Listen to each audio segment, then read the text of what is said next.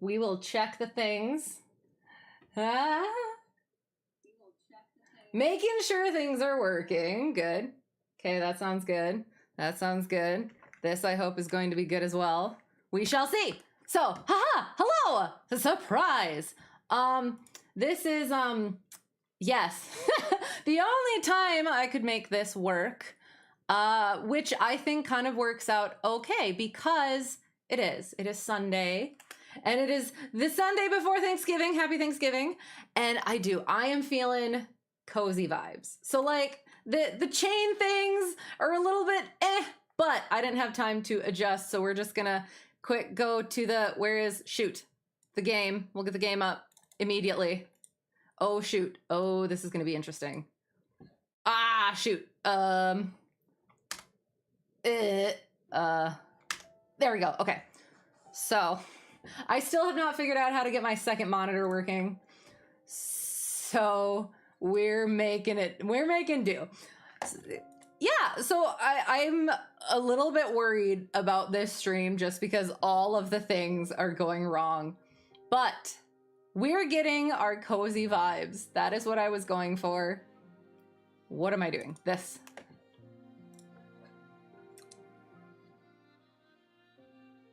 That's what I want. Give. Postmouse. Postmouse.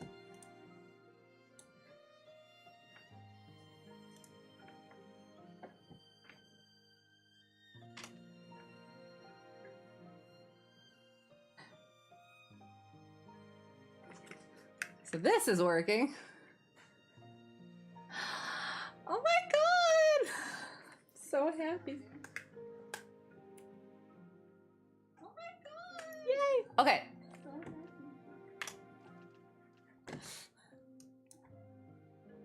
Okay, yeah, we don't want to hear that. Why though? Okay, sorry. I should have made sure that. Oh, that's why. And now we'll try it. I'm a silly professional streamer. Why is it like that? Okay, pause.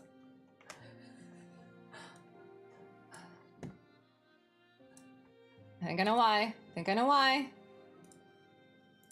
That one, maybe? There we go. Okay. I'm so excited. Okay. There. Yay! Oh my god, I'm so excited.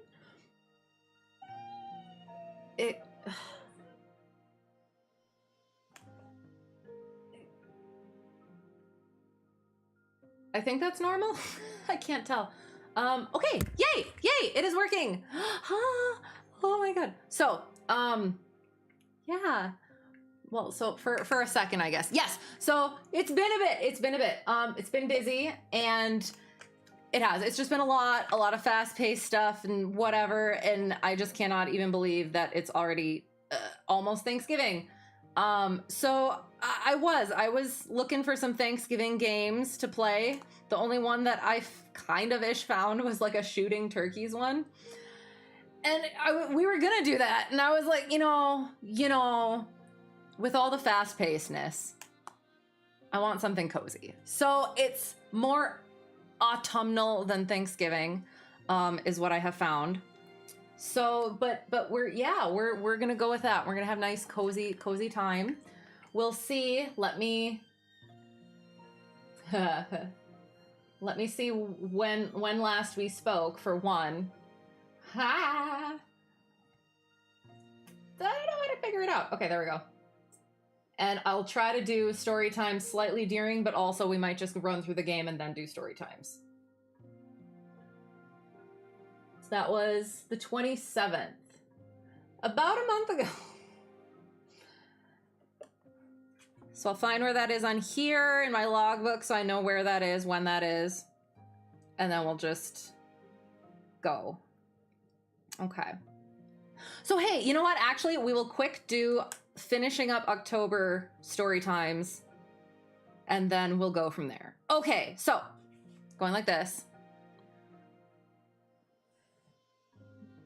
Yay, I'm so happy. Okay. So, since last we spoke, oh, I'm so sorry. Okay. The 29th. Oh, shoot. Okay, so starting off, oh my god, he yawned. That was so cute. Okay, just so that I can think a little bit, I am going to set that down so you guys can hear the cozy vibes. I cannot. So, had a day of flying at home airport. My newest private student still does not have his logbook. It's apparently on back order. So, I don't quite remember which which thing we did there. Let me see. Got all of the checks. Okay. Okay.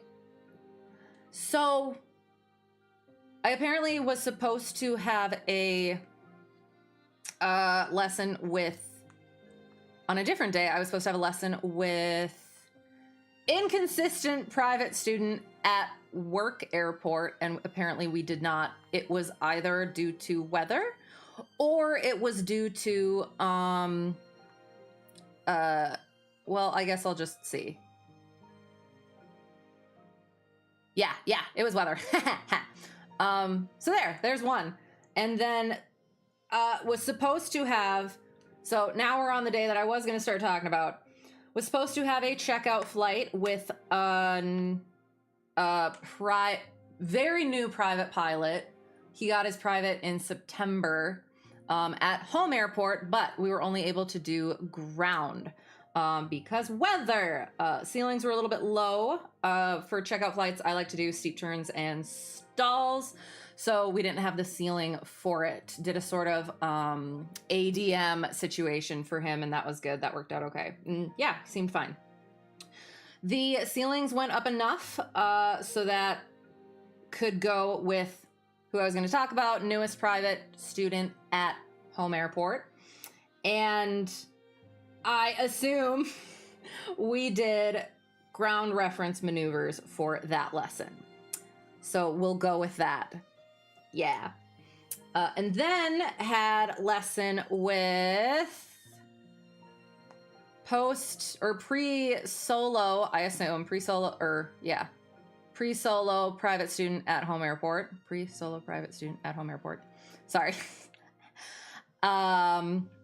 And yeah, we did pattern work, crosswind takeoffs and landings, as well as pre and post-flight procedures and prep. And I think that might have been the day.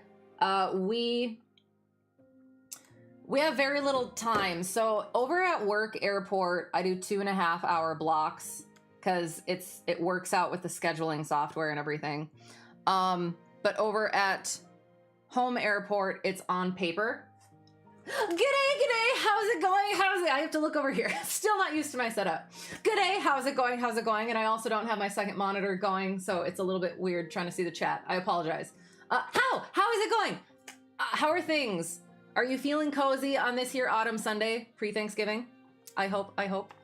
I'm just quickly going over October story times, and then we'll get into the game, and then we'll do November story times to just kind of keep it, I don't know, somehow organized, I guess. So pre-solo private student who was just going to get to the point of he wasn't going to go full like private or solo. His dad, so I met his dad, and his dad was like, oh, we just want to get him to the point where or he's landing on his own. And this was back in the summer. And then he was a senior, and he was going to go into the military, but I guess now something happened where it didn't happen as fast as they thought it was going to. So now we're still working on stuff, and we're actually getting to that solo. So starting out with that one mindset and then having to transition to this, having to kind of like start sort of cracking the whip a little bit and adding in the things that I usually start with anyway, but wasn't going to. So yes, starting to get, when I start initially with private students, I always do the PAVE. We do the PAVE, and then we add each lesson a new acronym. So they kind of get into that, and that's like so that becomes sort of ingrained. However, didn't do that with this student, and it's been a little bit inconsistent, which my fault, partially.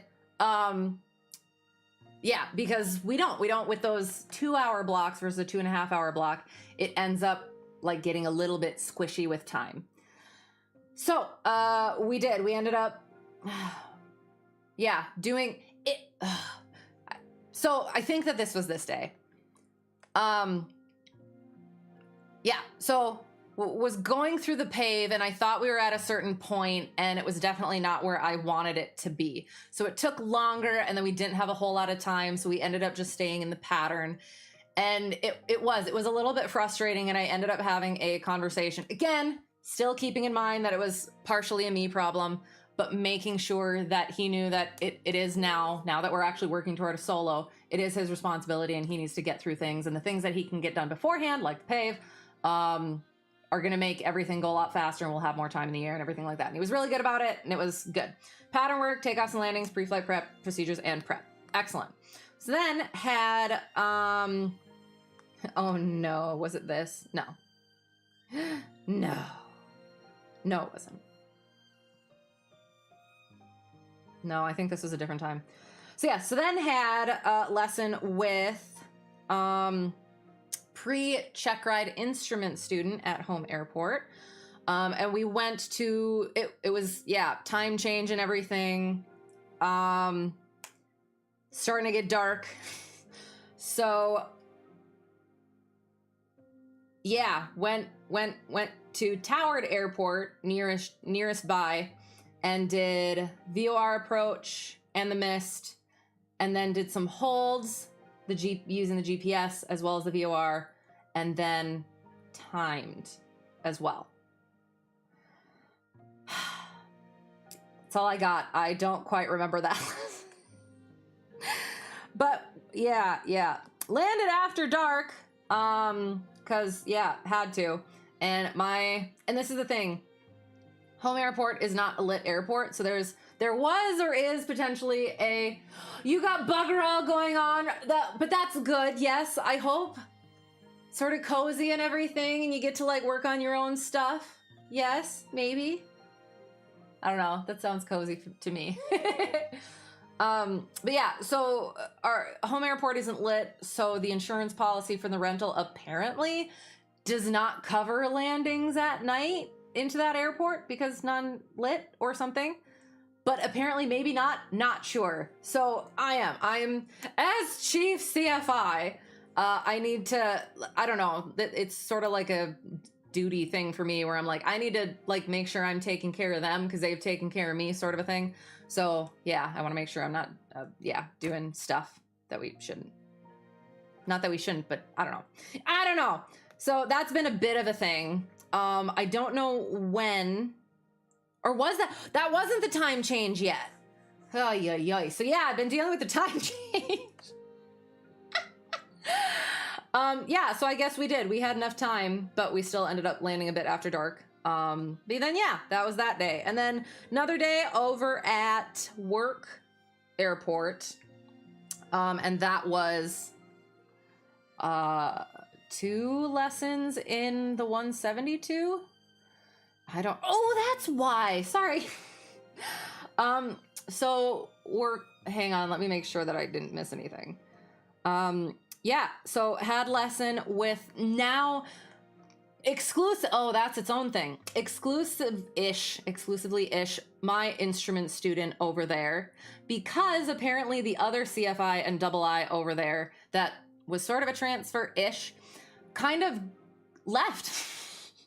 He took an accounting job and is apparently still flying on the side over where that is. But from what I've been told, he kind of ghosted all of his students a little bit ish.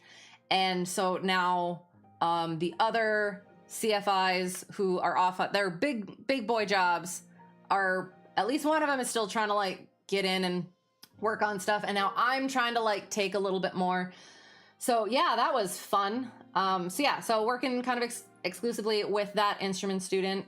We worked on ground ops, taxiing, run ups, slow flight and recovery, stalls and recovery, power off and on. This is somebody else. Oh, that's why. Sorry. That my instrument student does it only through 4-flight. So God dang it. And it always gets out of freaking order. So for that instrument student, it only does it through 4-flight, so it's not on my taking pictures thing. So what we did is we did an RNAV and a missed approach. We did some holds, GPS and timed, and then we did an RNAV to the other way, circle the land into the other runway.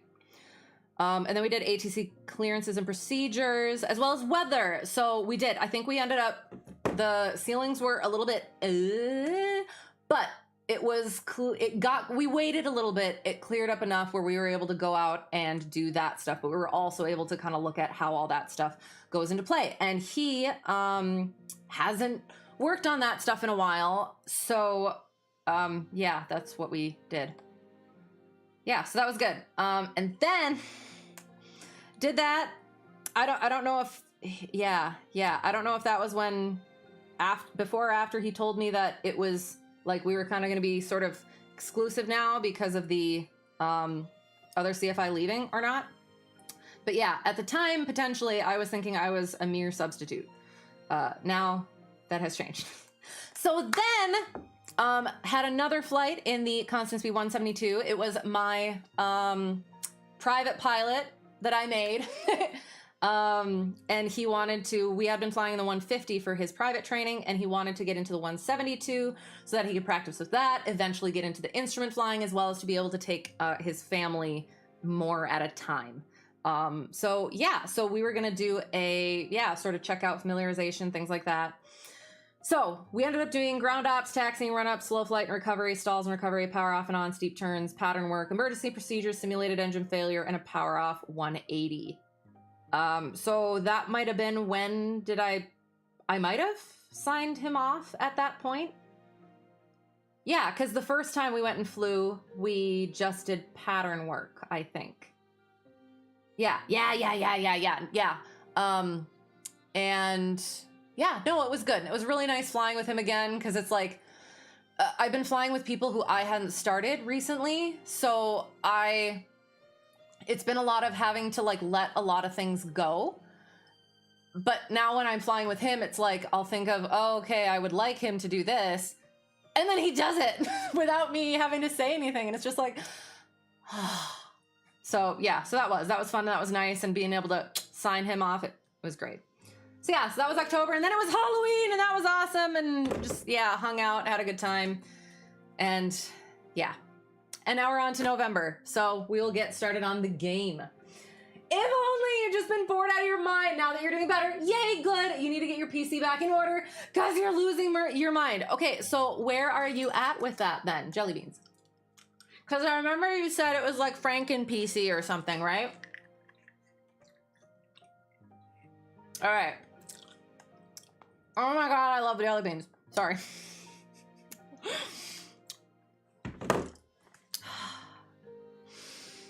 Yes, we are. We are going to enjoy the coziness, and then we'll finish with story time afterward.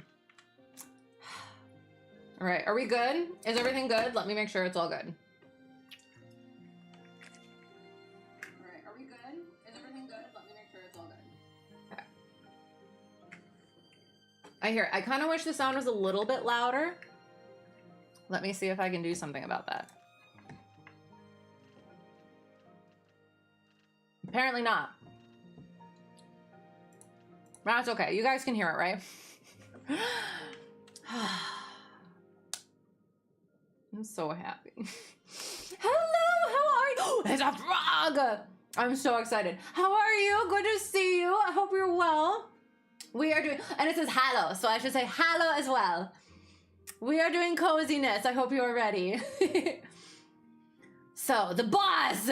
Our boss is a frog. I'm so freaking excited. Okay. Postmouse! What? Boss, what? Postmouse, I have a job for you. I know this is sudden, but no one has seen Carl the Post Pigeon. In 3 days, and the post office is getting seriously backed up with all of these letters. I would go and deliver this myself, but I'm not as young and spry as I used to be, so it's up to you. Oh my god.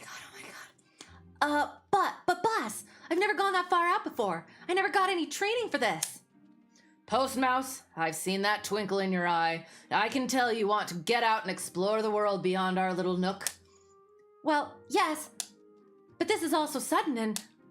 If you do well today, you might even prove that you've got the guts to deliver alongside the veteran post pigeons. So how about it? I'm so excited for us. I can try it. Oh my god. Very good. Oh my god, you hear his little... Sorry.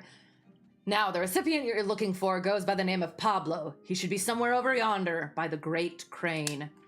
You can use the map next to the post office if you need it. If you need to orient yourself. Now hop to it. Sorry. It's a Yellow Woods Post Service. I'm so excited. Objective updated. Loading. Okay. Cozy. Calm. Normal. I'm so excited.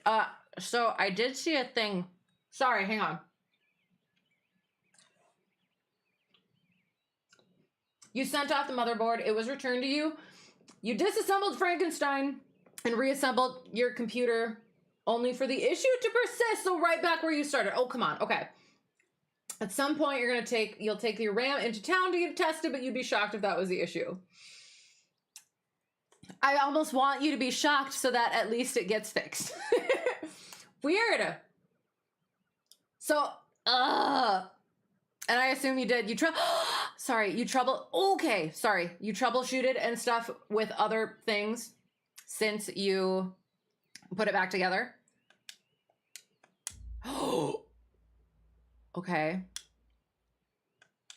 So, okay. It said square. Oh my god, I'm so cute. We are so cute. I'm so happy.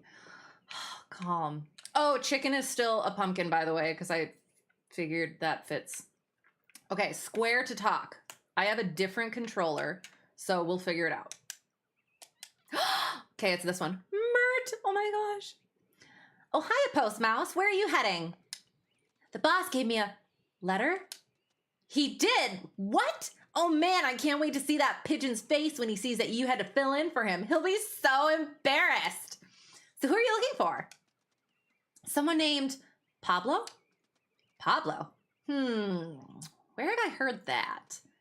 Got it. Pablo is a tortoise, if I remember correctly. You know, giant shell, menacing beak, can swallow a mouse whole. Oh, but I'm sure it's fine. We haven't had a case of predation around these parts for the better part of a cycle. Tortoises are usually fine. I'll keep that in mind. Thank you for warning me. Oh my god, we're so cute. Look at. Wee! Oh my god. Oh my gosh. Oh my god. Okay, sorry. So, can we, there we go. Oh, the maw. Look at us. We're so cute. You don't want, okay. You don't want to be shocked because there's a massive, RAM shortage. So even if you RMA those sticks, it could take forever to get replacements. No. Okay, so fine. We don't want you to be shocked. What are the other potential options then? Or issues? Okay, so the Yellow Woods. Okay, we're calming. So we're at the post office. Boss said that we need to go to the Great Crane. Robin's Climb is beyond there, and then the Pond Heights, and then the Maw. The Maw sounds scary, so let's avoid that. So we need to follow the river, sort of ish. Okay. Over yonder. That's a house. So this is the post office. Okay. Well, let's just see what happens, I guess. Oh, my, look at it. Oh my god, we're so freaking cute. I'm just not, I'm gonna keep saying it. I'm so excited. Shoot. Oh, oops.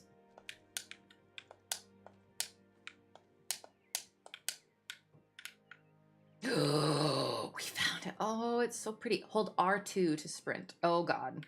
This is not going to go well. R2 is hopefully... Oh, God, we're stuck. Okay. I think we figured it out. Yay, we sprinted and jumped. Oh, my God. Okay. Okay. We have a birdie house sort of a thingy. I feel like we're supposed to get on that thing. Ooh, bird. Oh. I don't know. I feel like he wants to eat me. So we probably shouldn't go that way. The river. We need to follow the river somehow, whichever way. I'm not sure. I think that way. But we need to find a bridge, I assume.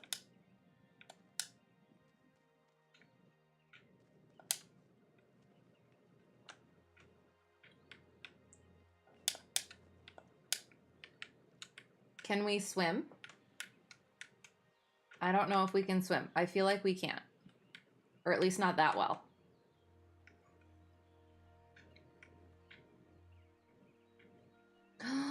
It's so pretty. I see a mushroom down there. Press to use instinct? I have been sent out to deliver a letter to a tortoise named Pablo. The boss told me I would find him near water. Okay, yeah. But he's by the crane. We are near the water. We found him! Look, a mouse. Hello. What up? Sasha? Hey, is my favorite little sibling. How's the post office job going? Is that old Toad still making you do boring desk work? I like to help where I can, but why are you here? You sound like you don't want me here. Your big sister is hurt. No, that reminds me, I'm not here for you. Don't be Oh, sorry. She's hurt for me not wanting her there. Don't be mistaken, but Mother has threatened to hire some of our siblings to kidnap you if you don't show up for family dinner again soon.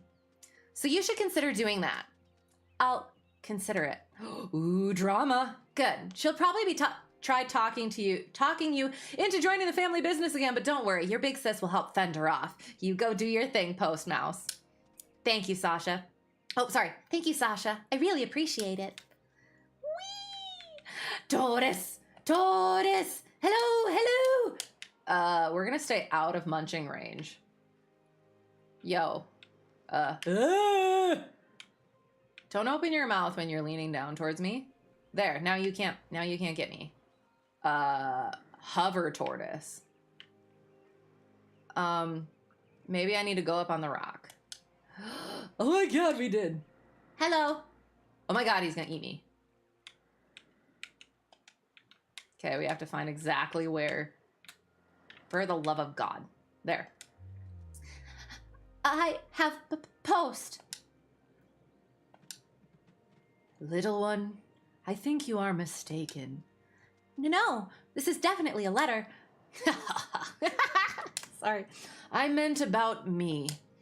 Yes, this must be the letter for my cousin Pablo. I can see why one would be mistaken. We look alike. We even have matching shell patterns. I'm so sorry. I got the wrong person? The one you are looking for is down the river, the other direction. I can't travel down the river, but you can follow it. Here, you can cross the river where it is narrow. Yes, we cross the river where it's narrow.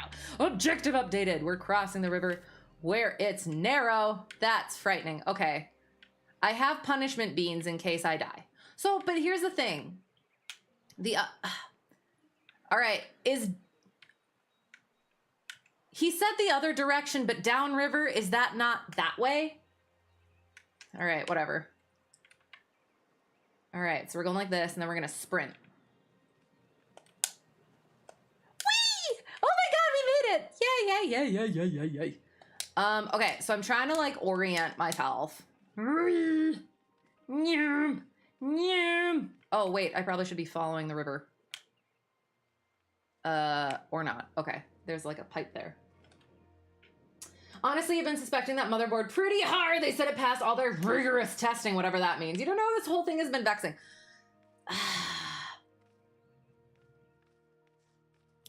So it's one of those things where it's like, oh, it's another frog.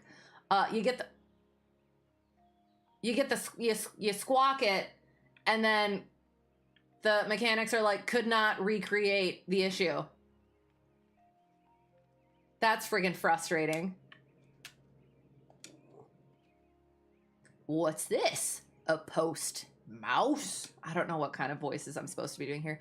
I'm looking for a Pablo. Do I look like a Pablo to you? I don't know. Well, I ain't. But tell you what, I bet that anxious-looking pacing tortoise I saw earlier has something to do with it. Call it a gut feeling. Okay. We're gonna go through the pipe. We're gonna bound through the pipe. Oh, shoot. Probably shouldn't have jumped while bounding through the pipe. Because what actually is the issue again? Not that I will, like, know or have any sort of insight, but I'm curious. Following the river. Okay, I feel like these, what's it called? Conveniently placed, yeah, things will help us get to where we want to go. This feels very, very National Treasure, too. So cute. So exciting. Oh my god. All right. I see a something over there that's like sort of outlined.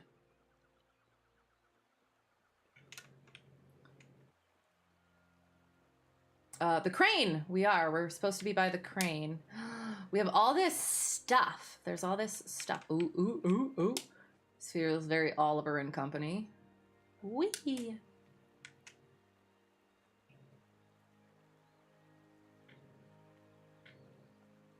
Tortoise! Sorry.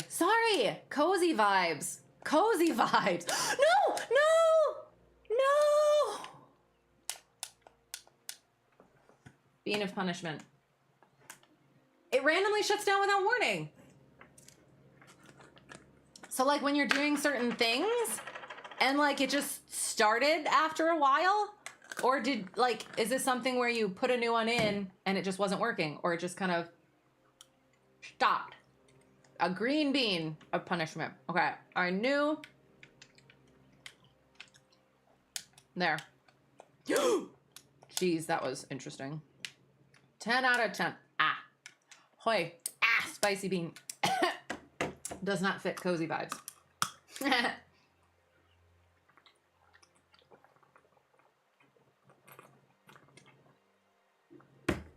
All right. Continuing. We're gonna get our running start because I don't want another bean of punishment. Oop, there we go. Hurrah! Plus, it's fun to see us leap through the air. Hop. Oh my god. Hello. Pablo. Yay! Sorry, I have jelly bean in my teeth. So charming. All right. What is this? A small creature has entered my field of vision. Do you know the mayor, the one in charge of this town? Not personally? Oh my god, look at his little nod. Sorry, for shame. I've been pacing around here for too long and seem to have wandered into a place, oh no, I cannot get out of. Can you not swim? Swim? I'm a tortoise, not a turtle, and I do not want to get my wares wet. I am a merchant, you see. I was waiting for news from the town, planning to scout the area. The bureaucracy around here is unbearably slow, and I should know. Are you Mr. Pablo? The one and only. Why do you ask? I have a letter for you from the Yellowwoods Town Hall. Truly. The lettering is small and hard for me to read. Postmouse, could you read it for me? Maybe a cute voice like yours will soften the blow of rejection. Oh no! I'll do my best. Dear Pablo R. Tortoise, we are happy to inform you that your application to establish Pablo's Aridland Goods has been approved by the Yellow Woods Ministry. You are to establish your merchant store no later than the end of fall. Otherwise, we will offer the space to another candidate. Remember to register your lot with Nettle S. Hedgehog at the town hall. Kind regards, Yellow Woods Town. Yay! I had prepared myself for rejection, and you, my little savior, have given me hope. But I must say, I wasn't expecting a little creature like yourself to deliver an important letter like this on foot. Did they run out of pigeons in this forest? Curious. It's a longer story, but I'm happy to have been of service. Yay! I'm so excited. Our objective has been updated. I found Pablo and gave him the letter. Now the only issue is that he's stuck on this island. Now that I look at it, I might be stuck too. No. What is that? There's a circle. So apparently we maybe need to go over there. That would seem, yeah. You isolated each RAM stick, isolated each DIMM slot. PSU ran Frankenstein fine. Happens with 2 different CPUs. You mean you're tempted to test the power circuit in your apartment at this rate? Weird. Okay. Do you need to send it to another computer place, the motherboard, and get a different opinion? You never know. Ah. Sorry, things being weird. Noom. Noom. Okay, so it seemed like cheating. Okay, we need to go over here because I feel like those are his wares. And I want to see them. Oh my god, that's so cute! Look at him all laid down. His little flowers and stuff. Okay, alright, okay. So, we need to bring that there and probably get Pablo.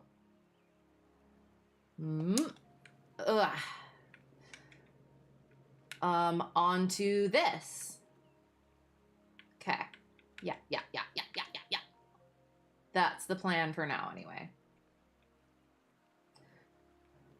Okay.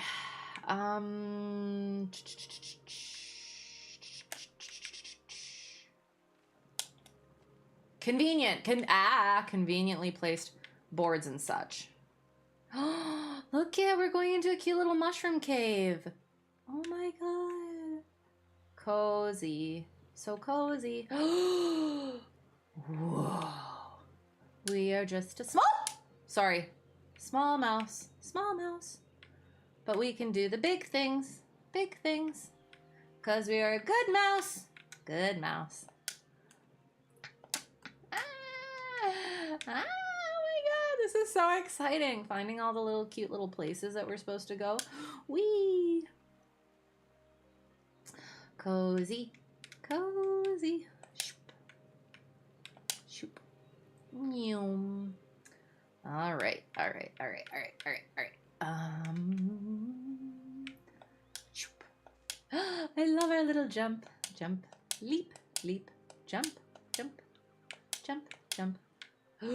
Wee. This is so cute. Okay. Press ball to interact with the switches. Oh my god, look at us. Yay! Objective updated. I found a rumbling device that seems to have caused everything to start moving. Now, if only I could create a bridge. That's the plan. Okay.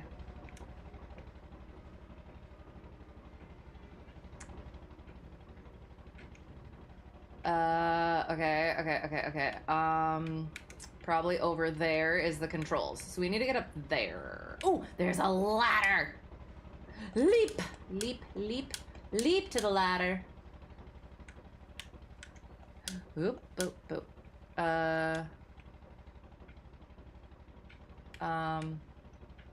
Where'd the ladder go? There's the ladder. How do I get on the ladder? Okay, potentially not.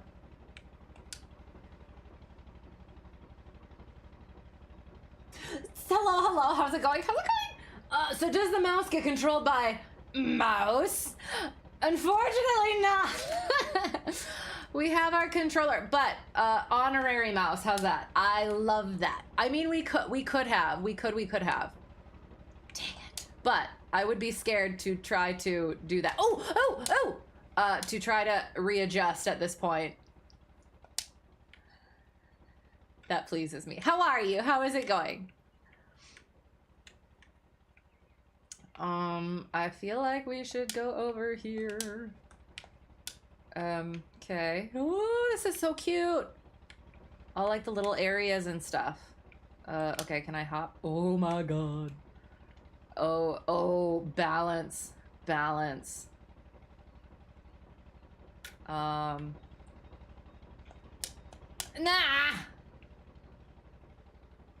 Yep.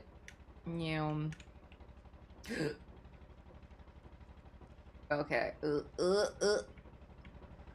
Okay, we're gonna. Oh god. Sorry. Cozy. I am a cozy normal person. Oh, there we go. Shoot. Oh no. Okay. We're probably not gonna make it up there. So we should jump back down and get back on there. Got it. Okay, yay! Greets to YouTube friends. Yes. Good. I am glad it is going okay. I hope you are having a cozy autumnal Sunday.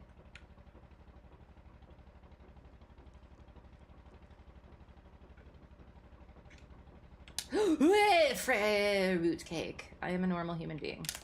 Oh god. Sorry. A normal cozy human being. Cozy vibes. Jelly beans. Jelly beans for cozy vibes.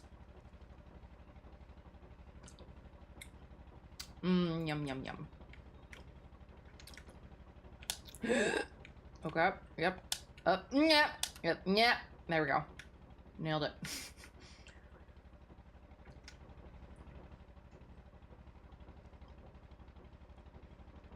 Yes. Okay. Yes. Oh god. No. Not like that. Hang on. I wasn't ready. How do I stop it?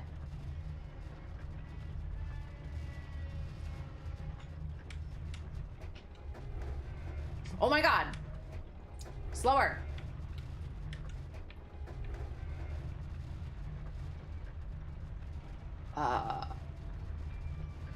We'll just go.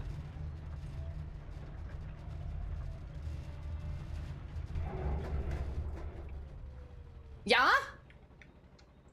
Bridge. Right? Perfect. Okay. Can I jump down without dying? I am a mouse, right?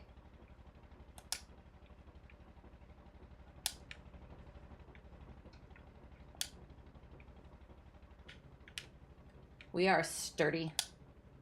Oy. Ba-dum.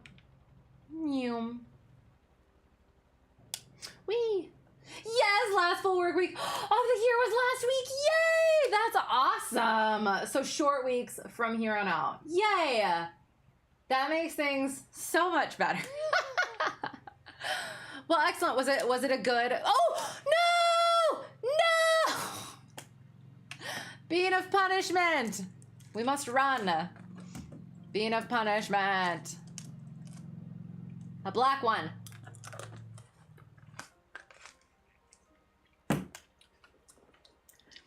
And did you do any fun celebratory things for it?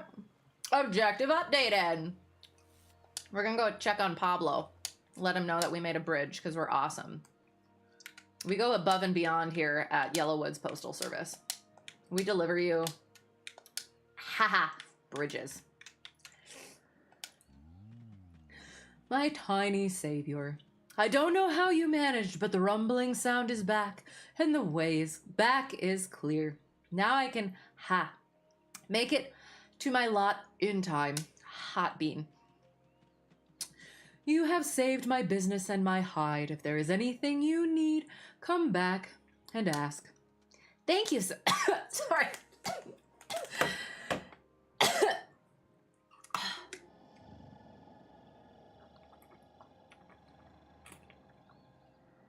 So cute and cozy. And then there's me dying. Thank you, Sir Pablo. I was happy to be of service. Yay. Bamboozled! Yeah, bamboozled or bean-boozled?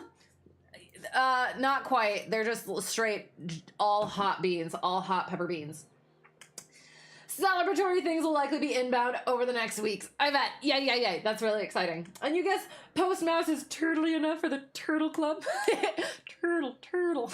I am so happy you brought up that reference. Yes, we are honorary turtle in the Turtle Club. I haven't watched that in forever. Running! I have no idea what my objective is. All right.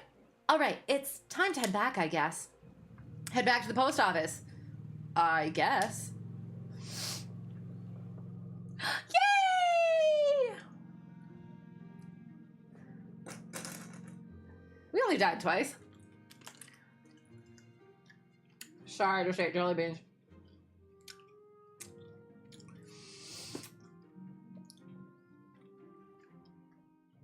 Behave! I'm not gonna read that. You're not supposed to take things out of context. I'm not laughing, you're laughing. Oh, I forgot his voice. Postmouse, back so soon. I have to talk like I have a frog in my throat. Got him. The recipient was a bit stuck, but I actually helped that huge tortoise out. Managed, did you? Tell you what, Postmouse. I'll keep running the desk if you keep at it with these letters. And keep a lookout for that bird brain Carl while you're out. Well, the first delivery wasn't that bad. I could take another. So where am I going? There's the right attitude. How do you feel about heights, Postmouse? Heights? Well, as long as I can land safely. Fair. The letter is addressed to Aerith, Danda, and Amori. They're a nest of robins living at the top of the clock tower. You know, the tall structure to the north. All the way up there? It's just a bit of height. I'm sure you'll manage just fine. There are folks counting on you, Postmouse. Oh. I don't know how that came through, but apologies. What? Who? Okay. Sneagle, got 'em, precious. We wants it baggins. I tried. And I'm just gonna not say what I was gonna say because I don't want to give any ideas. All right. Clock tower. Clock tower to the north. Robin's climb, so I assume it's that. So we need to get past the Great Crane. So we'll find the, shoot. So I can control it with the mouse. So do you see, I'm going to point with my right ear. Do you see where my right ear is? Well, where it was. It was pointing at the little, what looks like a little bridge, but I guess we have to, okay. So we go here. That's what happened. So we were here. So we got to go here and get across. And then we can follow that, I don't know, is that a road or a, what's it called? Fence? And get to about, there or over up there, maybe. I want to say potentially right there is going to be fine. Ears. Okay. So, wait. Can we? No. Oh my god, we can climb! And then let go. Oh, shoot. I almost said a gamer word. Frick.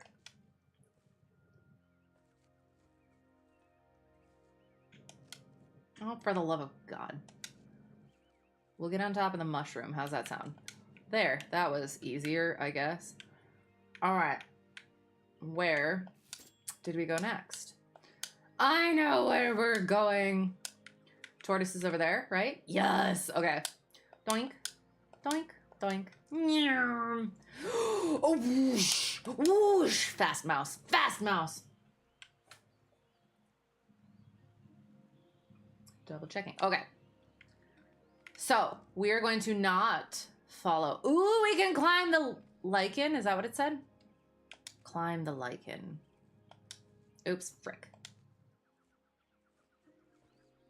Okay, there we go. Okay. I do. I feel like I'm using my aviation instincts. Oh, is that another part of the river? Why do I feel like I shouldn't be crossing here yet? What is that? That's not the clock tower, is it? No.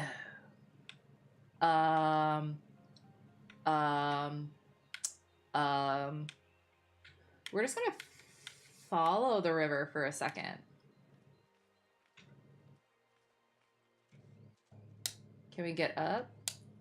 Oh God, we're gonna die. We're gonna die. Okay, nope. We're good. We're fine. We didn't die. Cozy. There's the crane. Maybe we are supposed to cross. I don't think I didn't think we were supposed to. Fine, we're gonna go cross. We'll see what happens. What the frick? What the frick? I fell through the rock. That would not have been my fault. I don't think. Okay, we're crossing. We're crossing. Fine, fine. Shoop.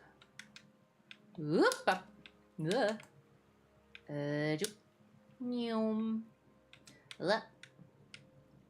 you think we can launch all the way over there, or do you think we should probably use the rock? Maximum effort. Nailed it. Shoot, now where to though?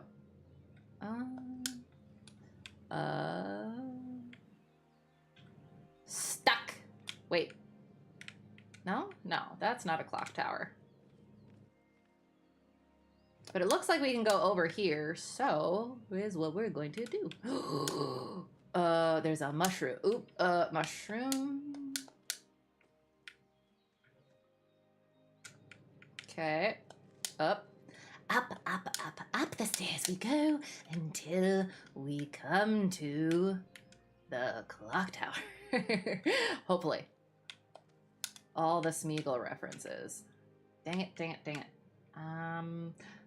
That's a fountain.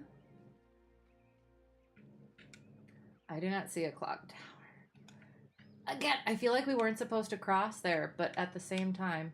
Fence. That's what we were kind of looking for, right? Can I climb? Climb. Dang it.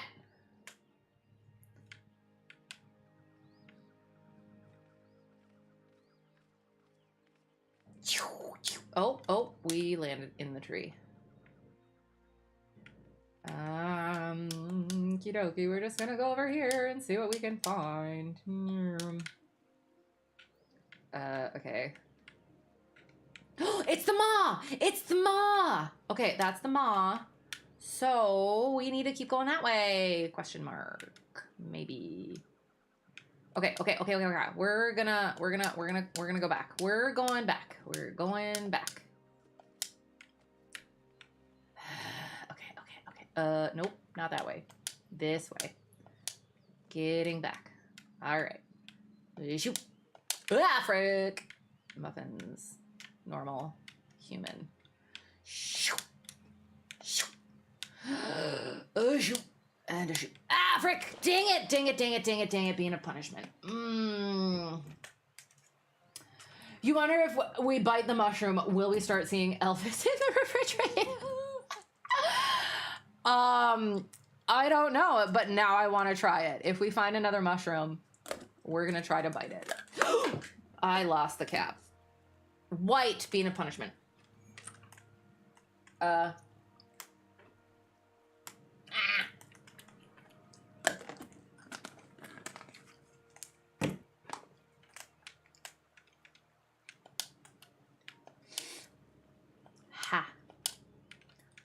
That was a good flavor. I forget what it is. I mean, apart from the heat. Oh. No, that's where we tried to go. And is Elvis... Oh, it's the toad. Okay. Is Elvis in the refrigerator a reference that I don't fully understand? Or did you just kind of come up with that? Because it seems very specific. Okay, so that's the crane. There. That's where we need to get. That's where we need to get. That's where we need to get. So we do. We need to go that way and get on to that thing. Can we?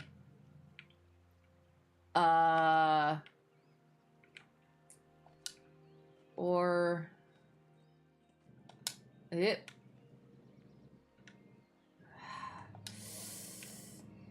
So we saw a bridge over there.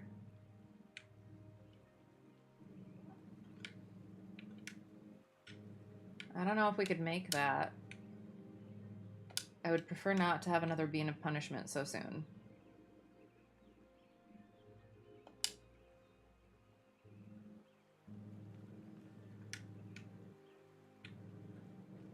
I feel like we're going way out of our way, and by we, I mean me. Going all the wrong... Oh, mushrooms!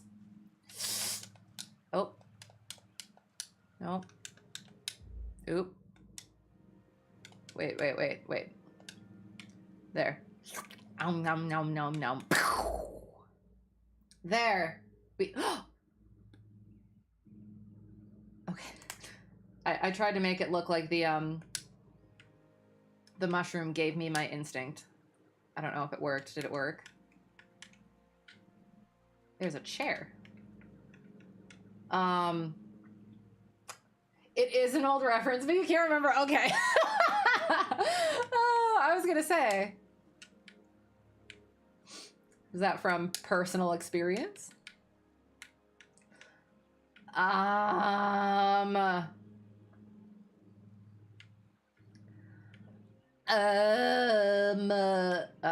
Maybe?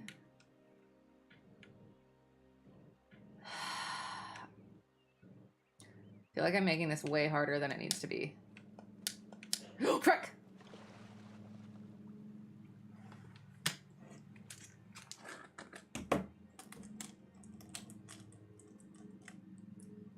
Red bean of punishment.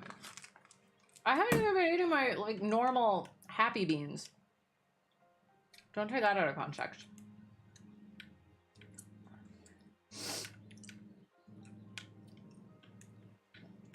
Oh, no, I don't want to try it. I want to try it. Shoot. Frick. Oh, you remember? It was a drug-addicted squirrel singing songs with a goth chick in New York for money. So, like, that was even more concerningly specific than the initial reference. I appreciate that you remembered it, though. Orange bean of punishment. Okay, we're gonna go back, because I feel like... I feel like I'm making this way harder than it needs to be. We don't need to go over here. There were ways to get across. I remember seeing... Oh my god, are we freaking stuck? Oh, thank god. There was a way to get sorry. There was a way to get across that I saw on the map. So where is that? Like, I see that thing. Okay. Into the tunnel. Sorry. Okay. Oh, are you kidding me? Okay. I don't like it. Frick! God dang it. Ha. One after the other is the worst. Was it last time? When I did all of them at once, it wasn't too bad. Frick! Son of a... I'll just keep it open. That was a black one, now it's a red one. Is this even what I'm supposed... Right. Yes? Does that not look like what I'm supposed to do? This is... Oh, let's go here, and then we can get on that little... Oh my god, there we go. That looks a little freaking far. Hang on. I need a drink. I need the other kind of drink.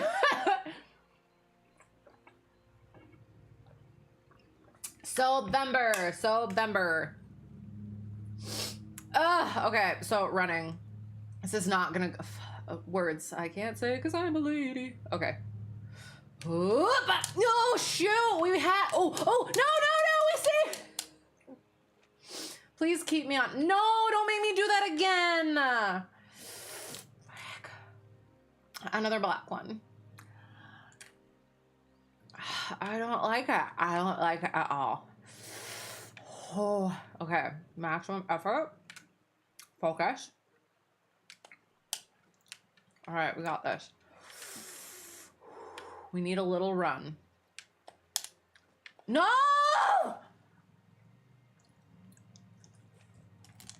We haven't done a yellow one yet. I see a yellow one. Ah. I'm dying. Literally. Not literally, but game literally. Digital literally? Digital literally.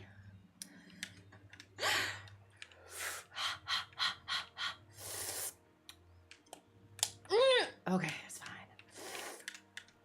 That was a... Ooh. Tasty. Tasty apart from the heat. Get your next waypoint in sight. Okay. Frick! No! No.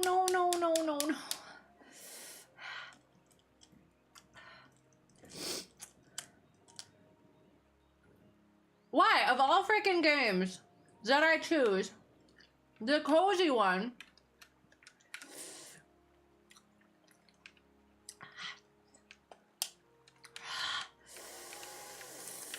Maybe I'll just try to not run. Okay. Get the next waypoint in sight. No, see that? Frick. Oh my god. I'm dying. Okay, we're gonna... I'm gonna pause for a second. This is too many beans.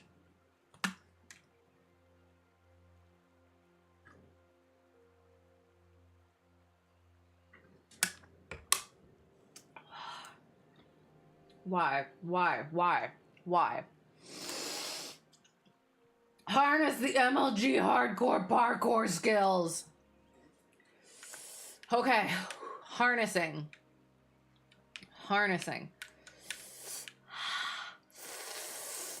Ugh.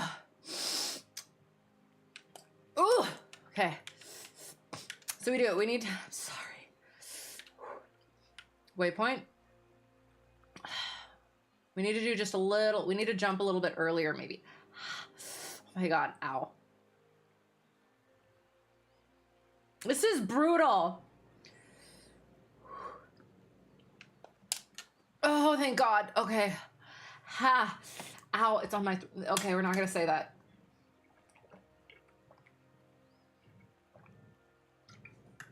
I'm going to need more water.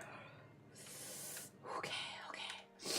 Run and jump. Oh, God. Okay. Oh, my God. Okay. I can't. I'm sorry. I can't. I owe a bean. I'm taking it out. I'll line it up. I cannot do another bean. I shouldn't have done that. Okay.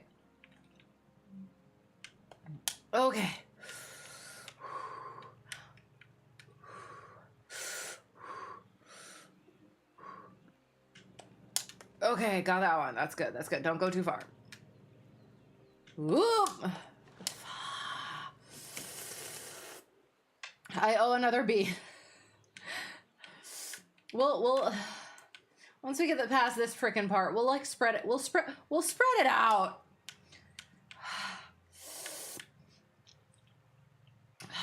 Okay. Hardcore MLG parkour. Ay, caramba. And then I have to get up on that thing. And then I somehow have to jump up on that thing. I don't like it. I don't like it at all.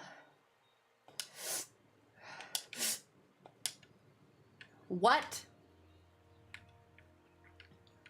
Do not tell me like this wasn't actually the way I was supposed to go.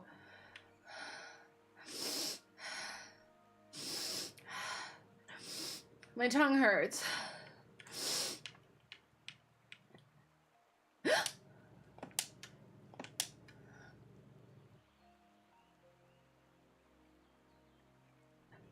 I don't think this was the way I was supposed to go. I'm gonna cry. What the hell?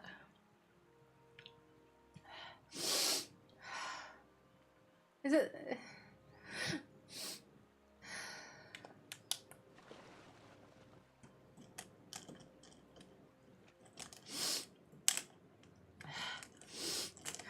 I owe a bean.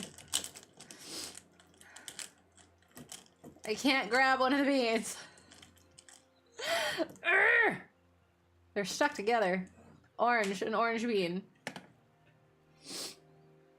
Gonna run out of this right. I don't want to eat all that. I'm so angry. Do not tell me it's that. I don't think so. I'm not doing that again. We're going around. We're going around. We'll climb the lichen.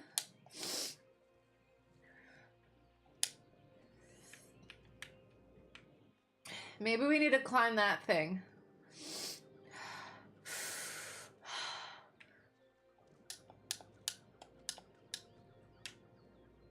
I'm so mad. Nope, cozy vibes. Cozy vibes. Angry cozy vibes. Hoip. Hoip. Okay. Hoip. Hoip up. Shoot. Okay, what's next? Where's next? What's... Oh, I have to jump. I like having solid ground beneath my feet. It's a pleasantly, oh, frick. It's a pleasantly unfamiliar experience at this point.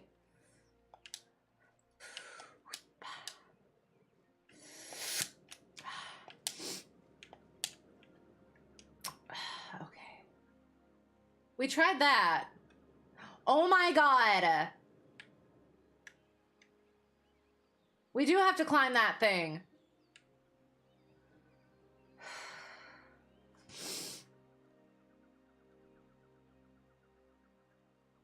Okay, that's fine. How do I get up it though? I feel like we had trouble trying to get up.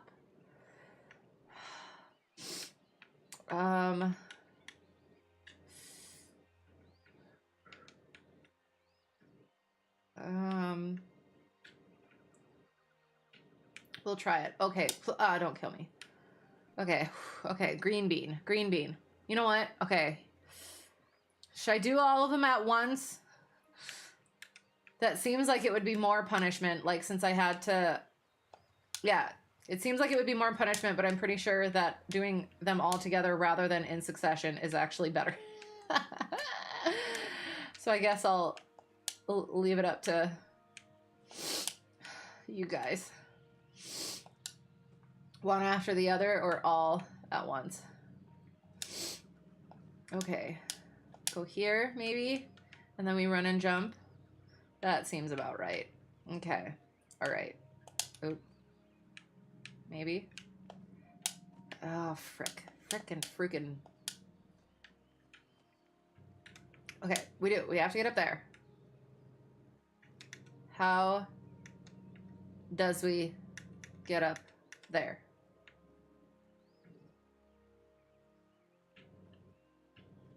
Okay, mushroom, mushroom, mushroom, mushroom, mushroom, mushroom.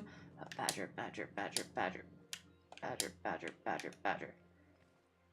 A mushroom, mushroom. For the love of God. Lichen! Lichen! Lichen! So angry! But we figured it out, so it's fine. I knew we should have listened to our instinct. So angry. There's water in there. So, I think, can we go like this? We're gonna go around. We are going around the leaf and finding a mouse. Hello, what up? Top-notch fit.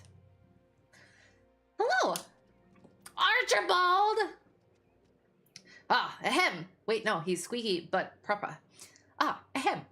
Excuse me, I'm trying to calculate the value of this property. What property? This giant structure you see here, right in front of you. Legend says that a family of giants lived in there all by their lonesome. But that was ages ago. Oh. Oh, well, I'm going in there to deliver a letter. You are?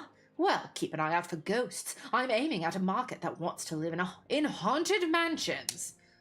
Mansions? You wouldn't understand, Postmouse. A landlord's work is quite involved and important. There's just so much free real estate to claim and repurpose. It's free real estate.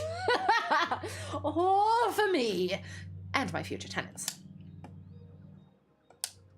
Say, what would be your asking price for the structure all the way up there? I better... Oh, sorry. I better go now. That was so cute. I enjoyed that. I like Archibald. Meow, meow, meow. Okay, so before we do anything, let's figure out where we need to go first. Clock tower, clock tower. Where is the clock tower? There's the... Oh, excuse me? Whipping out the Weevil references. Oh God, references you see. The mushroom one? I had to think which reference did I do? Heck yes! Golden age of internet. Are we seriously going all the way? How the, okay, so do we need to, so let's get on that. Can we get on that? Don't take that out of context either. It looks like it wants us to go there, so we're gonna go there. Whoosh. That's usually a good, idea for games. Okay. Mushroom. There it is again. Yay. Okay. Okay. Okay. All right. Yeah. Sorry. That was totally normal way of speaking. Oh God. Little close. Oh my God. We're so cute. Little close. Little full. A lot of set. No, can't make those references. It's not time yet. Okay. Okay, so now we're going that way, I assume. I don't want to die. That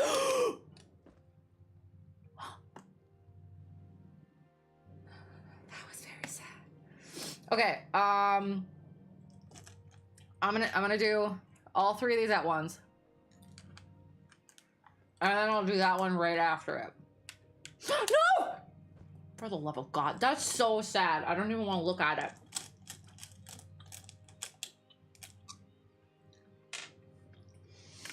Okay, let's not do that again.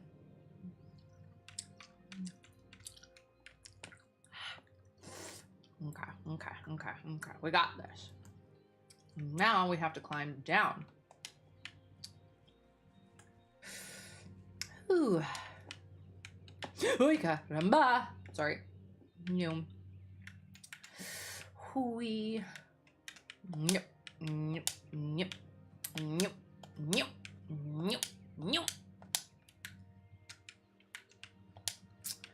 And I'll do these one after another. Ow. No. Oh. Not gonna die. We have died more than one too many times already. Okay, where's our next waypoint? Nyam! Sorry, that was unnecessary. Calm and cozy. Okay. Oh, I see mushrooms. Oh God, we're stuck. Okay. Should I go talk to the bird? I feel like it wants to eat me. And then the final bean of punishment. Please don't eat me. Please don't eat me. Please don't eat me. Please don't eat me. Please don't eat me.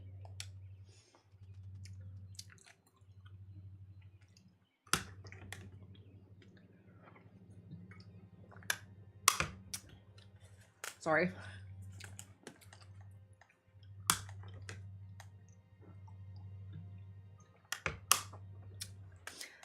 Okay. A mouse? A mouse? Tell me, mouse, do you hear it? Hear what? The anxious chirping of younglings. I've been listening to it all morning, wondering what I should do about it. Are you sure you don't hear it, though? Don't mice have good hearing? Try focusing your hearing.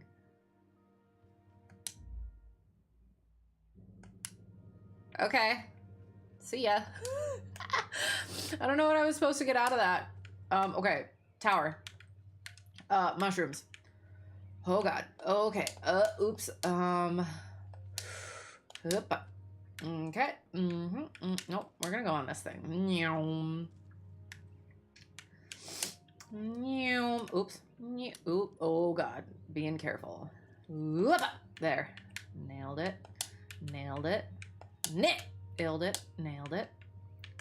Nailed it. Nailed it. Lichen. Lichen. Lichen. Lichen. Lichen. Lichen. Lichen. Climb. Shoop, shoop, shoop, shoop, shoop, and go over a little bit. I love this. Shoop. Yeah, now that I actually understand the whole lichen thing, I liken it. Ha ha ha ha ha ha ha ha ha ha ha ha. Sorry, not sorry. Nyum. Nyum. Okay. Lichen cling.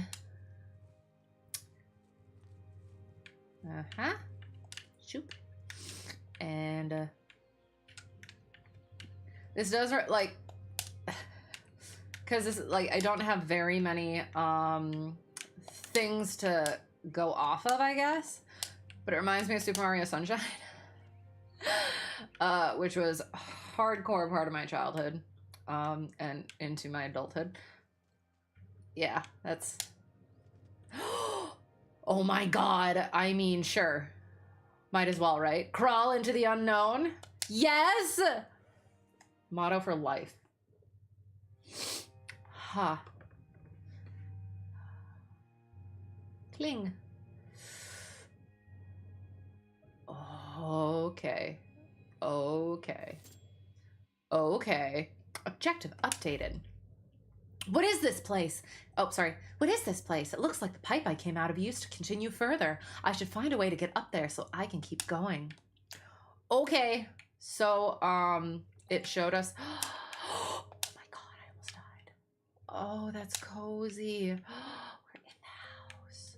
Oh my god. Oh, okay. I want to jump down onto that bed. That's the goal here.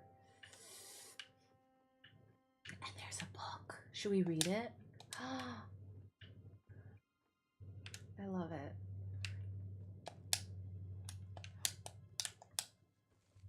Okay. Shoot. Stuck. Oh god. Full stuck. Oh no. Oh no. Oh crap. Shoot. Help. Frick. Oh god. Help.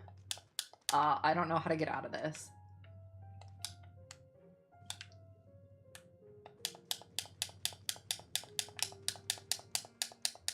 Okay.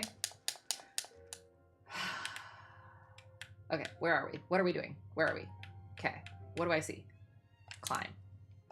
We are stuck. Oh, hang on. Maybe like that. Nope. Climb. Nope.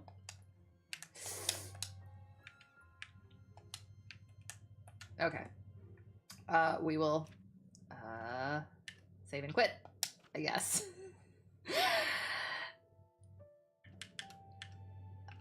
continue.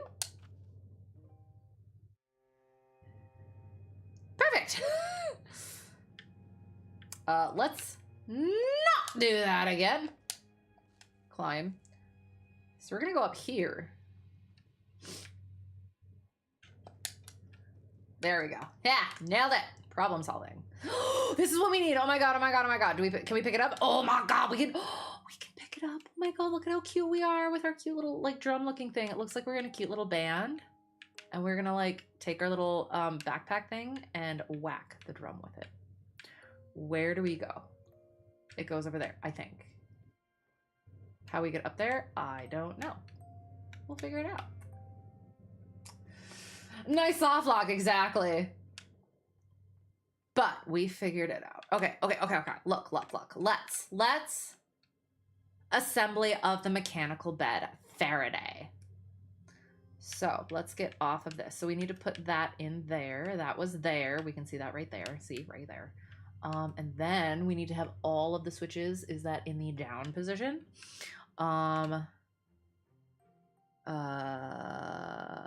Sure. Okay, yep. So we have to get up there.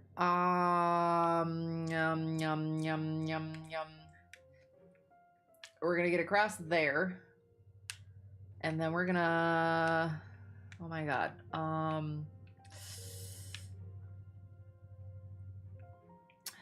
Ooh, no, we're gonna get over there. That's what we're gonna do. Yeah. Sorry. Cozy vibes. We can't run with this. Oh my god, little blocks. Oh my god, I love it. Cozy. We cannot run while we are holding this. We can't jump either. Amazing. Can we even climb? So was I supposed to...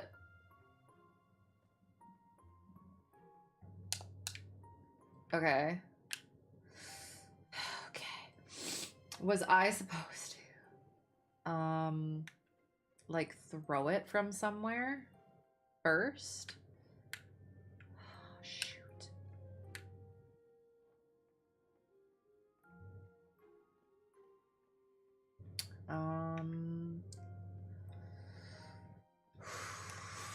Normal beans.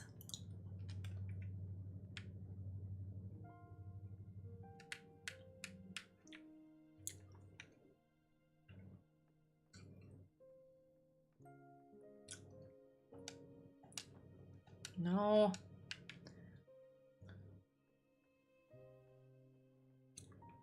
All right, we're gonna go here.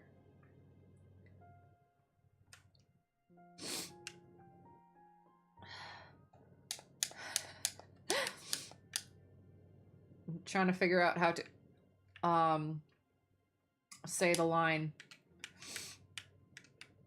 Legolas's line in the extended edition.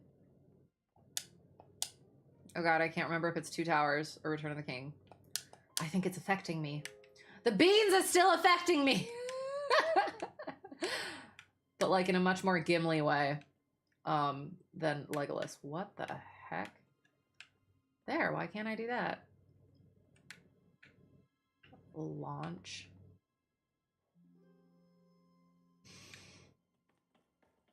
Oh my god, cute. Oh, can we climb with our little drum? Crap. Okay. Oh my god, cute. Oh, the candle reminds me of Flicker of Hope. I very much enjoyed that game. How... Oh, a stamp!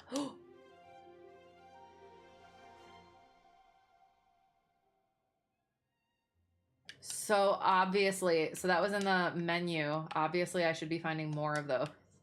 But I only have so much time. So how do we get that thing up there?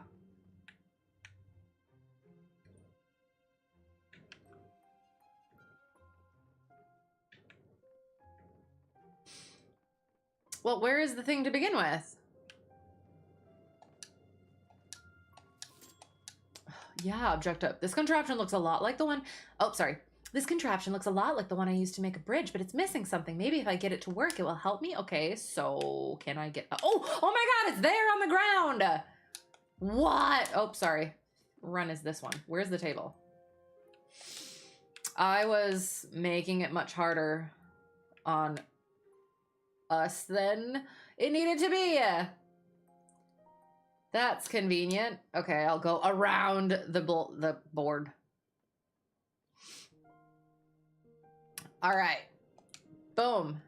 There we go. All right, all right, all right, all right. Where and what are we moving? Okay. Now we have to get it to work. So I bet we go over here. I'm going to try and do it without looking at the objective. Sorry. Calm, cool, collected, normal.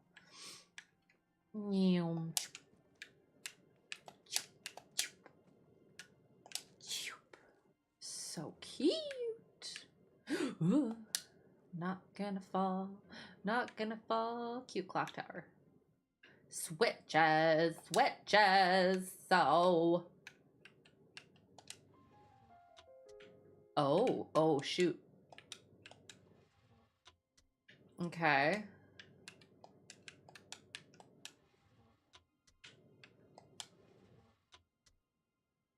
Okay.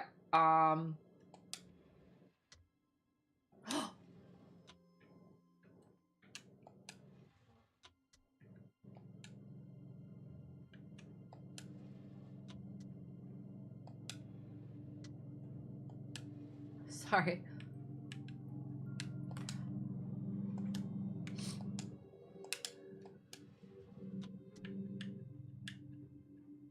What? Okay, we need to, I guess, go back. I want to just jump. Can I jump down on the chair? And we will go study the blueprint again, since apparently I didn't look hard enough. Okay.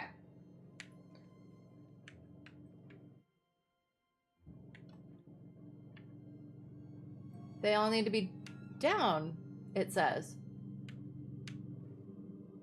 That's what I see.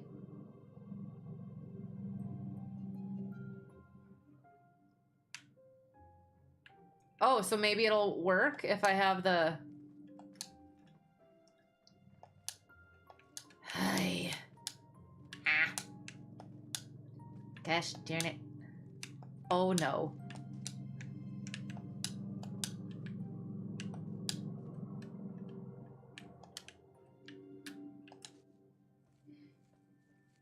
All right. Nope. Nope.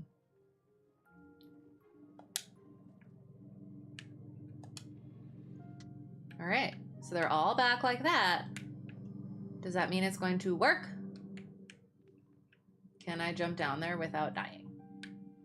I'm going to go with probably not. And I don't want to eat a bean again. Although I feel like... You know what? No, we're leaving it. We're leaving it. We'll try it. We'll see what happens.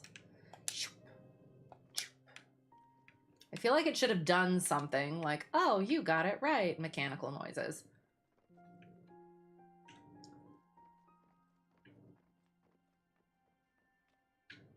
Nope. Frick. Okay.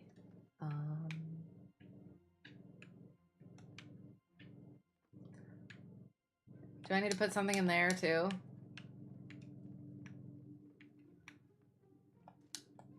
Yeah.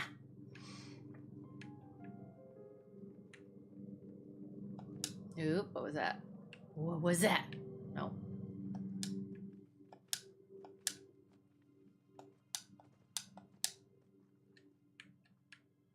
I mean, obviously there must be something in here if we can come up here.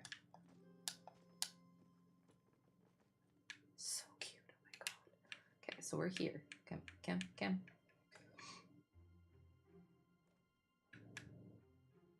Oh god. Okay. Oh, come on. Did I get me stuck again? Don't.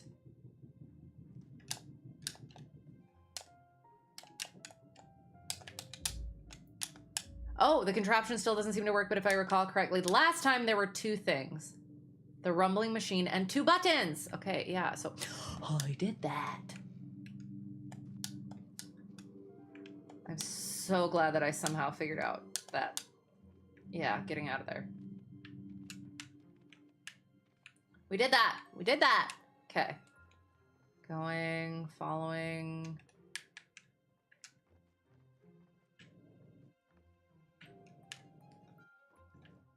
Oops. I'm just, trying to follow. Ah.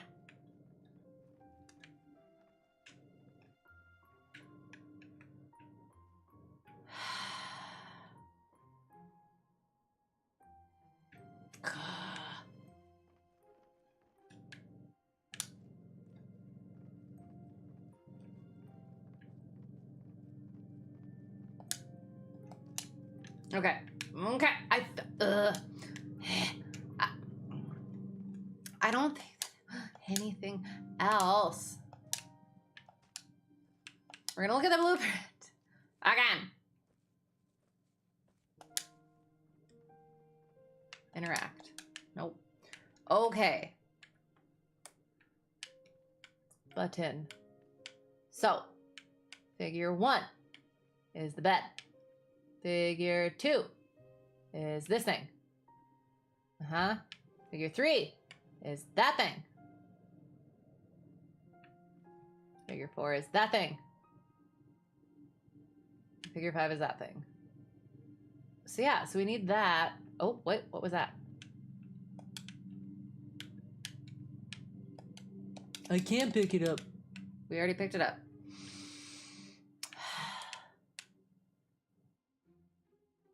Maybe they did. I don't know.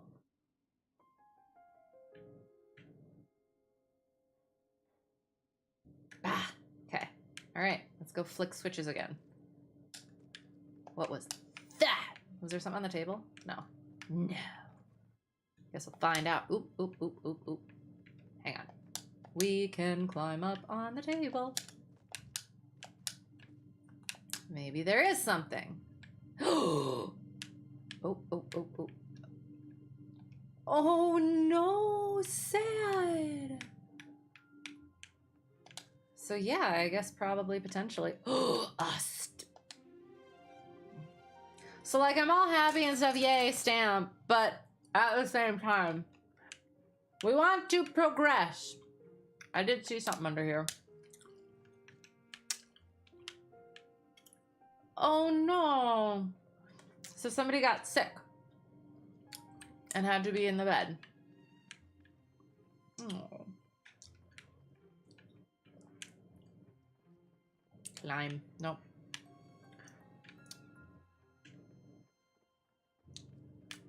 That's what we just saw. Am I missing anything else?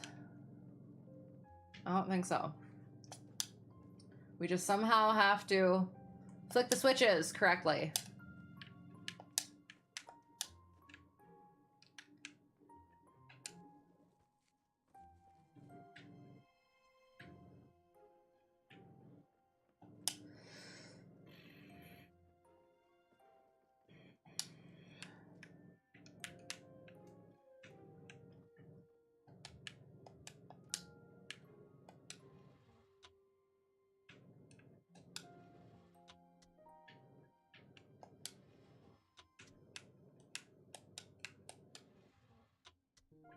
Oh!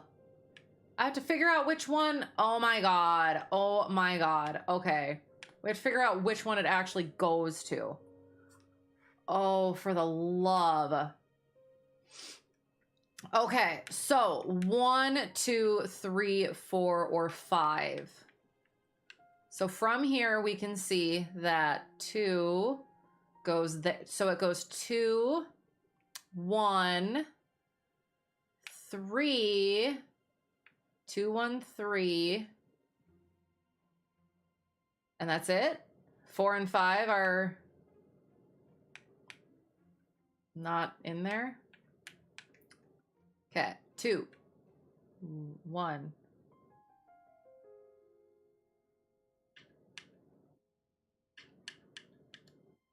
Okay, so it's not number 1, I think. Number 1 is to the outlet. Number 3, I think, appears to go underneath those rocks. So number 2? No. This one.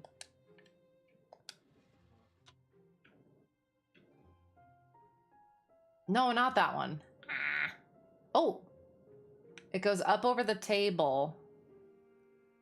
And around Eru. And over there to there. Okay, I hope. Oh, please. Please be right. How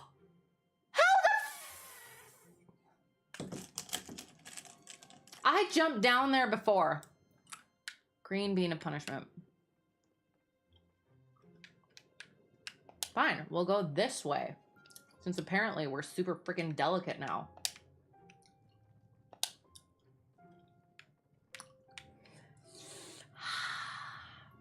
Alright.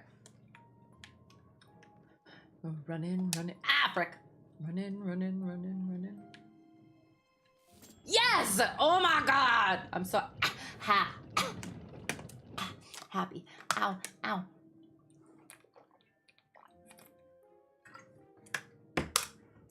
Okay. Nailed it. Now what? Should I just go that way? Climb up on the drawer. Oop. I need to leap. A running leap.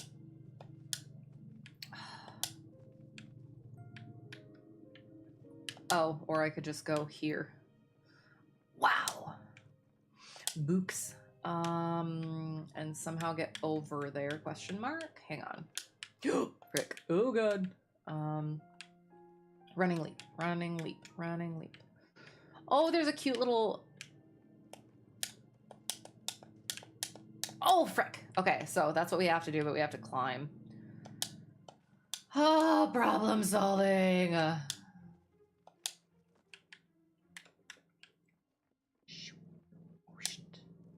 Okay, running leap and climb.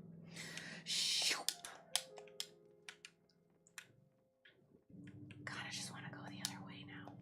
It's ticking me off. Okay, now we go this way. Go. Maybe if we get more of a running start.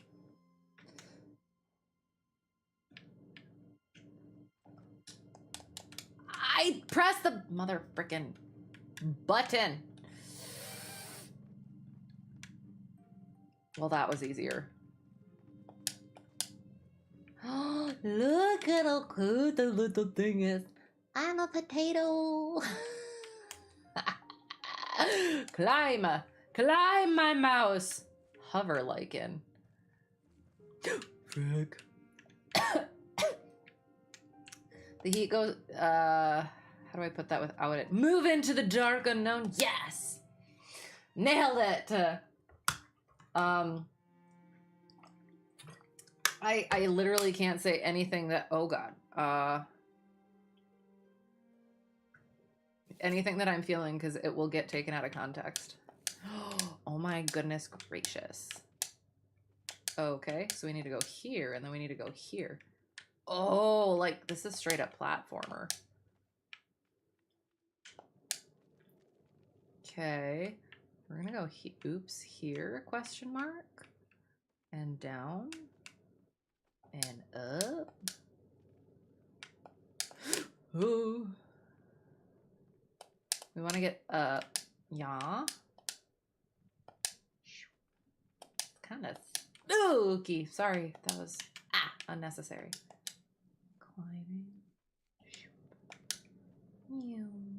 So cute. Oh my gosh. Rock or tower? Oh frick. Okay. God, so cute.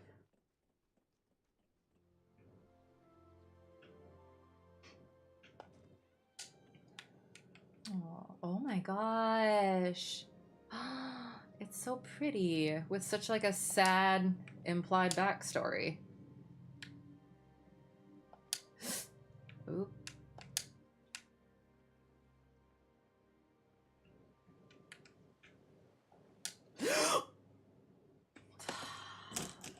Weird how the puzzle went smoother than just crossing a river. Yeah. Yeah. Urgh. Rude. I mean, yeah, at least I didn't freaking die doing a puzzle. Did I? I died once. That's right. Do we trust that? Just crossing a river. It was not just, hey. In my defense, but also totally my fault. I wasn't supposed to go that way. Move into the vast unknown. Yes.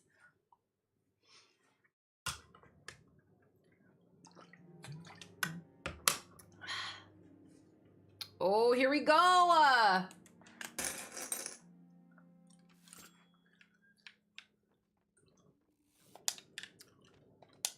Bonk, bonk, bonk. Stairs and lichen.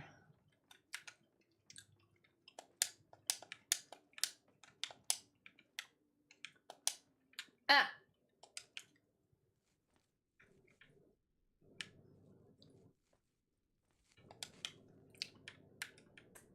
Ooh. Okay. Oh, frick.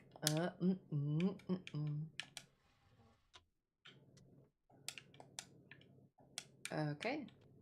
Okay. Okay. This feels very Cinderella. Oh! For the love of God. Red being a punishment. So am I not supposed to go that way?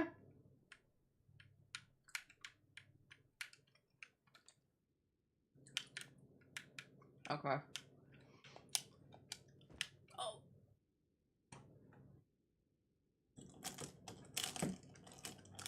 See, you spoke too soon. Now we have a puzzle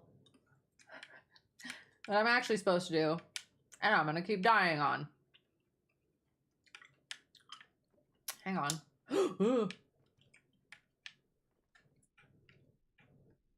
No.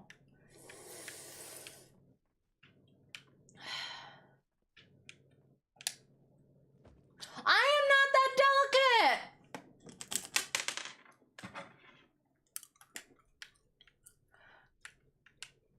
Okay, so like, am I... What?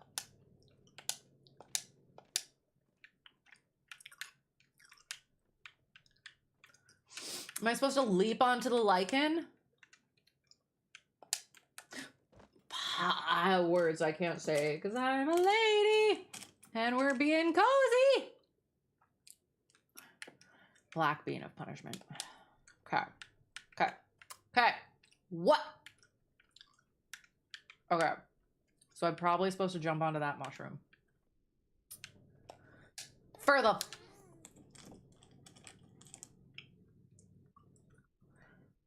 Okay. Let's think about this here for a second. Where can I go? That's not gonna kill me. I don't need more water.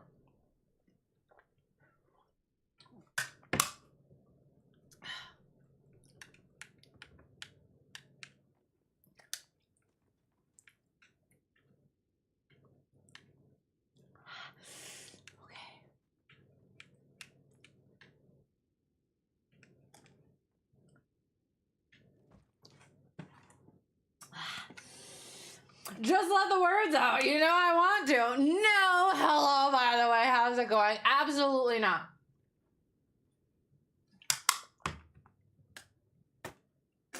I am a lady, gosh darn it.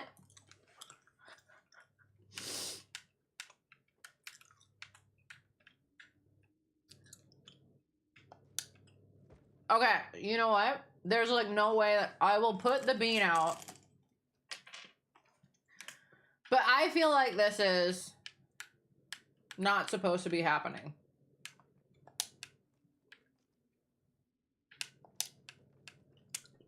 It's kind of a lot of bull words I can't say because I'm a lady. That wouldn't have been so bad, I guess, but okay.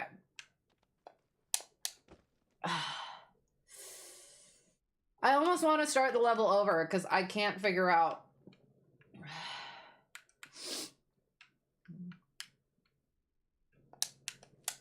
Okay, there we go. Shoot. That means I do have to eat the bean.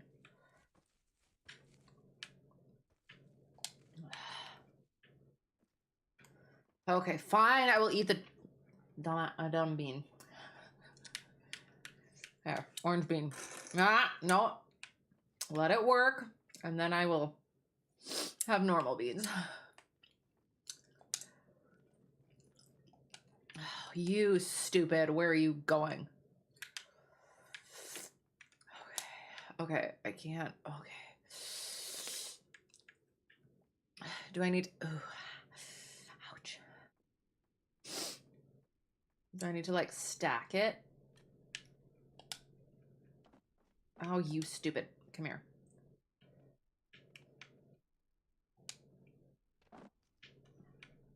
Yeah? Oh. Is that where I came out of? Yeah.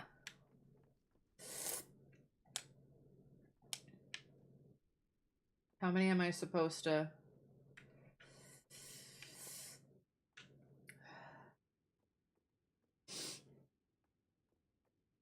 Am I supposed to stack all of them?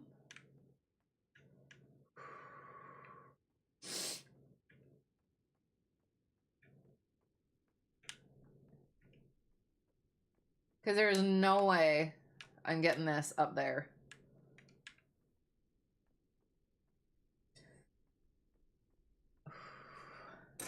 Normal beans. Oh.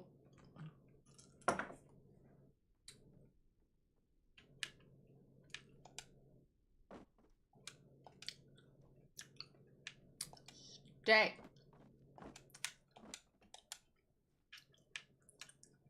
Stay. Fine. I mean, it's holding it down, right?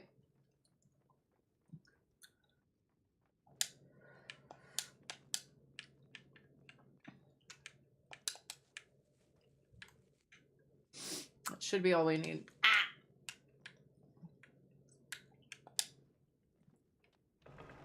Yes! Okay. Crap.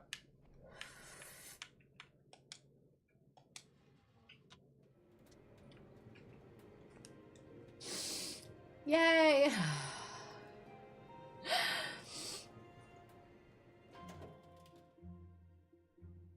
You can't hear whoever I'm talking to? What do you mean? I'm just talking to you guys.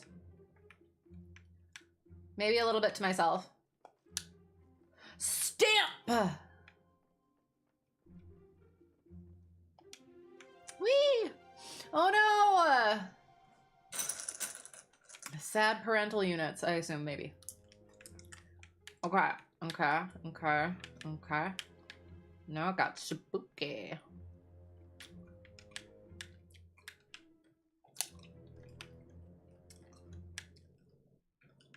Okay. All right. Scoping. Scoping. All right. I see mushrooms.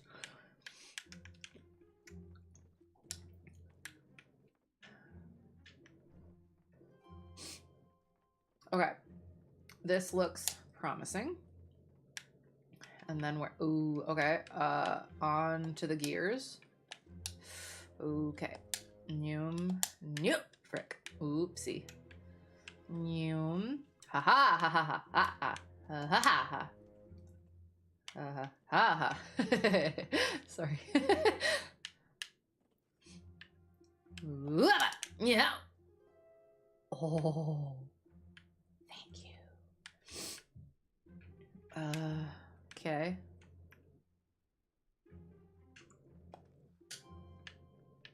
Okay. Did not die. Win. Self 5. Okay. Sounded like I was on voice with someone. Oh no, no, just me, myself, and I, and you guys.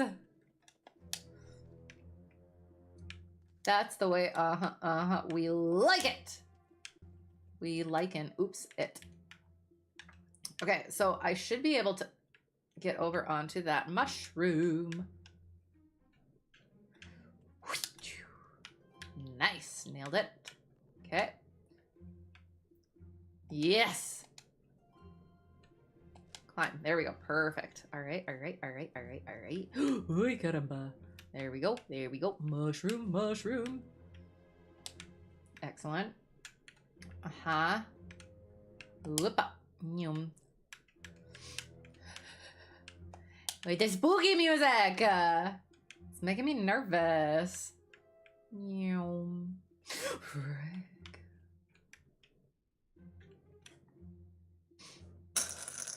Oh. I shouldn't have done that, because I just swallowed a bean whole.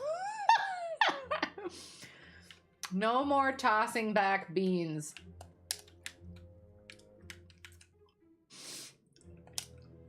Didn't even get to enjoy whatever flavor it was. That was unsettling. Okay, I see the gear blocks. Okay, so now. Okay, go.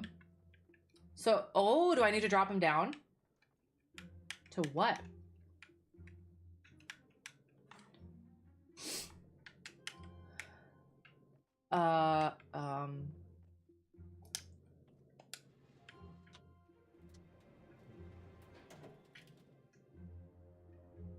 What did I do?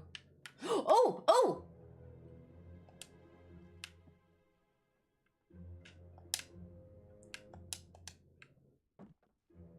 Okay. No.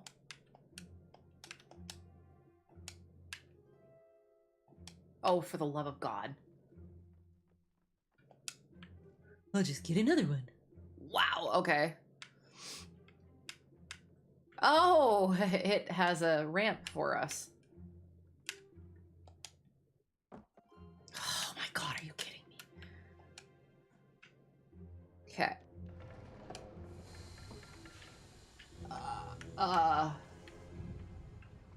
Okay. Yup.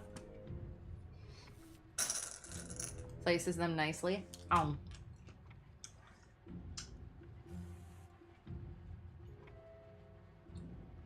Fun puzzle game, yes. Fun, cozy puzzle game for autumn. In-game audio isn't really coming through. No, needs a volume boost. Let me see, hang on. Oh God,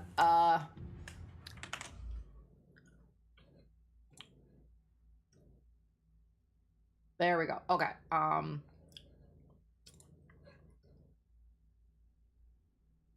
go like that maybe, and then we'll see.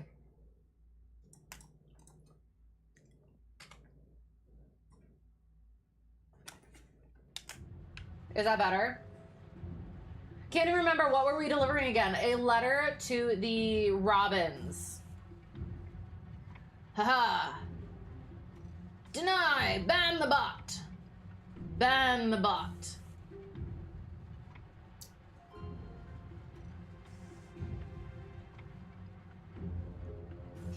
So satisfying. Okay. Okay, so that's their objective.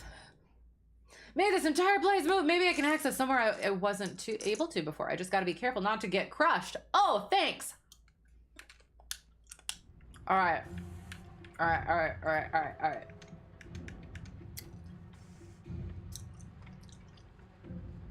Oh, stop. Do I have to get on the frickin' wheel?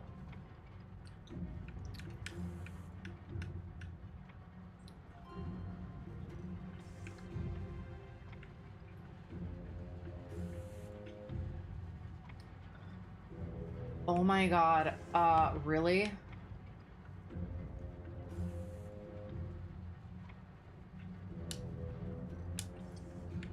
I think I do.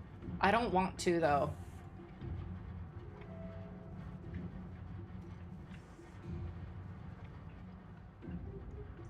Let's like try something else first.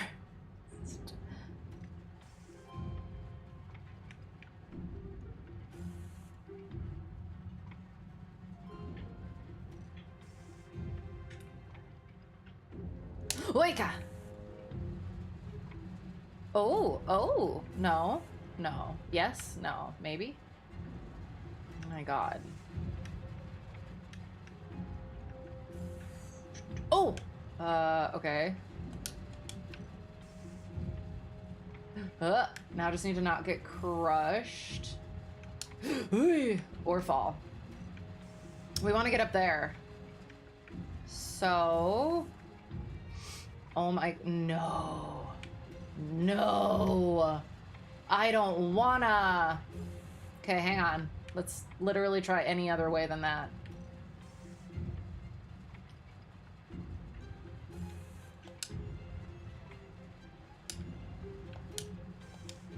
Okay, yup.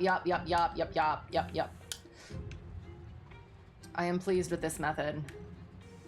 Much more than the other one. Shoot. Okay. I won't, oh gosh. Hang on.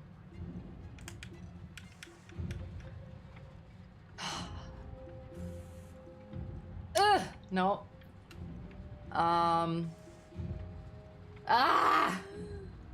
It does sound better now? Excellent, thank you. And this letter must be important to make all this effort worth it. Right, exactly. Oh god, I want to jump. Do you think we can?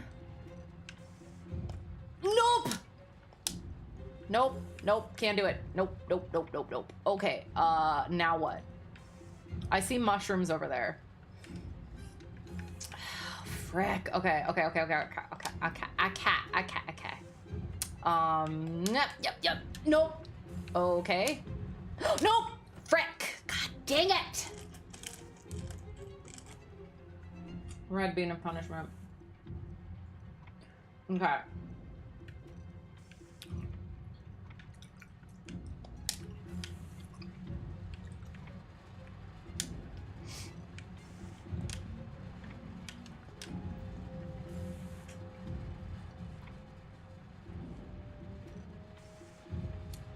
Oh.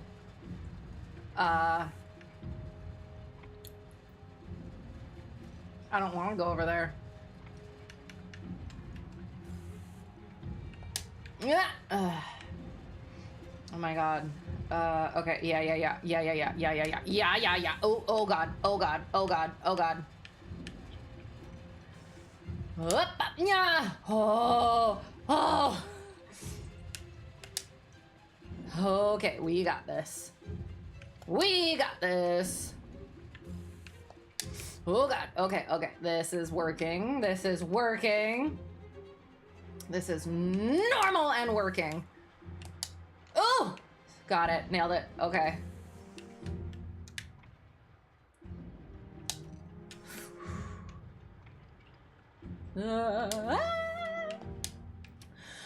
Well, nailed it! Excellent. Okay, now what?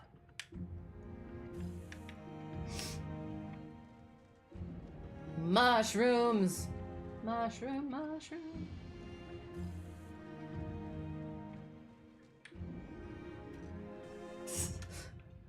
Oh. I better not have to do something with that. Okay, where am I oh my god, do I have to? I do, don't I? Oh my god, are you kidding me?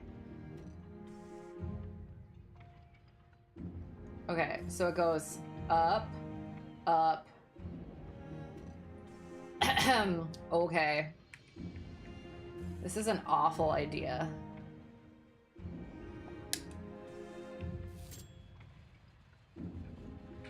So it's gonna go all the way down.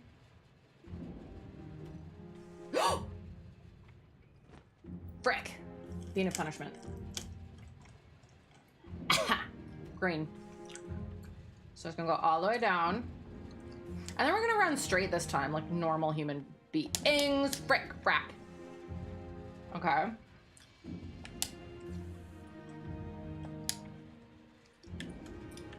Okay. Nailed it! Did not! Damn it! Red bean and punishment. Oh, nope, don't do that. Don't do that. There we go. There we go. So good. Objective updated. We are flying through this more than any Robin could do. That's right. We are the Robin now.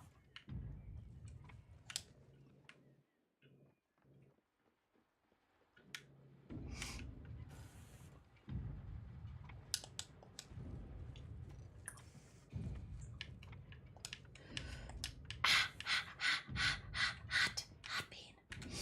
There's a stamp over there. I want to go get it, but I also want to keep going. How do we get back? Okay, that shouldn't be too bad. Unless it kills me. Nailed it! Yeah, that's great, thanks.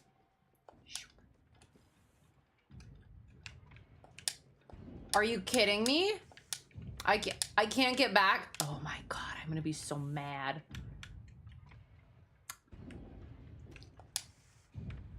So they gave me hope and took it away. Oh, are you kidding? Maybe it'll put me back up where I need to be.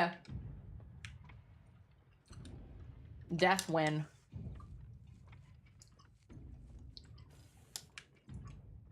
Oh, the birds. August. Birds and stuff. That looked pleasant. I hear the baby birds. Look at... Oh.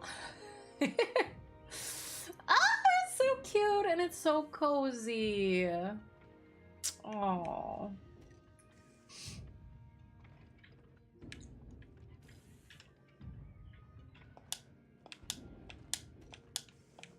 Oops. There they... Oh my gosh, look it. Oh! Happy beans. Happy beans. Now I gotta wait to chew them before I talk. Until I go splat on something. Come on.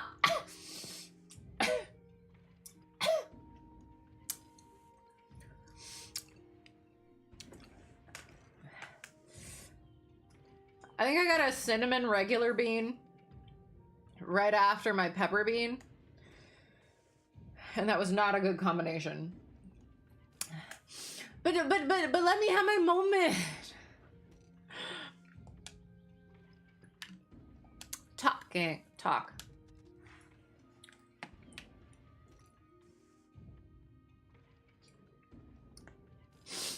Okay. Hey, is that a mouse? What's a mouse doing all the way up here? Wait, didn't Mom say mice are dangerous? You're thinking of rats. Hey, I think it's looking at us. Oh, hey, stranger danger, stay back. Yeah, oh my god. Yeah, you're gonna be sorry when Mom gets back, you rat. Whoa. I have a letter for you. It's from Ms. Amber. Ms. Amber? That's Mom. Mom. I can't do chirps. Chirp. Mom, chirp, chirp. Say, Mr. Postmouse, our mama isn't here to read us the letter. Do you think you could read it to us? Oh, sure I can. Ahem. To my little chicks. I hope you are eating and staying warm together. Mommy has been trying to get Ruby some help from a doctor, but it's going to take a bit longer than I expected. When you grow up, I hope you will be nicer than some of the Robins I've met in the city. Though it's not all gloom here, I met Dr. Hawthorne just outside of town. He's a very smart and kind city Robin and has promised to help our Ruby very soon. Just hold on a bit longer and don't leave the nest until your father gets back. There's some extra grub under the nest if you need it. Stay fluffy and warm. Love, Mom. Oh, so Mom's okay. I hope that's a good doctor for Ruby's sake. I really miss her. Thank you, Mr. Postmouse. Sorry for calling you a scary rat. You're way nicer. I know you will grow big wings someday just like us, so you won't have to climb that tower anymore. So, are you going back to the post office now? Yup. Have a good trip. Woo! Another one down. Nailed it. Don't strangle myself. Yeah, exactly. The beans. The hot beans. Dying. Oh, looks like the boss is out. I should head home, but is that a letter on the desk? Well, I've already delivered 2. It would be such a shame if I kept another family of birds waiting to hear from loved ones. Or maybe it's an elderly hedgehog waiting to hear from her grandchildren. I better take it. It's addressed to Irene. I should go ask around to find where she lives.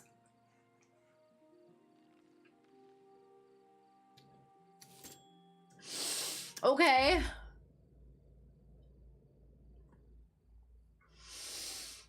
Where do I find Ms. Faraday? Okay, so that was with the... Oh. I feel like, because that was the, oh, cute. It's a little acorn with a letter. So,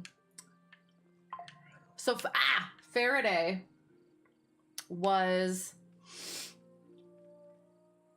the bed, right? So, I feel like it's gonna be sad. Postmouse, the boss isn't around now. He went home early to pick up his prescription, though we all know he's just going fly catching with Robert, probably. What about the robins? How are they doing? They seemed energetic, but also scared. I think the letter managed to calm them down. Wow, when I woke up today, I did not expect Postmouse of all the mice to be traveling all over the woods to deliver letters. So what you up to? Just running one last errand before heading home. Is that a letter I spot? Let me have a look. Ms. Faraday. Haven't heard of this one before, but the address is somewhere in the underground ruins. If I were you, I'd look for a light source. I'll consider it. Thank you for the... Oh, sorry. I'll consider it. Thank you for the advice. Oh, now we gotta find a light source. Oh, it's getting dark out. Oh, no. Okay, robins climbed the pond heights. Oh, the pond heights. Okay, that's where we were. The Great Crane, the Maw.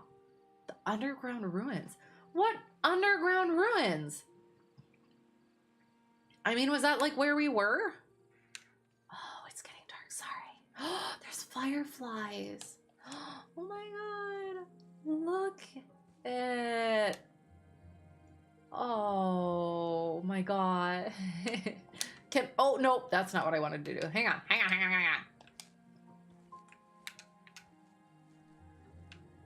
Okay, the other one let me jump over. Oh, that's, never mind. No, it didn't. I had to get onto the mushroom. I forgot. There we go. Oh. I'm trying to make it cool looking. Oh. Okay, who else do we have to ask?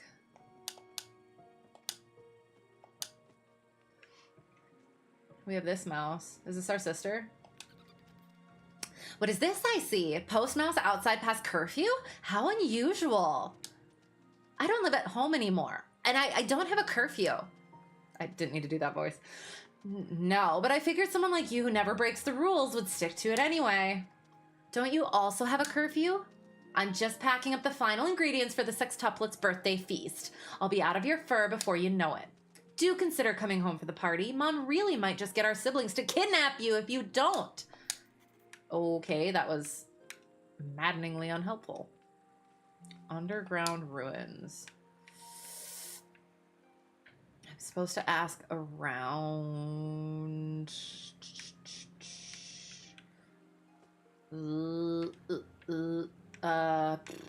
Hang on. No. No? I don't know. Firefly!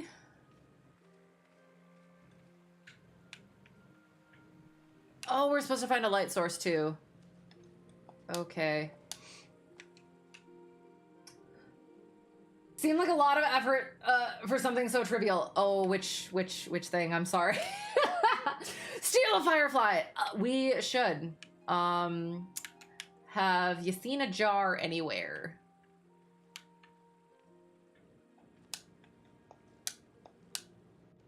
Okay.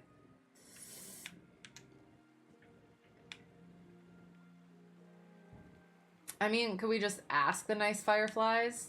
Yo, can you come with us? We are the light source. Maybe we will grow wings and become a firefly.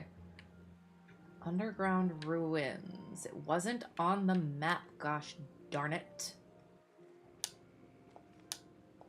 Okay, apparently I'm not supposed to go there.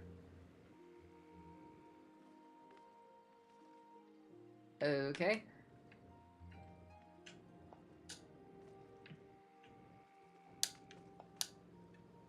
Ugh. Okay. Oops. Okay, perhaps not. All right.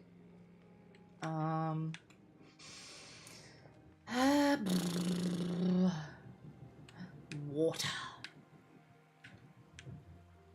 Do not disturb the water.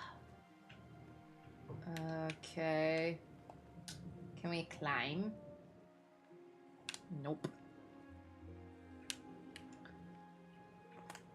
Hmm.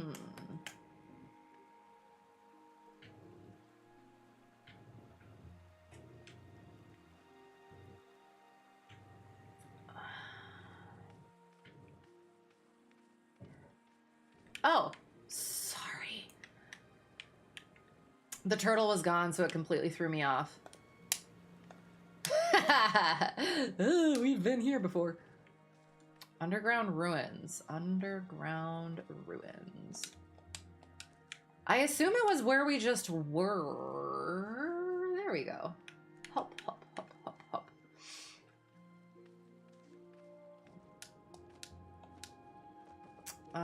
Yes. Then we go there, and then we go up there. Shoot. Beans.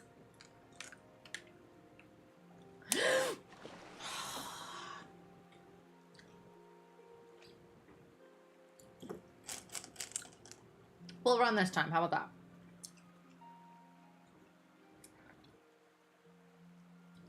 that? Green. Green being a punishment. Wow. All right.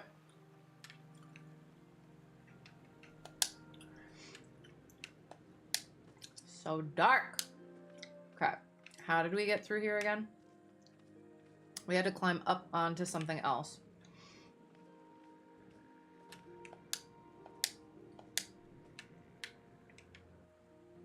Yeah. Yeah.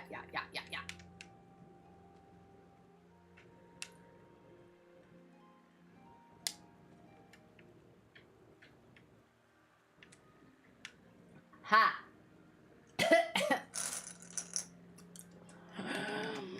It's fine. It's fine. We're fine. It's all good. Normal human being. I don't remember how we got up this thing.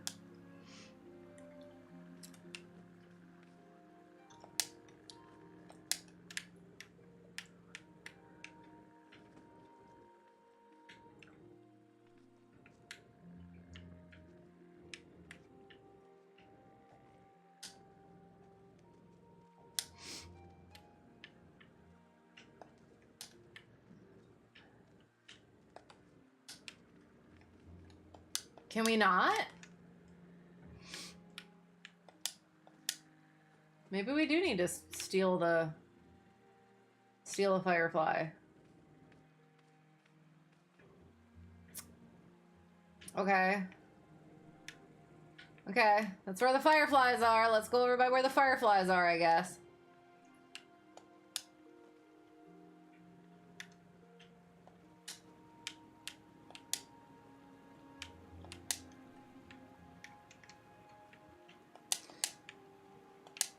For the love of God. Green being a punishment. Nah.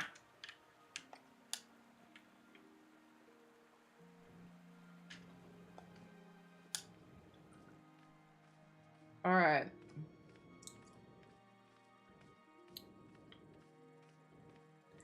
Pretty. Oh my god, talk to me. Talk to me. We are gonna steal a firefly. A tortoise. Okay. Okay. Is it Pablo? What up, Pablo? Little Postmouse, you are out late, are you not? Just got one more delivery to make, and then I'll be done for the day. One more delivery, hmm? It is very dark out. Can you even read in this light? I'll work something out. I still owe you a favor, if you recall. I just so happen to have a firefly in a jar. Look it, you got it right! Not very rare, but difficult to get a hold of. You would give me something so valuable? If that letter you carry is anywhere near as important as the one you brought me, I will happily help you. Let me free a firefly for you. It shall light the way. Thank you, Mr. Pablo. We're getting a firefly, buddy. Oh my god. Okay, so we're just gonna follow the firefly, I think. Or the firefly will follow us. Nope. We're following the firefly. Oh my god. It's getting spooky.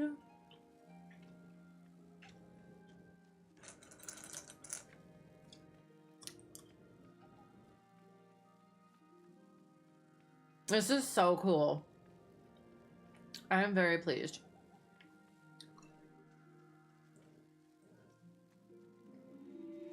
Oh, spooky.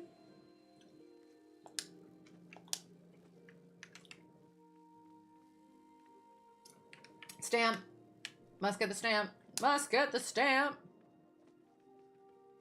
Hang on, Mr. Firefly. Woo! Oh. Okay, so we can't get the stamp yet. A bagworm!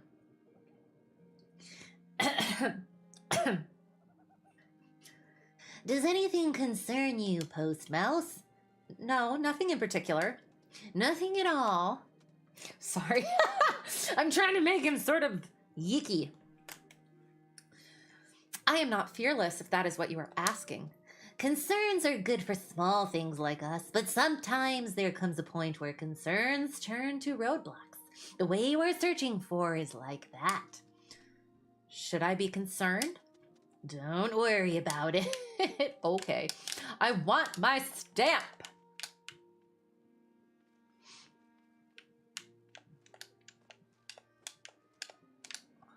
Okay. Well, that's odd.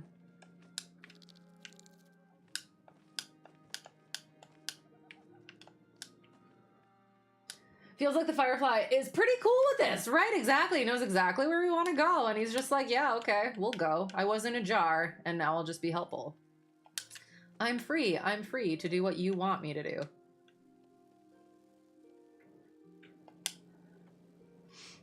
Well, since we couldn't get that stamp, I guess I'm kind of like, it makes me feel better that I might have missed other stamps. The underground ruins.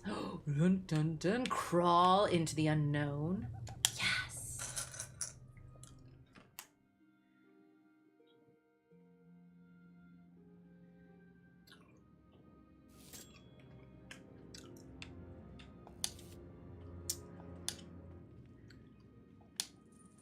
So did my Firefly decide not to come with me again? Yep. He's like, I'm out. That's all he was doing, is he was leading me into this darkness to get rid of me. How rude.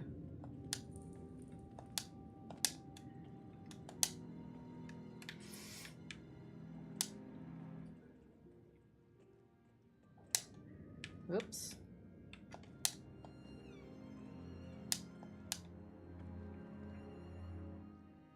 This looks promising. This really does remind me of Flicker of Hope. Something terrible happened here. Oh, frick. Okay, hang on. Okay. Let's just keep going, I guess. Nailed it! Oh no! Oh, frick! Oh, God! Oh, God, here we go.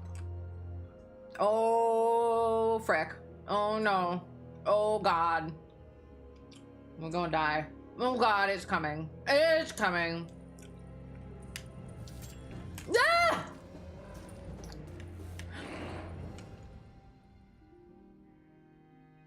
What the frick? That's awful.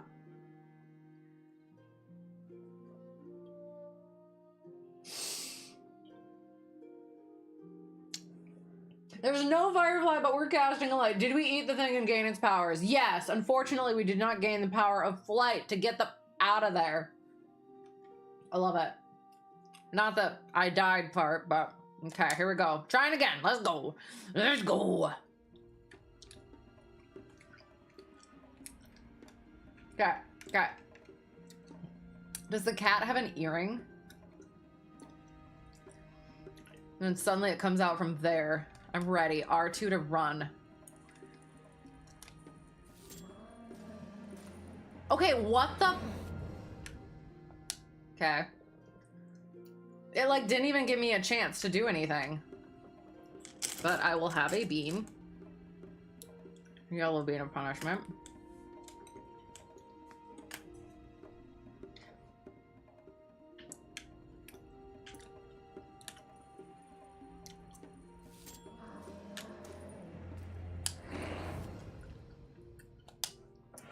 I'm gonna set it out, but I'm not gonna eat it because this feels BS.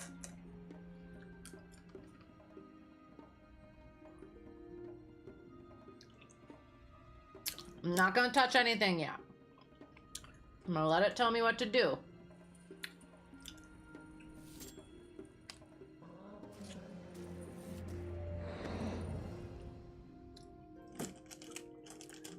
I'm gonna be so freaking mad.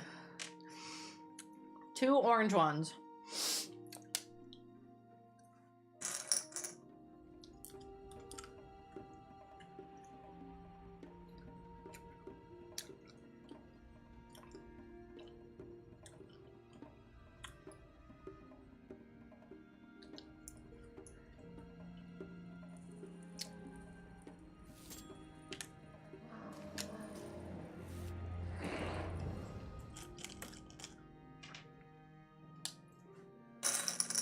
I don't know what I'm doing wrong.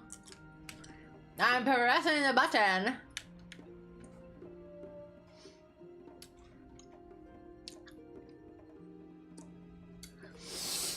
Ugh.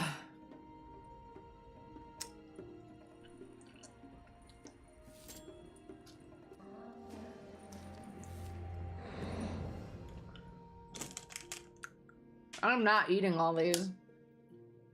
I'm holding R2. I'll try the other button.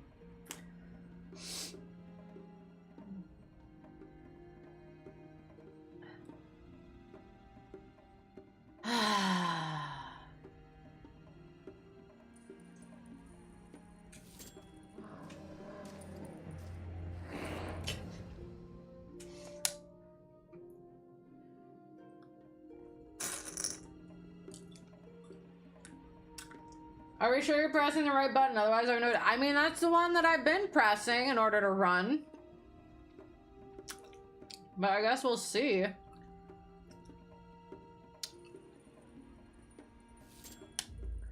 Run, run, run, run, run, run, run, run, run, run, run, run, run, run, run, run, run, it says.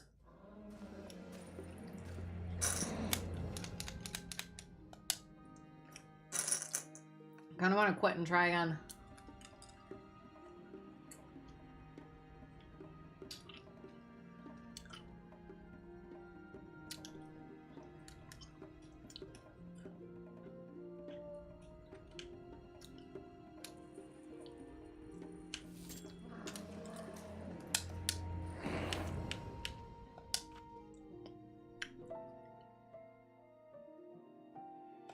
Continue. I'm gonna be so mad.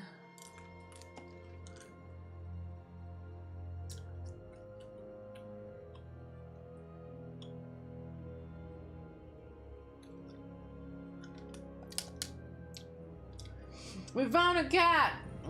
Or the cat found us.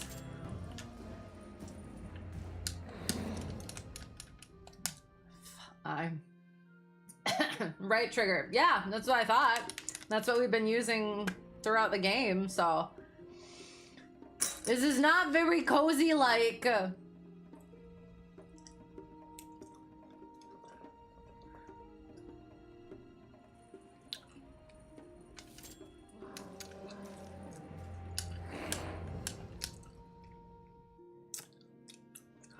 I'm gonna be so mad.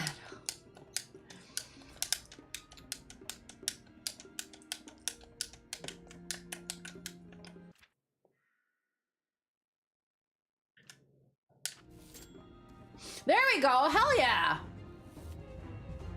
Nailed it.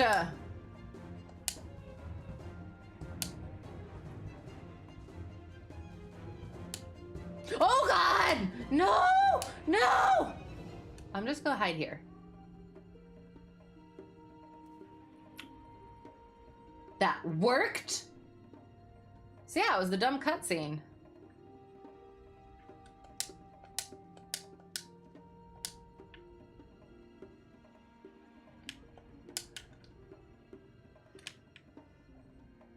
Okay.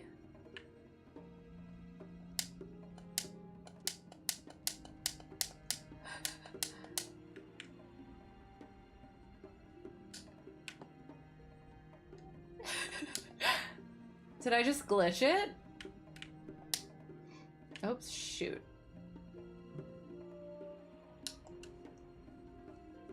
I mean, I'm okay with that. Let's get back to our cozy vibes.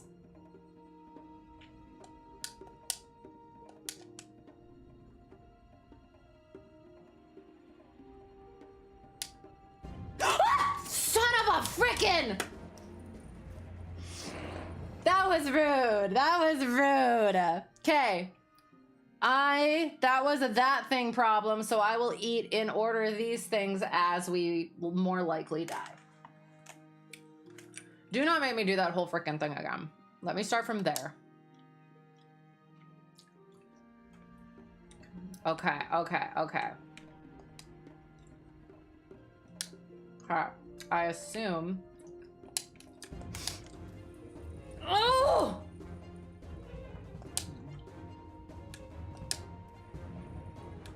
No! Frick, frick, frick, frick, frick, frick, frick, frick, frick.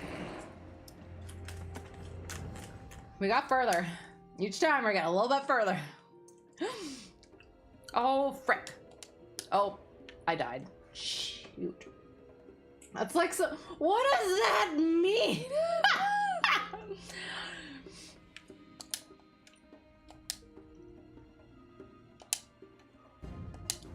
Frick.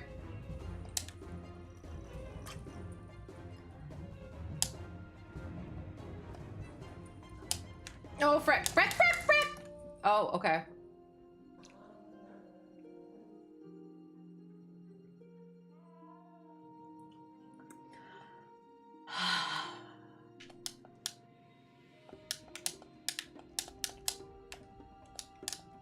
Oh, it's still coming.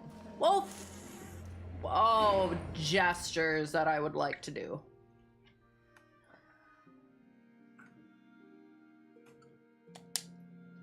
Don't start me off with a frickin' book. Oh my God.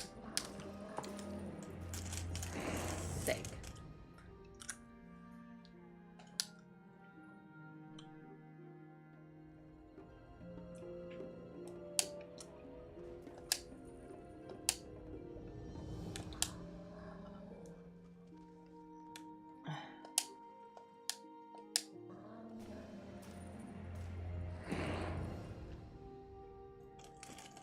You better start me at where I stop, because I'm gonna have that thing.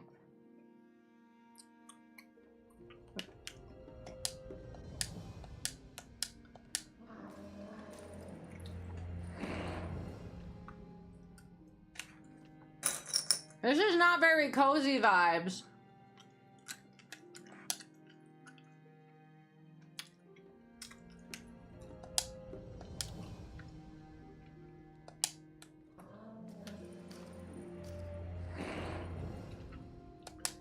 I'm not eating any more beans because I think that this is dumb.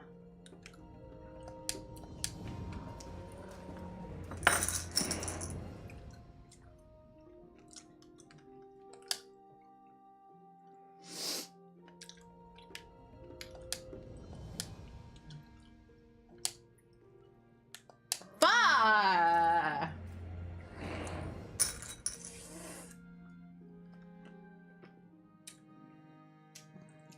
A lot of East European games were known for their jankiness in the late 90s. Okay, got it. And of course I got a dumb frickin' cinnamon one again.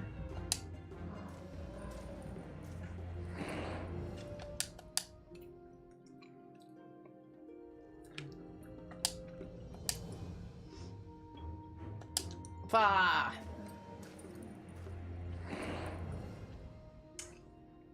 Mouse needs to start playing dirty and bring a gun along.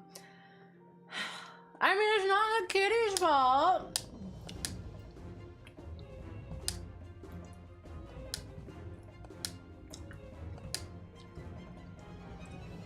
Thank God.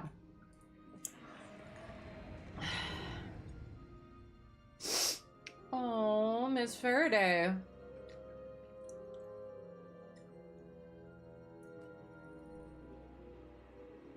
Oh my God, is Miss Faraday the frickin' cat?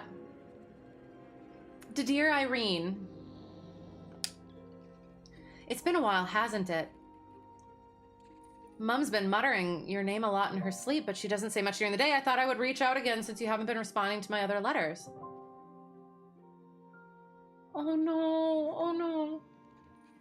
I hope you don't hate me still and Mom. I really am ashamed of some of the things I said to you, and well, things just haven't been the same since you left. I'm wanting you to know the den is moving to the south of the Yellow Woods. If you're around, maybe stop by. Love, your big sis. So, oh, someone sent a letter to me? Yes, and it sounds like they care a lot. Oh, I'm gonna cry. You're a brave little mouse. You may go. You can leave the letter here. And thank you. What the heck? What does that mean? Mouse just needs to whip out a Glock. Oh, wow. Back to the cozy. What the hell? That was so freaking frustrating. Oh, we're just gonna get the cozy vibes again.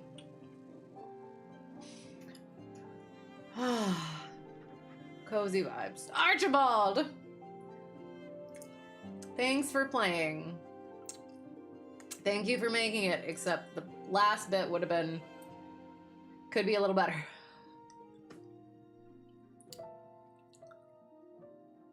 Awesome. Okay, stamps. We got 4. Yeah. Oh.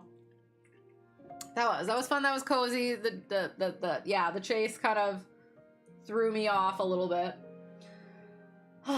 But that was fun. Okay. Already over what I intended to be. But part of that was me probably. Oh, I needed to not do that. So, we'll go over story times. That was Postmouse, by the way. Autumnal, cozy, fun. I really did enjoy that, and it was nice to be able to just kind of, yeah, cozy a little bit, except for the freaking beans. Anywho, so now we are on to November. So we started out. I'm just gonna try and blast through them because, yeah, I gotta go do stuff. So, had a day at... what? Oh, did we? We did. Okay. Had a day at work airport with new private pilot student. And we were on, what did we do? Oh, we did Discovery Flight. I didn't write that in there. I should have. Pre-flight prep and procedures, ground ops, taxi and run-ups, fundamentals of flight, straight and level flight turns, climbs, and descents. Woot, woot. So yeah, Discovery Flight for that. And then had...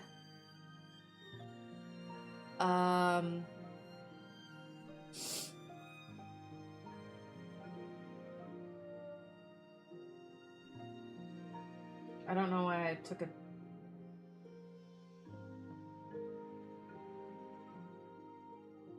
I don't know why I screenshotted that. That must have been a mistake. Okay. Then had inconsistent private student in the 150. So these are both 150. Crosswind, takeoffs and landings, pattern work, taxi, engine fire on start, awareness, systems, oil, fuel, carb heat, engine, and go rounds. Then flight with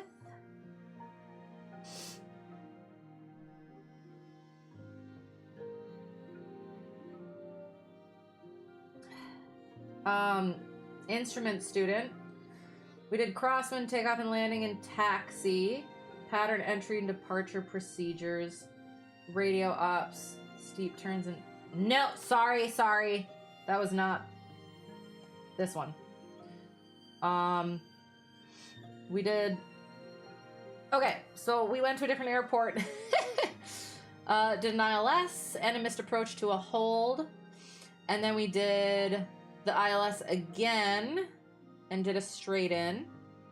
Oh, okay, yeah. So he hadn't done green needle approaches, ground-based approaches in a while. So the first one didn't go that great, and then the second one went better, much better. And then we did intercepting and tracking, ground nav, and GPS.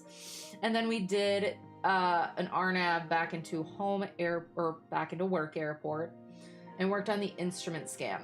And there were some, yes, he's demonstrated ability, but somewhat inconsistent. So I'm not sure if it was since then. I'll have to look again. I think maybe we had one more day of flying. And then, yeah, so I'll pause on that. So did that.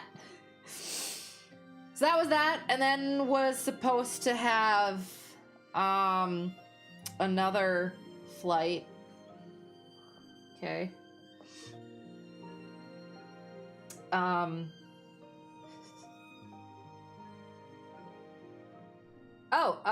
Okay, so then it was sorry. Only 3 hours to beat a game. It said it took like an hour and a half or 2 hours. And I'm angry because that was longer, but it was probably a me problem. And we did, yeah, chat a little bit beforehand. So it was probably around that, and I didn't account for that.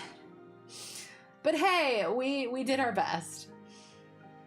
So yes, so then the next day I was supposed to be at home airport, and the checkout flight that I got the ground portion done for, he also only does the 4-flight stuff.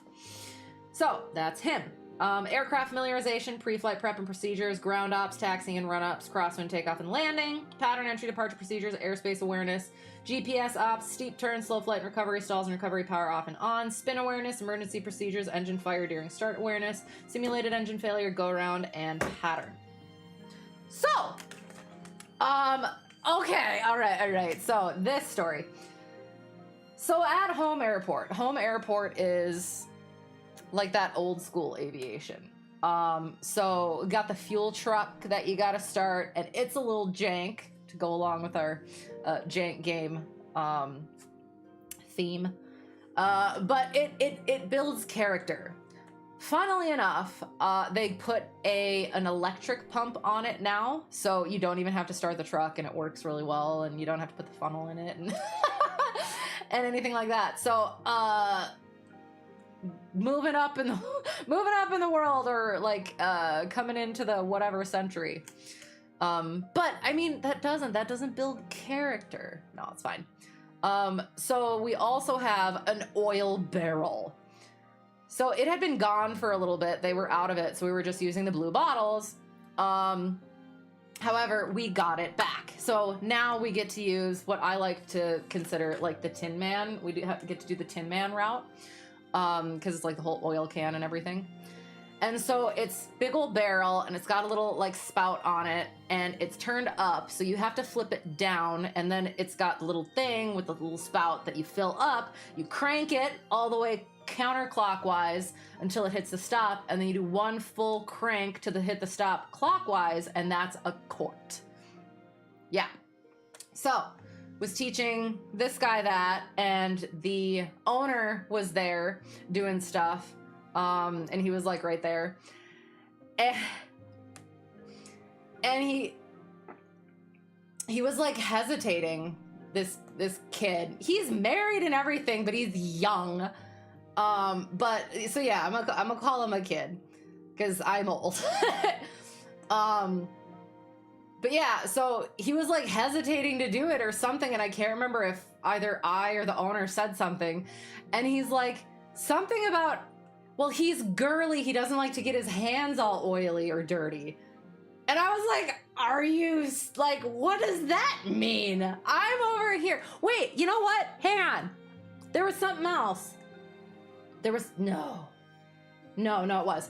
So yeah, so it was just like, okay, because I'm over here dragging the plane around places, and I just got up close and personal over at work airport, finding an potential oil leak in the 172, and then having to fly that, words I can't say because I'm a lady, because like to check to see if it was actually good or not, and ended up being, but it was like, okay. Anyway, one of those, right, exactly. So that was like, okay, like people have their certain things and everything, so it was just whatever, let it go. So yeah, but it was just so funny that like you're gonna come here and you're going to grass runway, trees, dirt, gravel, whatever, and you're gonna be all about it. Anyway, it builds character. So moved on from it, kept going, whatever. And then showed him how to fill it up. He filled it up and everything. And I noticed something, and I was like, okay, we'll see what happens. So pushed it back and pulled it out to where we usually do our startup and everything. And it's like, okay, we're ready to get in. And I was like, yeah, are you sure? And he's like, I think so. And I was like, oh, well, what's the last thing on your checklist? Final walk around. And I was like, yeah, do you do final walk around? I always teach final walk around before you ever get into the plane. And he's like, nah. And yeah, and he did. He ended up doing a walk around and noticing that he left the freaking fuel cap off. And he was so like, I never do that and everything. Yeah, you never do it until you freaking do it. And so that's why you do a final walk around. So I got to get that in. Yeah. I know, right? It's like freaking... on some flights, I'm sitting there bleeding and I got oil and grease and whatever. That's why I wear the stuff that I do, because I'm just like, I don't want to get my stuff gross. But anyway, I digress. Hello. How's it going? Good to see you. I hope you're well. Next lesson, you should pre-loosen something so it spills all over. No, and here's the thing, it's a checkout flight. So it's like, at some point, maybe he'll go like instrument and whatever. Maybe he'll come here, but it's just a matter of like, okay, if you're gonna come rent here, you gotta do this stuff. But yes, don't miss the gust lock. Exactly. That's one of the ones that I do too. Like, make sure you have that movement in those control surfaces, and it's not jet oil and lease. Right. Exactly. So yeah. So that was kind of like a really coming out and like. And again, like you said, I never do that. And yeah, this teaches you that you're going to. Stuff happens. So, what you do, why you do, final walk around. There we go. So did that. And then went out And yeah, did all the stuff. He did. He seemed pretty good. He handled the plane really well. And then we did the emergency procedure. I pulled his throttle, and he basically picks out a landing spot and starts diving toward it. And I'm sitting in the right seat, like, I almost want to let myself be unladylike for just a second, because I'm like, the are you doing? But I let it play out, see what's happening. Because clearly he hadn't worked on it in a while. And it's one of those things like you don't. So it was a perfect example of, yeah, this is why you do. So I let that run its course. And I was like, okay, so you were just committed to that landing. It's like, was there anything you could have like checked? Anything you could have like done? And I think like somewhere as he was like getting down low, I was like, are you seriously trying to lose altitude right now? Yeah, so we had a discussion, and then we had ourselves a little lesson. Ran through all that stuff, let him know, chair fly that stuff, practice that stuff. Like, this is the stuff that you actually want to work on as you're doing it and everything. And then he did. The second one was much, much better. And it was just like again, everything else was like pretty good, maneuver wise and control wise and everything. And then, yeah, came back, got into the pattern, and I'm pretty sure he was like 2 miles away from the runway. And my line is, how are we looking? And he's like, I think we're looking pretty good. I don't think, like, I don't know if he said it or I said something like, are we too close? Are we too far? And he goes, well, I don't think you think I'm too far. I was like, wow, okay, what are they teaching you? Because where he did his training was where I did my instrument training. So I know they know what they're doing, but there's also some potential questions. So I'm going to chalk it up to a certain way of training. So then usually you're in the downwind one way or another. You might be a little bit configured, or you're just cruising in the downwind. Once you're abeam the numbers or the threshold, whatever, you pull the throttle, start the descent, base, final, whatever. He's abeam 2 miles away. And just leaves it. Nothing. He's gonna continue. It's like, okay, we'll see how this goes. He turns base, and then he starts configuring. And he does it just fine. He gets all the way down and everything. I call for a go around. He goes around, comes back, does it again, lands just fine and everything. So it's like, this is like the one thing is like, he didn't have any issues with actually controlling it and getting it down and everything. But it was just, it was different. So I was like, okay, we will have a conversation, but it is what it is. So yeah, controlled the plane just fine, landed the plane just fine. And then, yeah, so we came back in and everything. I felt good letting him like go and everything, had some things that he could practice and do.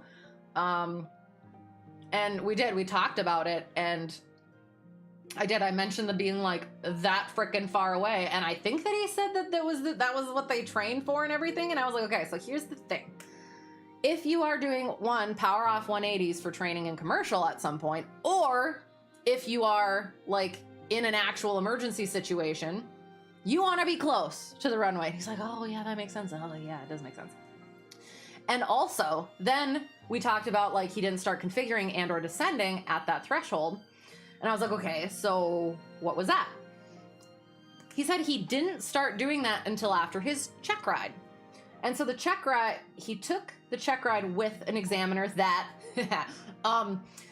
my home airport had actually had like problems with, because examiner had been so adamant that they needed to do 100 hour. They do 100 hours. At one point, however, they were doing one, and the one time that they didn't do 100 hours, they don't need to, because it is just, it's for rental, not for hire, right? So if you're doing it for hire, that's 100 hour needs it. Or if it's a flight instructor providing instruction in their own plane. And they don't do that. They're not instructing. So they didn't need the 100 hour. And they actually talked to friend instructor who talked to the examiner that I took the majority of my check rides with. He's very good, very knowledgeable, all that. And they did. They found the FAR, the regulation, sent it over. But the examiner that was doing it, he called the FSDO and everything to make sure and check and everything. And they're like, yeah, no, they don't have to. So there's always been like a little bit of a tension since then, I think. And apparently there was like some other ish stuff, but like, anyway, aviation drama. So it's like, on one hand, I was actually thinking potentially going there, but I have my own sort of, I've heard different things where it's like, I hesitate to go there. He's also like a bit cheaper than the other ones, but maybe there's a reason. I don't know. So he had done it with that DPE. And apparently the DPE told him you don't want to start configuring until you're, I can't remember quite what he said. Something about, yeah, basically kind of base and you have the runway made or something like that. You don't want to start descending and all that. And it's like, okay.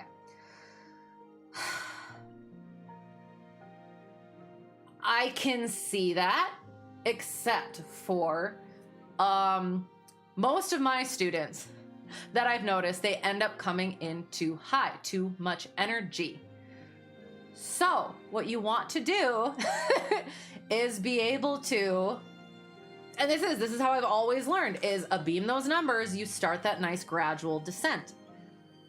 Same thing, if you were in a power off 180 situation, yeah, maybe you hold that altitude as long as possible. You don't start configuring and everything until you start getting into that position to, okay, where am I at that base? Then you start maybe putting flaps in. On that final, maybe put some more flaps in or leave them out because you don't have enough altitude. So it's like, on one hand, I can see that, but on the other hand, no. And it's like, on one hand, it's like, I'm not an examiner, but at the same time, it's like, this is how, I don't know. And I talked to the owner at the airport, and to be honest, I don't think I've actually talked to any of my other instructors, but I talked to the owner because he's been flying for years. And yeah, that's what he said. Beam the numbers, you start configuring, you start your descent. You're getting down gradually, gently at a nice angle, burning that or bleeding that energy off until shoop. Yeah, so I don't know, like that was yeah, anyway. So that was that whole thing, and I was just like, okay, well, don't do that. He did. He handled it just fine and everything. But just as long as you know how to manage your energy in other sorts of situations. So it did. It was fine. And he's primarily going to be flying with this other checkout flight that I did. He's been flying with that checkout, but so yeah, so they'll be able to, yeah, hopefully practice some stuff. And like I said, the control and everything was just fine, so I had no problem checking it off. So then, so that was that. And I've still been trying to get this other flight in. Sort of, yeah, charity-ish flight. From, well, what the heck is this now? Oh, that was my other friggin', gosh darn it. Yeah. Yeah, this charity flight in that we've been trying to do for like a year, and now they have another one from this past year, and it just has not been working out, unfortunately. So didn't end up doing that, which was good because that checkout flight went longer, and then had a flight with newest private student at home airport, and we did slow flight and stalls, I believe. Again, he doesn't have his logbook, so I should start like typing these out. Because I take pictures of the logbook so that I don't have to type it out, but I should start. And I think I did. So yeah, pretty sure that's what we did. So then went out and did with pre-solo private student at home airport, crosswind takeoffs and landings, as well as a taxi, pattern entry, departure procedures, radio ops, steep turns, and airspeed indicator ops. So yeah, we talked a bit more about the airspeed indicator for some reason. It was just one of those things that like popped up to talk about. Cause yeah, so we're trying to get him to solo, but one of the things that I realized is he isn't very good at the radio ops yet. So that was one of the things for homework. And yeah, so that's what we have to get to. And then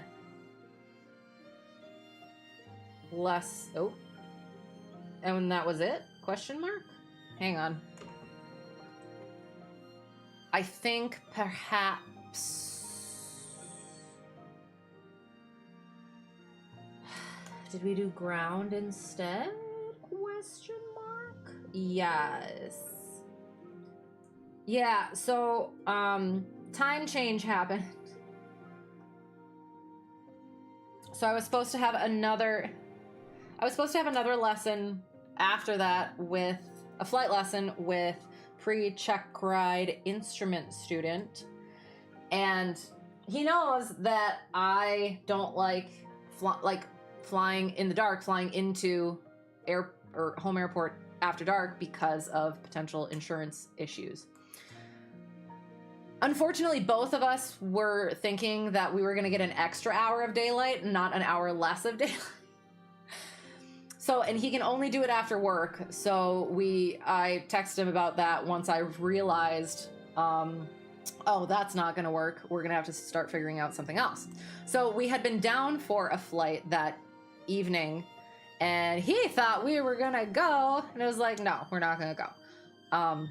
So we went over some stuff, pre-flight stuff and everything. And then I was going to have him sit his down and do his IACRA, but apparently he actually already did. So that was good. We went over ground stuff and yeah, all good. And he was already signed off at that point anyway, but he just needed to like actually get that IACRA done and he was dragging his feet on it. So finally did. So yeah, since we... Oh, pause. Sorry. Coming back up. One time he did a walk around, saw a giant dent in C441 wing. The pilot had hit a bird on takeoff, but you were the tower guy. See, and that's the thing is like I didn't for a long time. My friend instructor, when I started CFI training, he showed me his walk around flow, and that was one of the things is checking the wings for damage. So how do you miss that? Wow. So what'd you do? Sounds kind of like one of your friends who does flight simming here and there. You had to explain how to aim for the 1K foot markers instead of the threshold line. Well, are you talking about for power off 180s? So here's the thing. So at my home airport, you land as close as possible, or you aim as close as possible to the threshold, because otherwise you're not gonna have enough space. So yeah, and then so going into actually paved runways, and especially for my instrument training, I would end up diving for the numbers because I was like so used to or not even the numbers, diving at the threshold, because I was so used to that. So yeah, being able to like understand how that aiming point adjusts your stuff, and yeah, how to account for those different things is exactly. So that he can stop hitting trees constantly on fire. Oh, right, exactly. Well, okay, but and that's the thing though too is you could aim for the 1,000-footers, or you could also just increase your angle, because if they're dragging it in, we don't want to be dragging it in. We want a nice gradual angle. We want to follow that angle. But yeah, that's its own thing. One of the craziest sounds you hear at the airport was an auto rotation training overhead. That's so, okay, I understand-ish now what auto rotation is and why, what. Because, so it is, it's an engine failure, simulated engine failure, and the blades are still spinning because of wind stuff, right? So what did it sound like? Beast of an engine noise thundering everywhere and then sudden silence. That's so interesting. But can you hear the blades? Does it swoop at all? Kind of like that with fast jets. They'll be shaking everything in a mile, but it's eerily silent when the throttle is brought back to idle. Something that really stood out to you at your first air show. See, these are things that I haven't been to an air show enough recently where I could notice these things, and now I want. You never heard a turbine helicopter auto-rotate, and all you hear is the blades chopping the air. That's so cool, but also frightening. Someday. That's awesome. Helicopters are so funny. I read a thing. So yeah, I need to learn a little bit about the helicopters for my fact.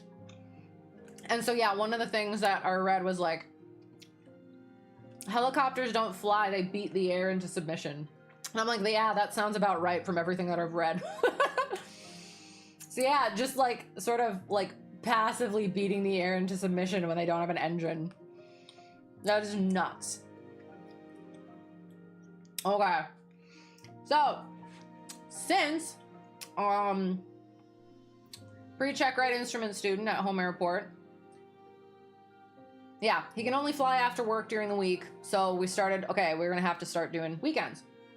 So we went, and so we did that. We did check ride prep, ATC ops on the ground and in the air.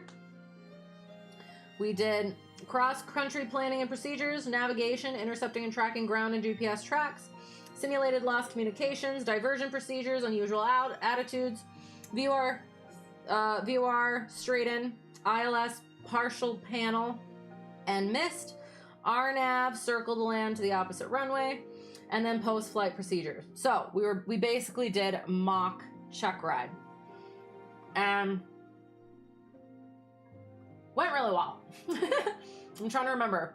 The one thing is I ended up doing the ILS partial panel, and then I realized as he was doing it, I was like, oh, that's probably a words I can't say because I'm a lady, move to do that, and he actually did it like really, really well. So went and looked at the ACS, and apparently the partial panel is usually on a, or the partial panel is supposed to be on a, non-precision, one of the non-precisions. So yeah, so that was something I learned. Yeah, I think there were like, I think maybe there were, no, that one, it went really, really well. So that was good, cool, excellent, amazing. So then had another at work airport with inconsistent private student. Pattern work and go around, we did crosswind correction, takeoffs and landings, and the pattern. So for that one, I think, yeah, we just ended up going around to work on that crosswind correction. And we did just low approaches and go arounds, low approaches, go arounds, just really working on that pattern and that crosswind correction. And then I demonstrated a landing, went back up to try it again, and then did one more go around and came back in. So yeah, just working toward that actual pattern. Then did paperwork with newest private student at work airport. And then we worked on, and that was the thing.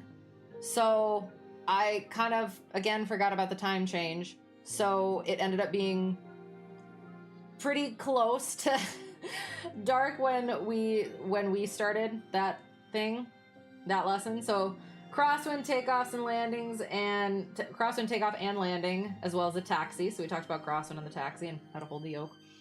Then we did slow flight and recovery, stalls and recovery, power off and on, and spin awareness. And we came back pretty much close-ish to dark. Not enough to actually like log any, but enough that it was like not going to be helpful. So had to have to readjust now timing for those lessons for blocking them out.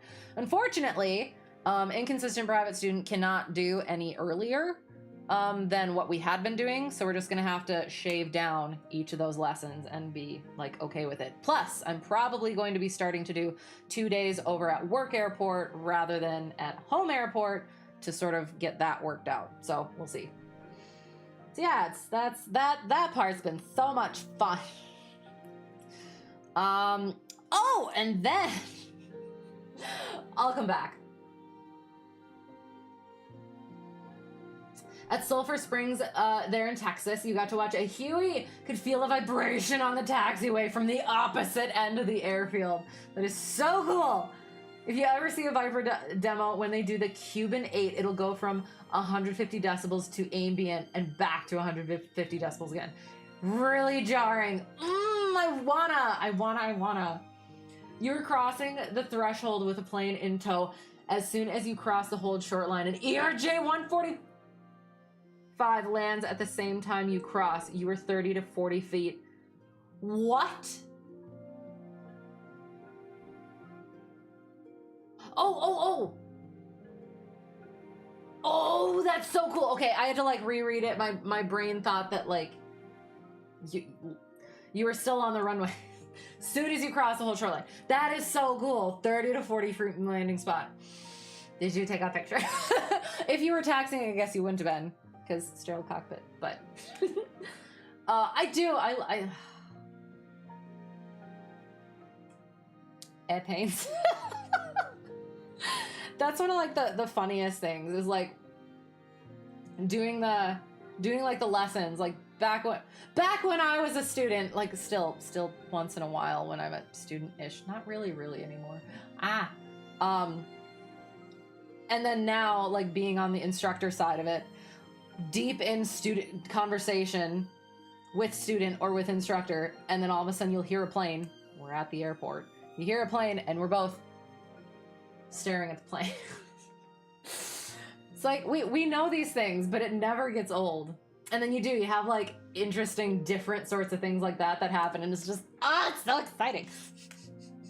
It's really cool.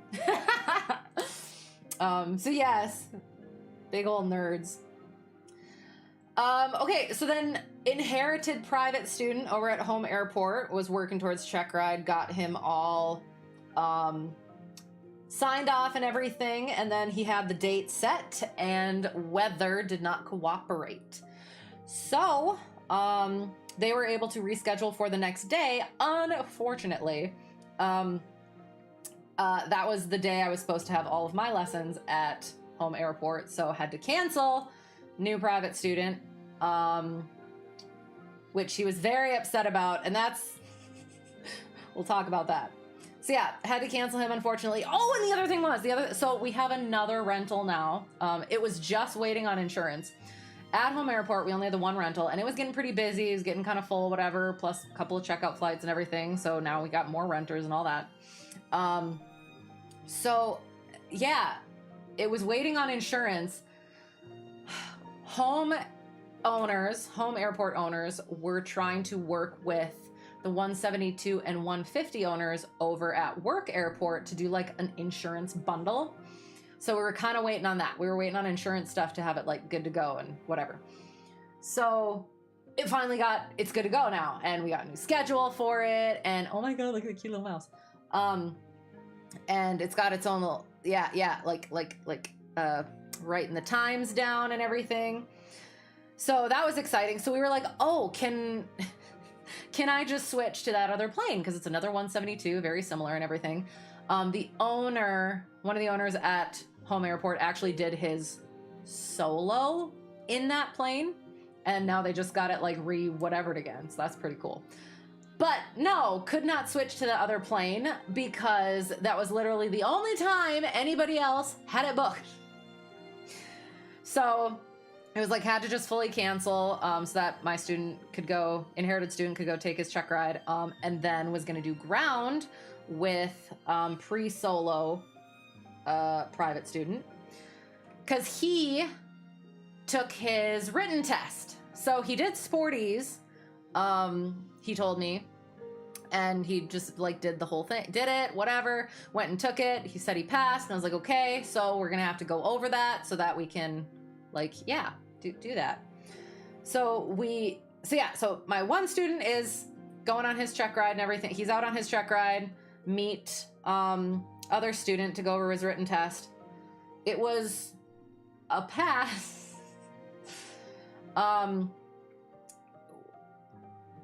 There was a lot to go over. So we ended up going over a lot. And yeah, so I'm planning to let him know. So, hey, go through Sporties again, go to the test prep section, do the study session or whatever it is, and clock that thing over to 200. All those questions to kind of help get that stuff down a little bit more and better and whatever. Because, yeah, it was definitely more than I expected. And even when I was like asking certain questions, it was like, had no freaking clue what I was asking. I was like, okay, that's fun. So we'll figure that out. And so while I was doing that, my inherited student texted me. He passed his check ride. Yes, that's so exciting. However, it started in the afternoon. So flew over there and he had like an hour flight back. So they finished up like at, if not a little after dark. So then he had to fly back in the dark and home airport's not lit. So he went to different airport, left it there for the night, had his wife come pick him up, and was planning to go back and bring it back the next day. Did that, worked out just fine. So yeah, I was sitting there kind of like waiting in case I had to like go get him or help him out or something like that. And the owner came and said, you don't have to wait. He's probably going to go over to this airport and whatever. But I was like, but I need to make sure and everything, mother hen and all that. And so we chatted about a bunch of stuff. I'm trying to think. I feel like there was something specific in there. Can't remember. But yeah, that was fine. So another check ride down in the books. Boom. I'm 2 for 2 now. So then was supposed to have a flight at work airport with instrument student, and he had to cancel, I think for either, I can't remember what it was, but it was either work or I am safe or something like that. So then, pausing. Garrett turboprops are so loud that 2 miles away it sounds like standing near a kicker at high idle. Oh my gosh. And that gives you hope as a still 0 real flight hours helicopter pilot wannabe that things never get. Oh, they don't. No, absolutely. That's one of like the things that I love the most about aviation is like the people and the fact that we're all just a bunch of like big old kids, airplane nerds, excited about things that fly. And you get to be all, oh my God, about it. And everybody gets it. You don't get judged for that because everybody else is doing the same thing. Yeah, I will say, and you know what? This, we'll maybe potentially go into that. Yeah, okay. Pausing, going this way a little bit. Okay, not quite. Oh, yep, it was. Okay. So, nope.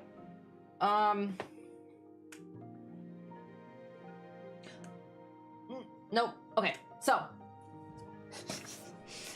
my newest private student at home airport, he got in contact with me because my instrument student at home airport knows him.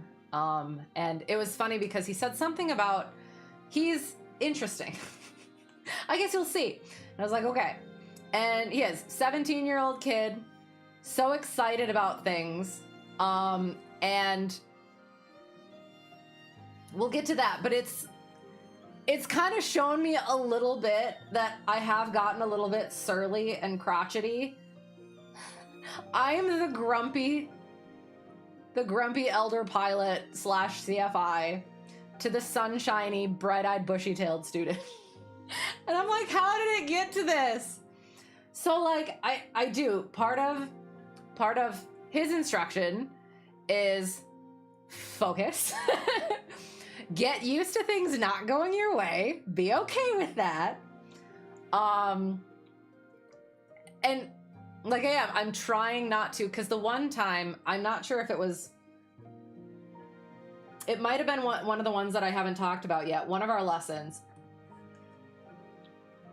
we ended up talking about, like it was for our steep turn. So it was one that I hadn't talked about yet. So we'll get to that.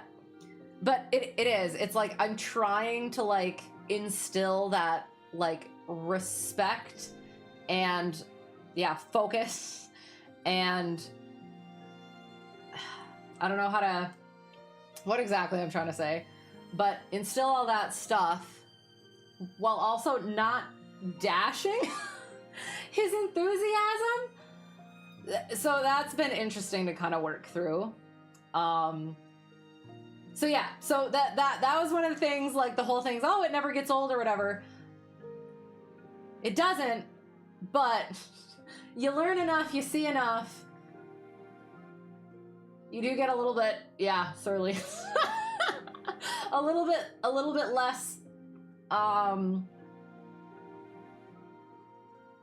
little bit less sunshiny. But it's still really fun and it's exciting. The Book of Life says you must grow old and not really have to grow up. Yes, exactly. But also, definitely should have done skydiving for the first time a lot later in life. Now roller coasters are so boring and lame, but they're so much cheaper than jumping out of a perfectly good airplane. Why you do this to yourself? Yeah, I mean, do you put your hands up in the air? I think that helps. We may not be children anymore, but gotta keep the sense of wonder alive. Right, exactly. And that's why I'm like, I do still feel that about myself. I still love it and everything. But I do. I feel like there is a little bit of room for growth there.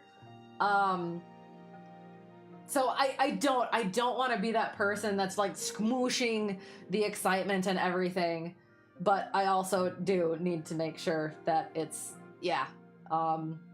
still doing all the things that need to be doing. It doesn't help at all. You're ruined for skydiving for life now. No. Well, then it just sounds like you got to go skydiving some more. So, I mean, and or just do some flight training. Just a little bit, once in a while. Hey, could you go skydiving, but ask to sit in like the right seat, and then you can fly the plane and then jump out of the plane, and then you get both. There you go. There. That's your go. Do that. Okay. So then, where the heck was I? Hang on. So then, oh God, I need to go like eat dinner and stuff. Okay. I need to text people. Shoot. Okay, hang on. We're going. We're flying. Okay.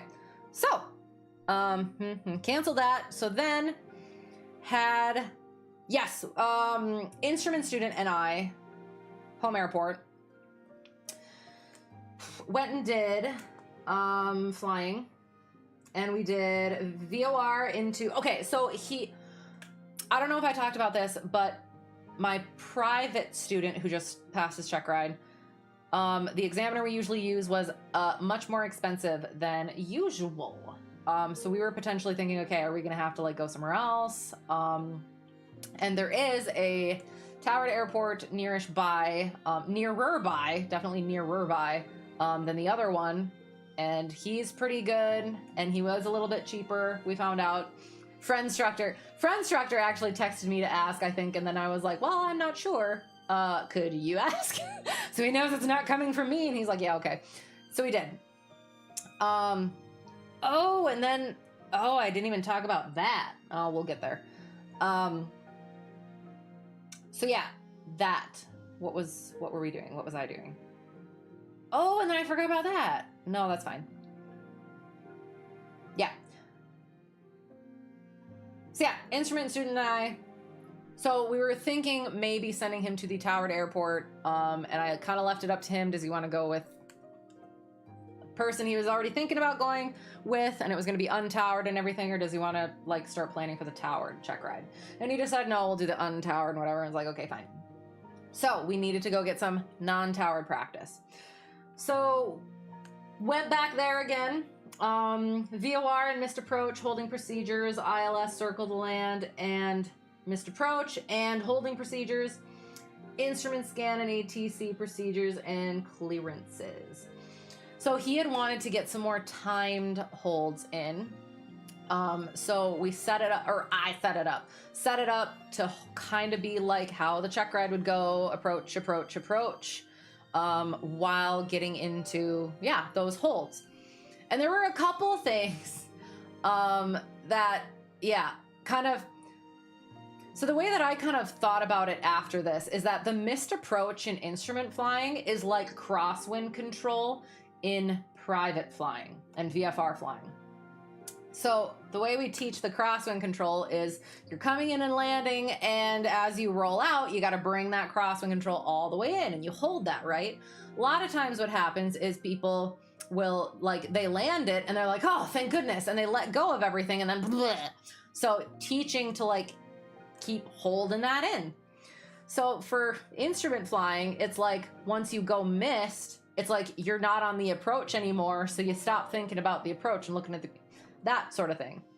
So it's like just remembering that this is still part of the approach, continue the approach sort of a thing, still be focusing. So yeah, so then there was that, and then we had talked about the circle to land, how on the GPS, so you have to remain within 1.3 nautical miles of the runway. So when you're looking at the how do you tell where 1.3 nautical miles is? Oh, from the GPS, right? So the GPS is showing you from, if you're doing the circle to land, it's from the point of the mist, right? So technically you have the whole runway plus 1.3, and then like a 1.3 sort of like perimeter. So like you can get a lot, you can get further from, you can get further out than 1.3 on the GPS. So you have to like add the runway length and then 1.3 and figure out what that is. And then that's where you can kind of come in so that you're not like diving and driving and being too high on that circle to land. So it was like, he like calculated it as roughly like 2 miles. So then he was trying to do the circle to land even in the downwind at about 2 miles. And it's like, no, that's over here. Over here, you're still pretty like close. So I don't know if we ended up talking about it there, but we did end up talking about it at some point. So there were like a couple of things that like were, again, still like passing and all of that. But I think it kind of like spooked him a little bit. So let's see where we're at now. Yeah, but it was totally fine. And we had like discussion about it and everything. Went over a little bit of ground, I'm sure. And then I had gotten a, text from, so that was that day. And then had a day at, I was supposed to have a day at home. No, had a day at home airport. And got a text from substitute student. I'm the substitute for this student over at work airport who's supposed to be coming up on his check ride. He has his own plane. And so to try to get him in, because I had I had like where the weather was good, I had it all squished in. So what I had to do was, okay, we will fly before my lessons at home airport. So went and did mock check ride. We've been trying to do mock check ride for a while. And so we finally were able to get up. We talked about some stuff. Navigation, he did ForeFlight. And for the navigation, he didn't do direct A to B. He did, we're going to go like over here, follow this landmark, and then go that way. And it's like, okay, if that's what you're going to do, that's what you're going to do. I'm not signing you off. So I plan to talk about it afterwards. And there was something else.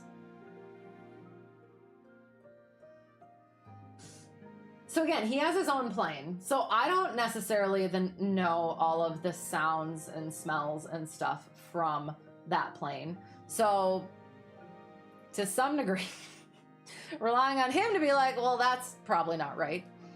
I can't remember quite what it was, but it wasn't anything that like really spooked me, but it was something that I was like just kind of alert for. Didn't end up being anything, but I got to work it into my scenario. So we took off in the cross country, talked about a little bit of that stuff, and planned to come back and talk about it a little bit more. And started heading away and did the points and everything like that.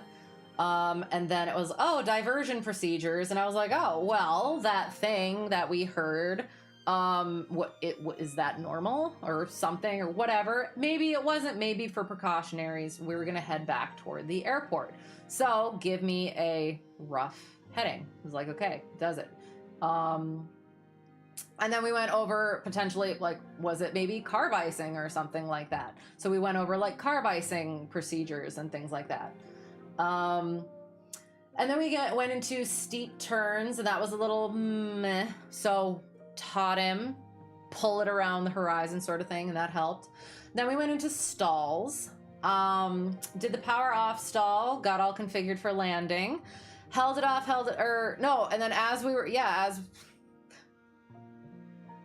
doing slow flight, we're doing slow flight, and he puts the carb heat back in. And I was like, okay, so curious, why'd you do that?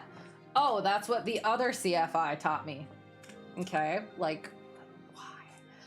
So I was like, okay, so the way that I've been taught and the way that I do it and everything is if we're below the green arc, we're going to have that carb heat in. It's okay to have that carb heat in. You can fly around with that carb heat in all day long. And so I was like, okay. And this is the CFI that just kind of left. So I was like, okay, so we're going to do it like that instead. And I'm trying to think. Anyway. So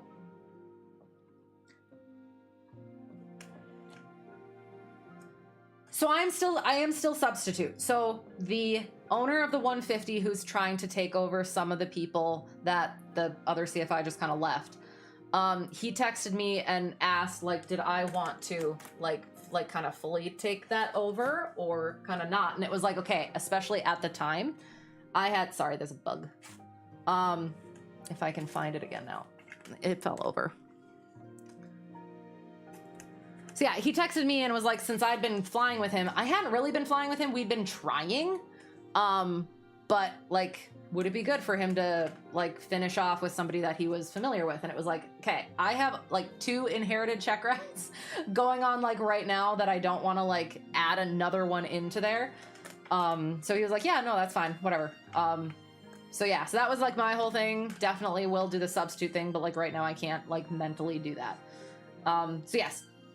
So that was what I was under the impression of, that I'm still being substitute and everything. So now we're back to our stalls. So we do power off stall, and I think that went like kind of fine. It didn't quite like, I don't know if it quite broke the way that you want to see, but like we did that a little bit and it was fine.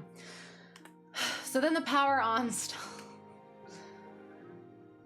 So power on stall. You're flying, you bring that power back to bring that speed down. You hold your altitude, get to rotate speed, and then you full power. He went up to about 2,000, maybe 2,200, and he was gonna do it at there.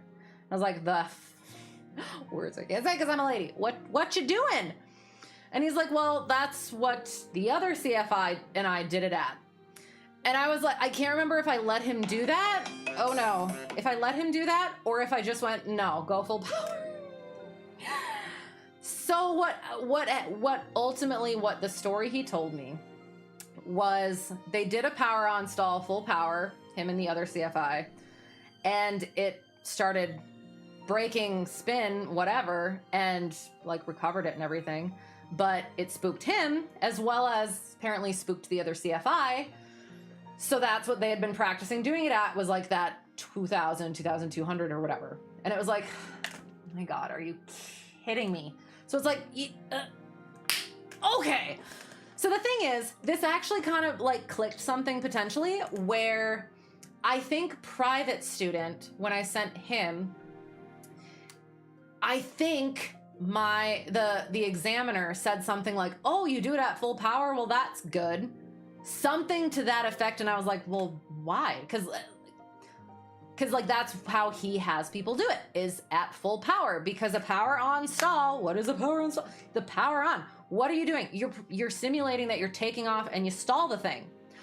So what are you at when you are in takeoff? You're at full power. Sorry, ticked me off. So yeah, so that was the whole thing, is like, that's what we talked about and everything, is like, this is why we do it at full power. I want you to be doing it at full power. We're going to practice doing it at full power because this is what we're simulating, and you should be able to. That's why we train for it. And he was very nervous about it. And the first time that we did it full power and everything. It started breaking, and he full aileron and everything, and it starts going, and it's like, I tried to talk him through it for a little bit, and then I was just like, okay, my controls. And took controls and I cleaned it up, whatever. And it was like, okay, so how are you doing? And I felt so bad. So this is potentially a me problem. I guess I need to I like to be nonchalant about stuff, because like I assume that maybe hopefully that puts people at ease. Like if I don't think it's an issue, maybe they won't feel like it's as much of an issue. But maybe I was like a little bit too much. But it was like, okay, checked on him, still a little bit nervous and everything. He didn't really like that very much. And it was like, okay, that's fine. So I'm gonna do it. I'm gonna show you. So we did that. It was good. It was okay. It was fine. Then we talked through all that, and then we tried it again, and it got like better, but it was still like a little hitch point. That's what I mean. That will have to be moved through. So yeah, and so that's the thing, is he was practicing and getting used to it at that 2000, 2200 RPM. And like, yeah, of course that's going to be a lot tamer and stuff, but that's not realistic.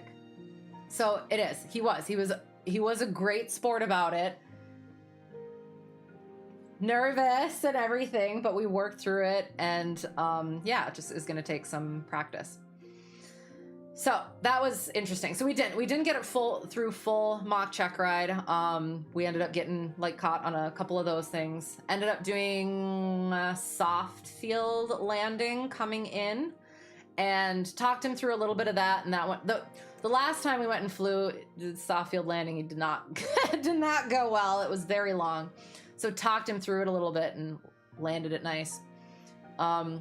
So yeah, then we went over a bunch of things with that, and yeah, so that was interesting, seeing all that stuff. And I remember my first time doing, getting into sort of like incipient-ish, maybe a little bit, spin in the 150 with one of my first students. And it was nerve-wracking as hell, but it was like, that was what the training was, is as soon as that started happening and I started realizing, yeah, students not doing anything helpful, my controls fixed it, got out, and you okay? You okay to keep going? Am I okay to keep going? There you go. And it was like, okay, I guess I can actually do that. Whereas on the other side of it is, as a CFI, I didn't like that. I'm going to adjust the way that I teach it so that I don't have to. Anyway, sorry, getting a little bit.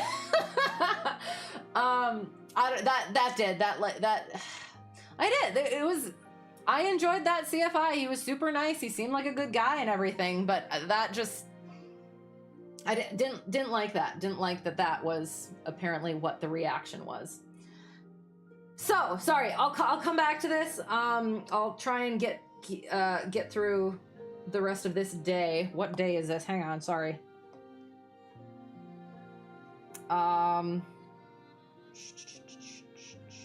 Yeah. So then, yes, so then I had to drive.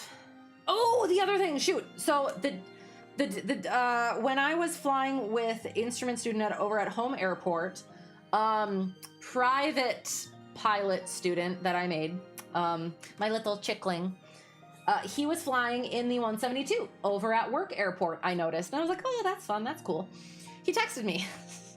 And there was a drip, fuel drip, that he noticed under the big door, the one that you do like that, go like that. So the oil door is on this side, it's a little push one. And then on this side, it's the big wing nut thing. And you look under and you can see a bunch of stuff. The engine. So he noticed a fuel drip down below. He opened it up, looked in, and there was a blue connection that had, fuel sort of dripping. It was like, okay, that's weird. So I was like, okay. So I was going to go the next day, try and check it out myself. Otherwise, let 150. He was supposed to be flying with another student that day, so I was going to ask him to check it out. While I was flying with a substitute student, I heard the Baron going, and one of the owners is also the owner of the 172. So I was like, oh, if he's there, I'll just ask him to do it. So he looked into it, and it turns out it was the B nut to the fuel sensor was leaking. And so he tightened it up. And I was like, okay, that's cool. That's different because we don't have fuel sensors on all of the planes, or any of the planes except that one. So it was like, okay, that's new and different. And my student found it. Would I have found it? I don't think I would. So it was like proud CFI moment. So yeah, that was cool. That was good. Went over to home airport and had lesson with new private student there. So that's that. Oh yeah, so Sharpie landing go. Oh, so I guess we also did do a go around with substitute student. Yeah. So short field landing, I think it was coming in a little bit high, and it was like, okay, so what things can you do? And he's like, well, I can go around. And I was like, okay, cool. So then he went around, came back in, talked him through it, nailed it. Okay. So then, frick.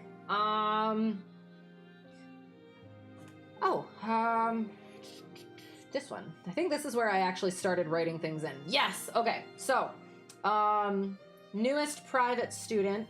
He texted me. So this is the sunshiny student, and this is what makes me feel very crotchety as like grumpy and all of that. He texted me and he's like, we need to come up with a handshake. Beg pardon? So I didn't get a chance to text him back, but we pulled up at the same time at home airport. And I was like, so what? And he's like, I have handshakes with all the people I hang out with. And I was like, I don't do handshakes. He's like, that's too bad, we're gonna do it. And I was like, so we didn't get to the handshake. We got to slow flight and steep turns. So that was so yeah, so we re-practiced the slow flight, and then we got into the steep turns. So we ended up talking about various things that went together with that. And then there was like, I went and the time before, I let him just go do his pre-flight on his own. And he was so excited for it. I was like, okay, cool, that's good. So this time though, I was like, I should probably like make sure he's actually like doing it right. So I'll just go hover. Except I was not allowed to just hover. He liked to chat. So there was a little bit of like, okay, yeah, we can bantery back and forth, but at some point it's like, okay, focus on your pre-flight. So that was, yeah. And then while we're in the air, either doing slow flight or the steep turns, he saw something down on the ground. Child. There was what appeared to be a certain shape in a field. He had to take a picture, and it was like, yeah, it was that shape,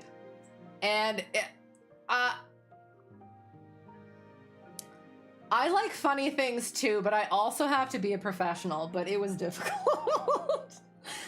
So that was also interesting, and that's going to be interesting, yeah, to figure out and continue to figure out. So, was supposed to have, so yes, came back in, talked over that stuff, realized number one instructor was over there chatting with the owners. I was so excited.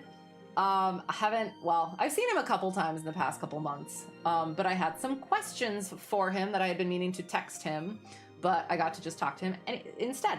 So, sent off a student and went and chatted with, number one instructor and the two owners, as well as the electrical guy over there.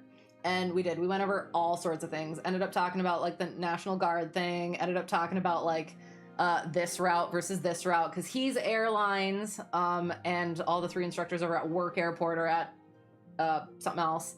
So it's like, okay, pros and cons there, and what's gonna be, went over that, went over some instrument stuff. And it was nice talking with him again and going over just a bunch of stuff with all of them. And it was like, okay, I do have a lesson after this, but turned out I didn't. My student never showed up. After a while, I was like, so, hey, did I miss you coming in? We did talk about this, right? And he's like, oh, yeah, but work ran long, so sorry about that. And I was like, okay, that's okay. I get to talk. I get to chat with people then instead. As well as was talking to electrical guy, and we talked about the new airplane, the new rental that we have, has the same GPS in it as the one over at Work Airport, the 172 over at Work Airport. So I am familiar with that. That's going to be no issue. I had thought when we had done over at Work Airport with the 172 with that GPS, when we lost COM2, we used the standby frequency and tried to just monitor it so we wouldn't have to like switch frequencies, right? Tried to do the monitoring thing and I couldn't click it. Like you couldn't click the lights on while monitoring the standby frequency. So I brought that up, and apparently that like shouldn't happen, especially according to electrical guy there. So at some point we should go up and fly it. And then it was like, wait, I haven't flown that plane yet. I could go fly that plane. I'm gonna go fly that plane.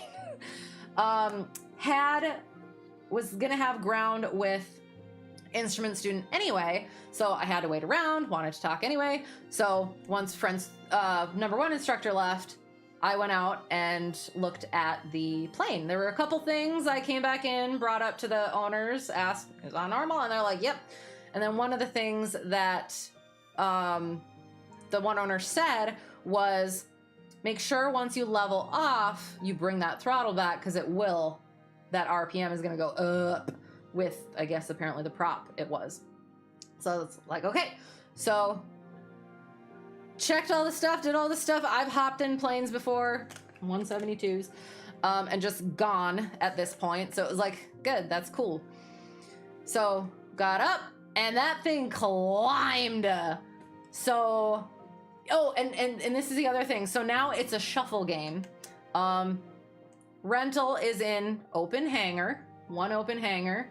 And so the second rental is behind the usual rental. So I already had the plane out at the fuel truck for my next student. So I just kind of pushed it back and pulled it around and got very close to whacking something, but I didn't. And then, brought that plane out there, and then I was able to bring this plane out there, so it was kind of perfect. Old guy across the street came over and helped me out a little bit, so that was nice, chatted. And then, the tow bar that we had was, like, it kind of stuck a little bit, so he took it home to go, like, grease it up. And I went up, and I did a couple patterns, went up in the pattern, and was... It climbed more than I expected it to, and I was like 200 feet higher than I should have been, and like trying to work on getting it back down, and I was just so surprised at it. But like with the whole power setting thing, I was like, oh, I guess that's probably normal. So just did pattern, came in, did a go around, did the same thing, and then I was playing with the GPS and the comms trying to figure out, like, okay, monitoring the standby, does that do anything? Like, does it do anything it's not supposed to? And it did seem like it was not doing. So I put in the weather frequency, and then I was listening on like normal frequency, monitoring the weather frequency. And so it did what it was supposed to do, where the weather frequency would cut out, the standby frequency would cut out when somebody talked on the active frequency. But then when I was monitoring the weather frequency, nobody was talking, I would see the RX pop up and on the active frequency. And I was like, okay, so I'm not hearing anything. So turned off the monitor, and I didn't hear anything. So then I turned it back on, and then the RX would pop up again, and then I turned off the monitor again, and yeah. So there was a little something. I didn't get a whole lot of time to actually play with it, so I ended up just landing after that one. I had to go do ground with my student. So yeah, I got to go up, play with it a little bit, feel it out, feel good about it, and then go in. So something to think about and talk to electrical guy at some point. So yeah, I mentioned how like fast it climbed. The guy across the street brought back the tow bar. We put it back in the thing. He helped me push it all back, get it all set up. And I mentioned that, and he's like, oh yeah, and it's very cold and everything. And I was like, yeah, but we just flew earlier. I just flew with somebody else earlier and everything. It was like, yeah. So then, yeah, did that. Went and did ground with my instrument student. I don't remember what we ended up, because he was supposed to be going and doing his check ride pretty soon. Let me look. And he reminds me of myself at that time. Just needing to know all the things and having all of the questions and everything like that. And like nowadays I can see that you don't need to know everything. Some of the stuff is not relevant. Some of the stuff, it's not relevant right now to the actual like practical application of it. But yeah, so it was getting close to check ride for him. And so he just wanted to go over some more stuff, and he's totally fine. He has the stuff. He's got it down. He just doesn't he finds it difficult to believe that. So yeah, it's trying to like make sure that like he's still like, he knows that he's good and everything. So yeah, and I had to run because I had a early lesson, or I was supposed to have an early lesson the next day. So coming back, sorry, coming back up, wanted to get through that day at least. Coming back. Okay. You are going to be starting your A&P for sure by February. You're so excited to start learning. Yay! What have you done on the ground for yourself since then? Or so far. The thing you're most excited about is welding. That's one thing you never got decent at as a diesel mechanic in the U.S. Army. Can you practice already? Or I guess maybe you don't want to like get bad habits. Everyone's favorite piece of equipment, but the line guys hate the most. Oh no! You're forced to be in IT school. No A&P for you. IT is cool though. You do need to know computer stuff for flying stuff. It's super cool. Thing it doesn't stay where I want it. There. No, come back.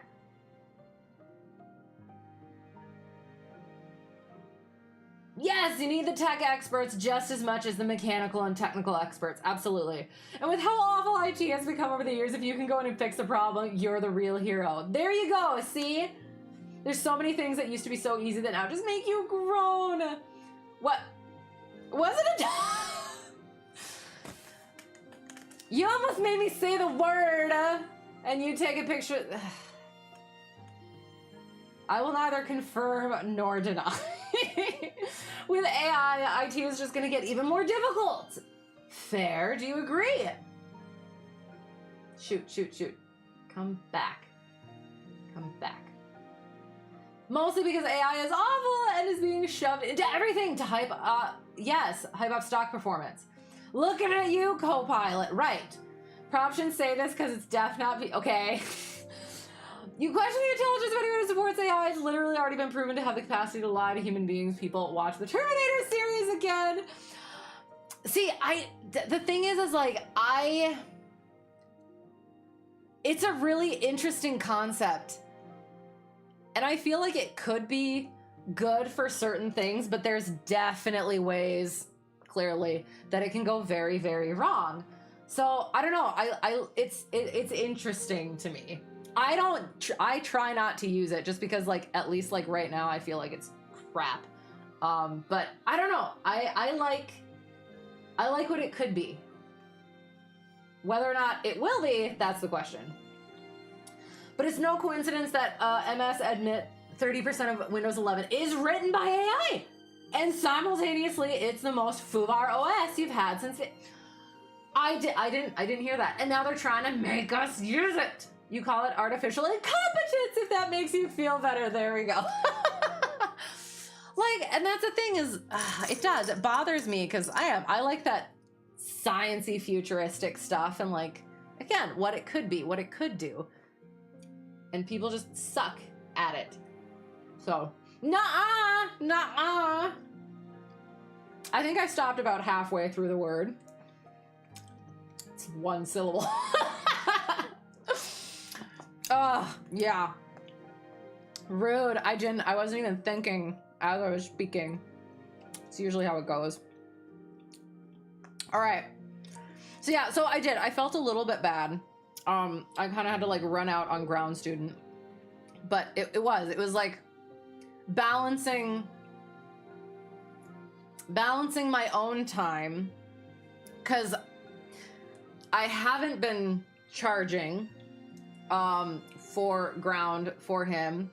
I should, but I do. I want to get him through his instrument and everything. But I did. I had to go so that I could, like, yeah, get up and do stuff. Because yeah, I had work airport stuff.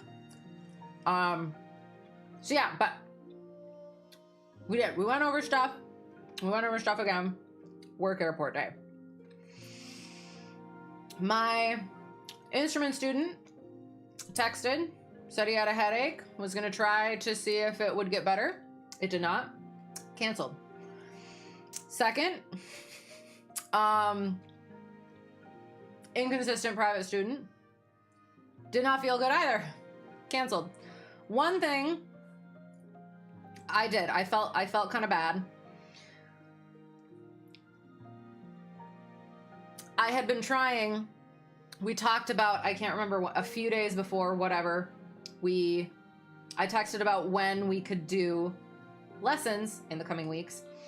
And I was going to try to put it an hour earlier so I could squeeze my other student in with more time, have both of them have the amount of time that I wanted them to have for the block.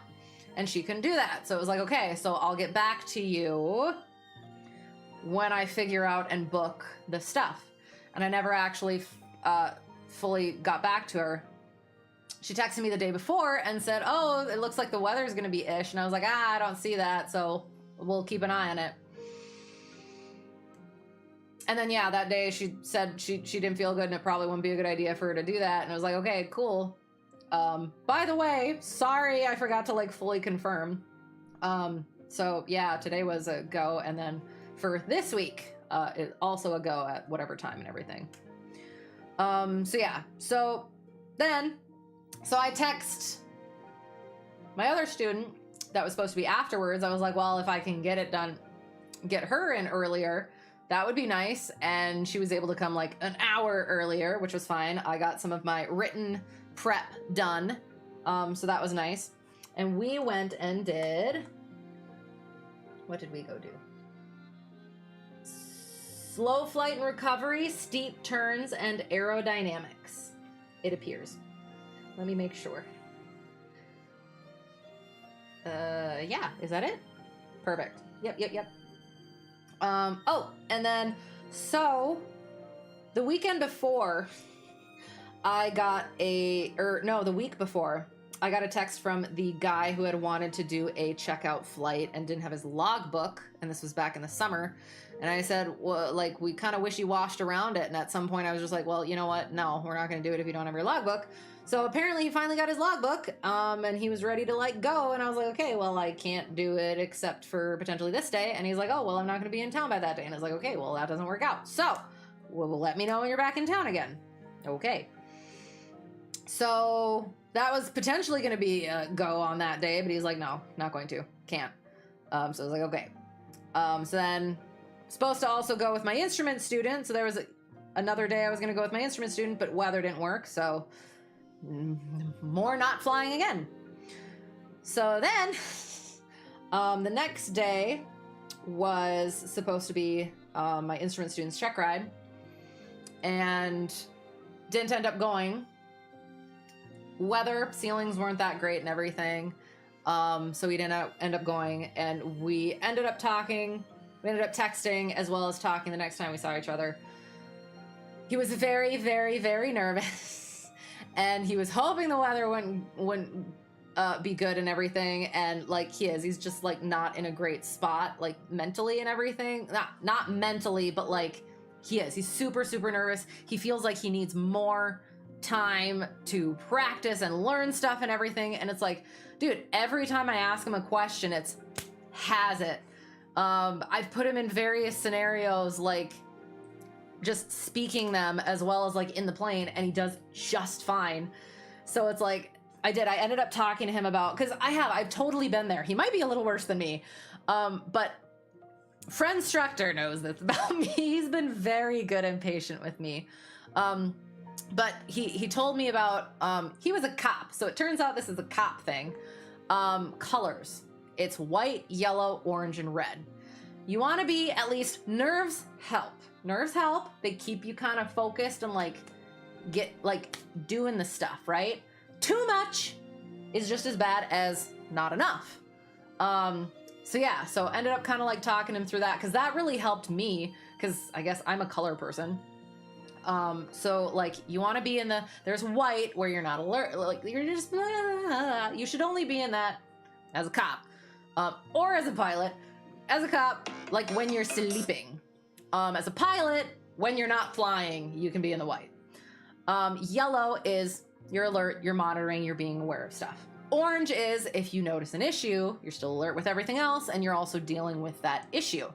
Red, you're not going to be effective. You're too nervous, you're too like, it's just overwhelming you.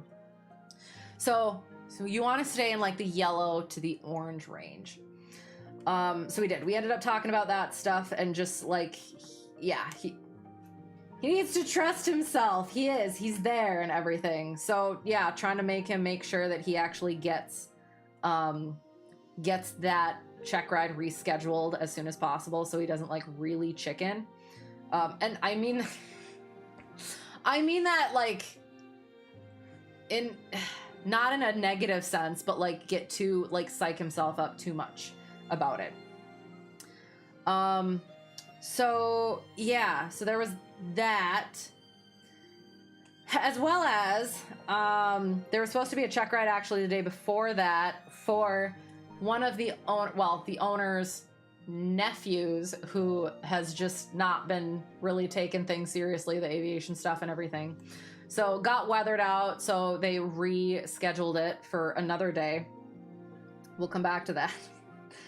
And then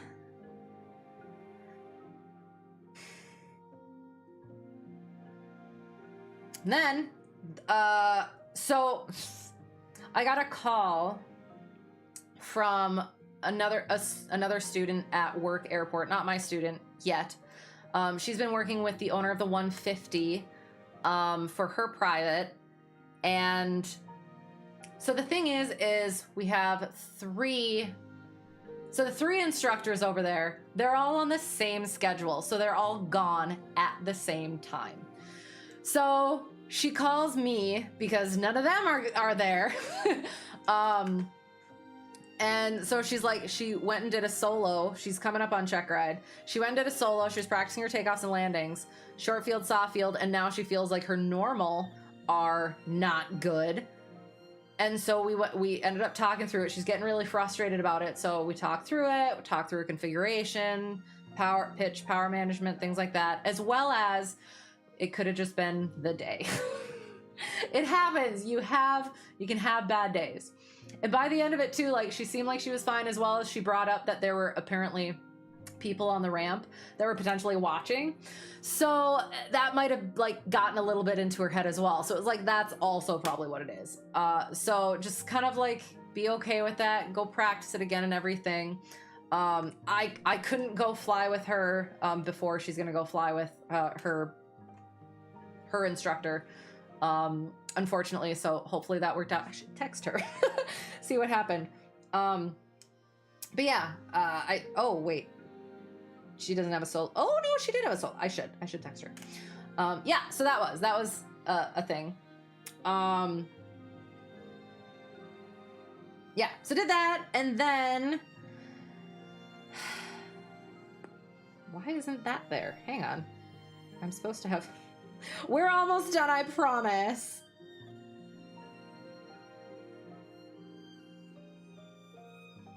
Okay, yeah. So yeah, so that was that. So yeah. So now we are on. So, okay, this is gonna be the final story.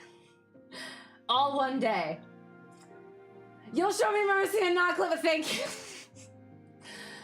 And I will leave that there. I won't give you any reason to rethink that decision. The one thing AI has been consistently good for is parsing data, which makes sense. An LLM is basically context-based statistical probability. So if you haven't an index, it can make one. Right, but other than that, it's an overhyped dumpster fire. Fair. That exact same instruction, you got the exact same briefing with your bro in arms when you crossed the border from Kuwait into Iraq for the first time. Definitely a military thing too. He was also in the military. So yes, gotta be on a bit of an edge on convoys and outside the wire in general. Very fair. Thank you for bringing that up. So you get what I'm talking about. Did I explain it correctly? I think I explained it correctly, at least in like this context. Cause yeah, I read like an article or whatever about it. Cause I didn't want to bug like for instructor. Well, he's out on a trip, but yeah, it was in there, and I wanted to make sure that I explained it correctly, because it seemed to help me, because it's like, yeah, like utilizing that stuff, it's good for you as long as you keep it under control. So yeah, thank you for that. But yeah, it is. It's just. And I know that it is a process, because like he even said that he didn't know like what the colors kind of like stood for and everything. And so I kind of explained it. And then afterwards he was like, yeah, he thinks he was probably a little bit in the red, that night before his check ride, winding himself up and everything. And it's like, so how do I like not do that? And so I used the analogy of spin awareness and training. So once like you get into the stall and once you start braking, your instinct is to use that aileron, and that's just going to make it worse. So you got to really be deliberate and think through it. Deliberate action, know that that's happening. Know you're not supposed to be doing that. And then, yeah, take that deliberate action and even let go. So yeah, like letting it go, do its thing, whatever. So letting go of those things, not focusing on all the things that you don't know, but all the things that you do know that you've done well and all that. So I know it is a process and everything. So it's just, yeah, me trying to be on this other side of, I know I've been over there. How do I help get him from there to more over here? So yeah, that's been interesting. A bit abbreviated, but adequate. Excellent. Cause yeah, I know a lot of it had to do with like, yeah, like actual major threats, like outside threats and stuff like that. But yeah, being able to kind of like shift it to just like the aviation stuff and not be, yeah, hopefully so worried that everything's going to go wrong, sort of. So yeah. Excellent. That was good. Thank you. Yeah. So then He didn't have his check ride, so it was like, okay, did you get it locked in again? And he's like, no. I was like, okay, try to do that, because otherwise, yeah, it's gonna psych him out and everything. So get it down as soon as possible. And now that you've had that, like get yourself mentally ready for it. Like you're gonna be past this and everything. Like know that you are gonna be ready. You already are ready, but mentally be ready.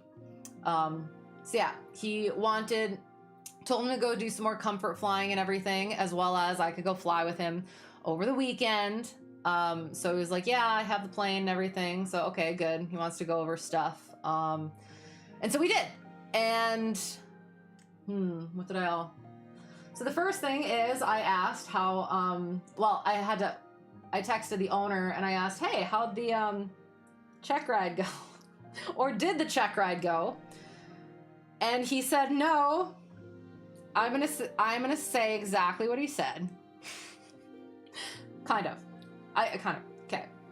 The dumbass brought the wrong medical card, not his airman's medical certificate, a different one. So they couldn't do the check ride. And it was like, wow. And so I was like, that boy needs to like get the whip cracked. And he's like, no, he's just an idiot. I don't know how he gets out of bed in the morning. And I was like, and he's going to be going from flying planes. And then he's like, yeah, scary, isn't it? And I was like, yeah, just a little bit. So it was like, that's like one of the things that I teach my students right away. That's part of the PAVE. That's part of all the abbreviations that I teach them so that they know and they practice making sure that they do that stuff. They bring that stuff all the time so that they don't forget about it. So yeah, that was funny, but also wow. So yeah. So we went and went with instrument student, went and did approaches. VOR, partial panel, had a little bit of trouble with the sticky notes, but we figured it out. Kind of overshot the final approach course, so we had to end up talking about that, but did the missed approach. It was busy actually, so I was like on alert for all that stuff. Did the missed approach much better than it was last time, and his hold was really, really nice. It was timed and he went out enough and everything, and it was beautiful. Went and did the ILS, and that went fine. I took his foggles off and then had him go missed again. Haha, surprise. And that went just fine, and then vectored him back to do the VOR again rather than the RNAV. Did that normally, and that went a lot better. Circle to land, and then we talked about the staying closer to the runway than you think. But then, yeah, having that, like, outer radius, that GPS radius or whatever for the actual landing. Landed it, touch and go, really good. And then we were on the way back, we were talking over some stuff. Said he felt better about it, and he did. It was very good. And then we're on our way back, and I looked down, and the frickin' vacuum! The gauge was, and it was like, what? And I was like, oh, I had a sort of a moment or a I can't remember what sort of noise I made, but he was like, what? And I was like, okay, right, teaching moment, monitor. And he's like, what? I don't know what you want me to be monitoring. And so I was like, okay, so you got your basic 6-pack here. You got your navlog here, you got your GPS over here. And we've talked about our RPM, right? We've even talked about our ammeter because we had that fail. And then he looks over and he goes, oh, and I was like, oh. So it was it was a teachable moment. So I take a picture of it. I text it to the owner and I'm like, what the hell? Yes, I said hell. Because I was like, we are cursed. And he's like, oh, what the, yeah. I'll take care of it tomorrow. And I was like, great, awesome. But it was actually a really good learning experience because he was kind of noticing that the like attitude indicator was getting a little bit So we got to actually, like, I had him, okay, so what happens when you set it where, like, use that attitude indicator? Now cross-reference. Oh, it's doing all the stuff it's not supposed to. So being able to see that was actually like a really, really good like experience for him. But it just, I could not believe it. And yeah, we'll find out what it was. And he really had to pee. So we were like trying to book it. Like we had a nice tailwind, so that was nice. But he was like, he was getting to the point where he was like starting to have to like take his seatbelt off and stuff like that. Didn't. But like it was, yeah. So I was like, well, do you want me to land it? And he was like, okay. So it was like, okay. There was low level wind shear. And it was like, oh, well, that's going to be fun. And so, yeah, I tried to like do a sort of expedited pattern and ended up doing a little bit of a float, a little bit of a bounce. But hey, it was completely controlled throughout the entire thing. Drift kinged that thing. Not really. Back into like the ramp and everything, and yeah, let him go, and then we went over stuff, and yeah, and that's about it. That's all I got. That's all I got. Let's see.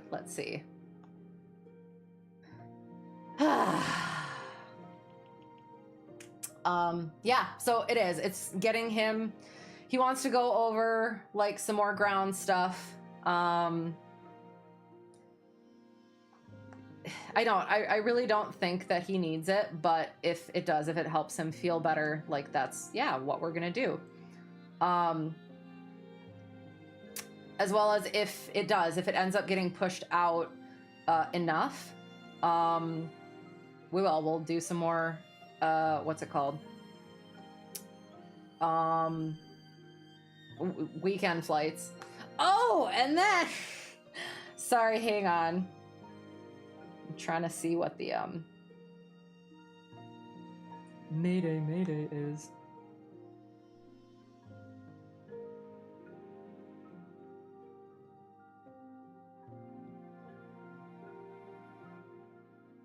Oops. Checking.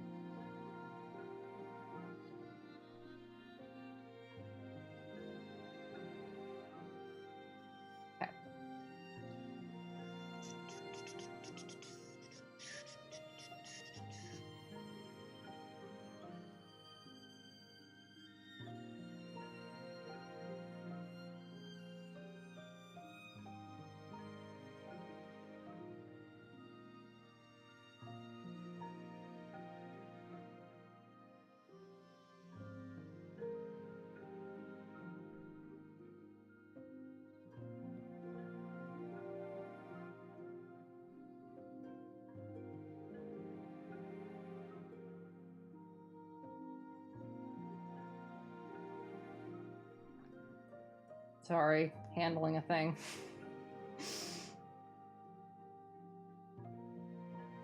Okay.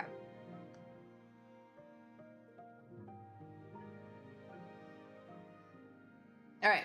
Sorry. That's a lot of story time. Yes, absolutely. I know it's been a month, and it has been a month. So yeah, it has. It's just been a lot of weather stuff, maintenance stuff, scheduling stuff, and then there was something else that I forgot to. I can't even remember. I've been working. I've been working on my. I found a site, Crack ASVAB, and it's got some AFOCT practice tests. I've been going through that. That's been really, really helpful. And I've been working on my the TBAS thing. It has been helpful to just be focusing on that rather than streaming it. So that's why I haven't been doing the streaming of it, just because it does, being able to just kind of focus on that and figure it out has been more helpful. And it's the schedule is just not very flexible. So yeah, nicely done. So in fairness, it has been a hot minute. Yes, it has been. So that's why I like to do this. Like, I like to be able to stream more often so that it's not that much. But yeah, it's just, and that's the thing too, is like, as it gets into like this sort of time of the year, you usually or like I've always thought, and people usually start training in like the spring, and people sort of like kind of like fizzle out a little bit in like these sorts of times. But for some reason, people just keep coming out of the freaking woodwork, and it's like I was kind of looking forward a little bit to a little bit of a slowdown, but no. So what I'm at right now is where am I at? So a couple other, like, I guess miscellaneous. So guy that I met on an instrument flight at his own airport owns a Bonanza as well as a 172. I'm not sure if he sold that yet. And we did a flight, long flight with that, to take his Bonanza down to maintenance and then fly the 172 back. He got a job, and he did training this past week plus.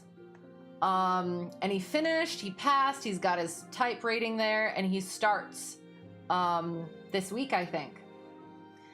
And so he's like, so hey, if you want, there's another training, whatever, early next year. And I was like, kind of, but also. I do, like, I have some students that I want to get through check rides. I don't want to just abandon them. Plus, number one instructor's buddy, who gave me a ride back from Oshkosh in his float plane, needs to do his instrument, so he contacted me and wants to kind of get started for that. Okay, so that's that. He can come to either airport, which would work, because he has his own plane. It's not on floats. And then another guy wants to start instrument soonish. And so I was like, okay, that's more people. Like right now I have semi-consistent and semi-consistent students. I have like 3 to 4 at each airport. And I'm like, okay, that's probably about it that I can actually do. And I remember reading something on Reddit, I think, about like, okay, how many students is like too many, or how many is enough, or things like that. And I think people said like 5 is probably good. So like, I'm like, okay, so I have to figure something out, because I was also supposed to start another private student who I was inheriting another private student at home airport from the instructor who unfortunately right now has cancer. So I was supposed to start with him, but I was like, okay, if I do him as well, I can't do the other. And then I was like, okay, so wait. I asked the owner, does the other CFI have his double I? He does not. So if he has the time, I need to talk to him and be like, okay, so does he have the time to take on another private student? Give him the commercial students, and I'll do the instrument students. So that would work out. But I haven't gotten that far yet. So yeah, we're figuring some stuff out. Getting through this week, getting through Thanksgiving weekend and all that, and we'll see where it goes from there. So yeah, I have gone way longer than I wanted to. It has. It's been fun, and I apologize. Like it is. There's a lot. And it was just like it's been a little bit frustrating, because it's like I have all these like packed days, and then just like the last like week, couple weeks, month, whatever, there's been so many cancellations for various reasons, and it's like, okay, so I'm packed, but I also don't get my hours and or get paid. So it's like the worst of both worlds. So yeah, anyway, so that's why we wanted cozy.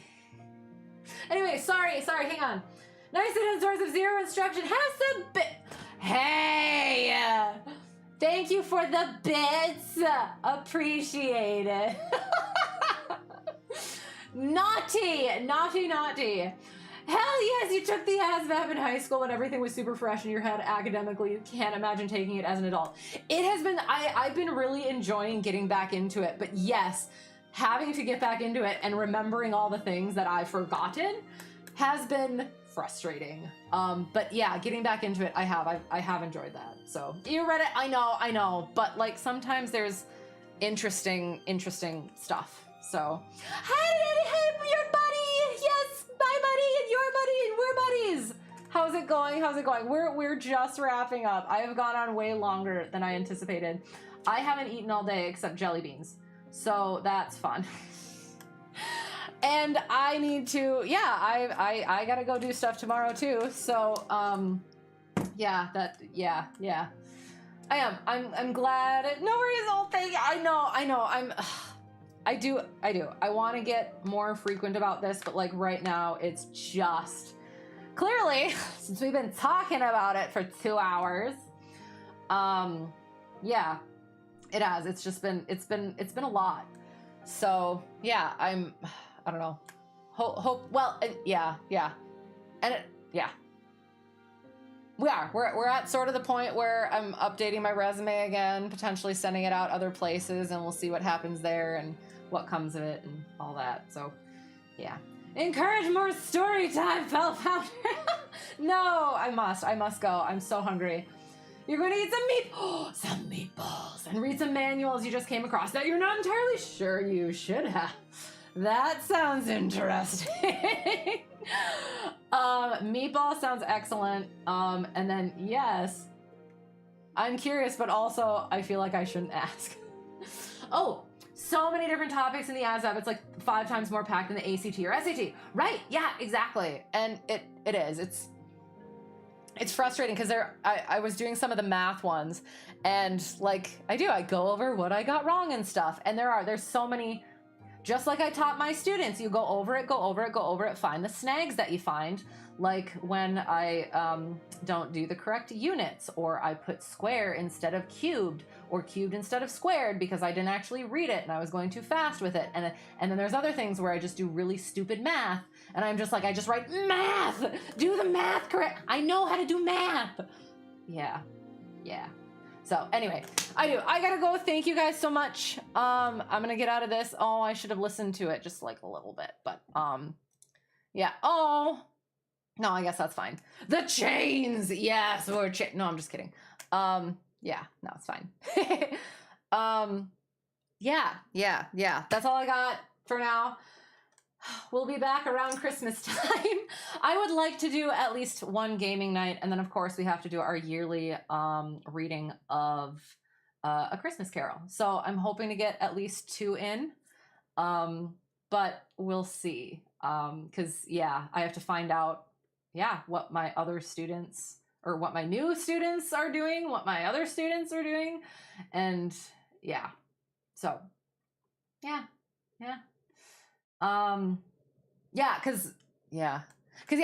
my one student, pre-solo private student who's at home airport and is only getting through his solo, and then he's going to go after the military, is the like early next year is the plan. I have to. We talked about the next thing that he's got to do is the pre-solo knowledge test, which is just about the airport itself, our specific procedures and aircraft and things like that.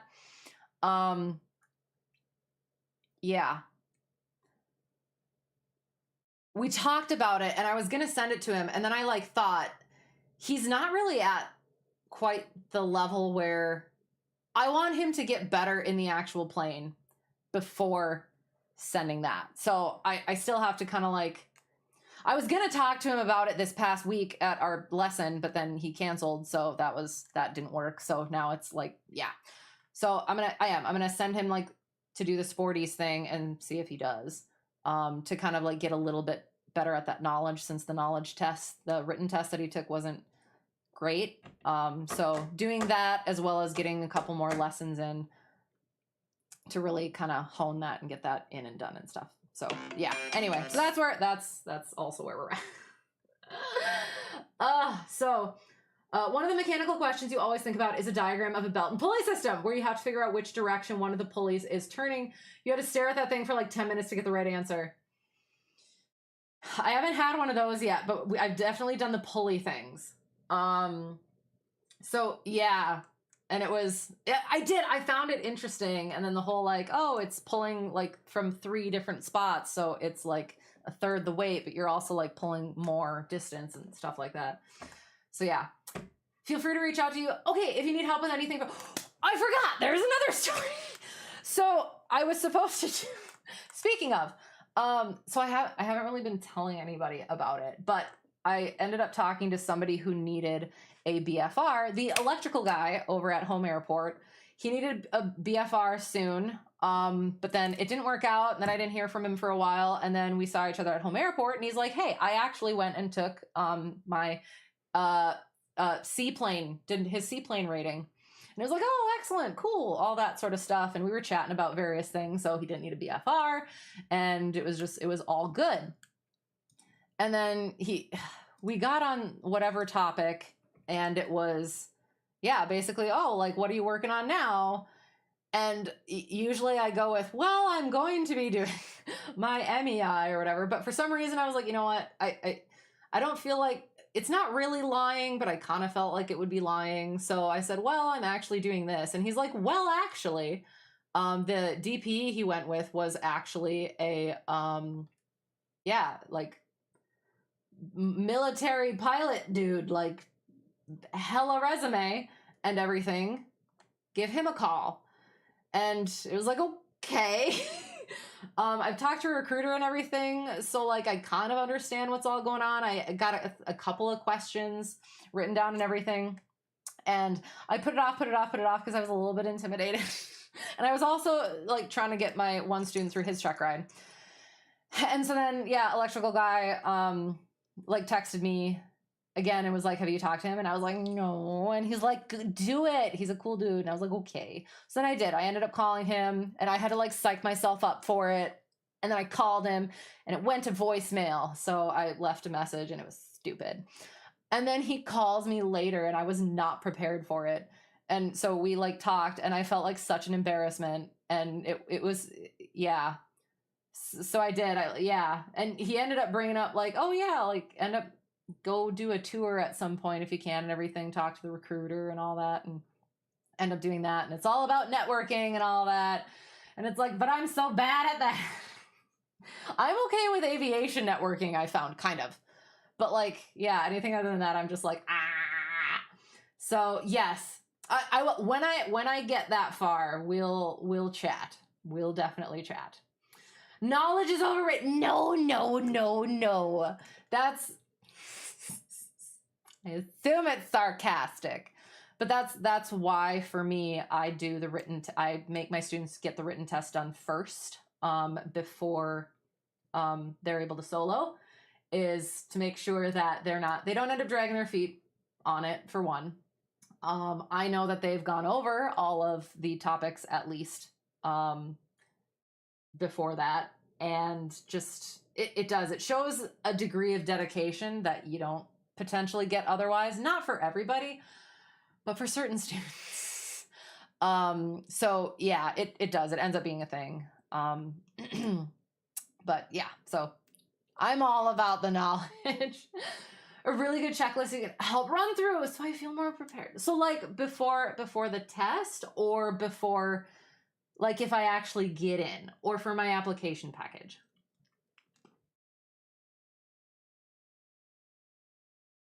Sorry. Because yeah, like I'm any of it. Okay. So well, so right now I'm just working on the tests. I just want to get through the tests, and then the rest of the application package should like, I'll build that, right? So if there's anything that I should do, I guess, before the tests, the written and the practical, and I'm not even sure if there is a physical yet. I mean, I thought that there was, but there might not be. I'm not sure.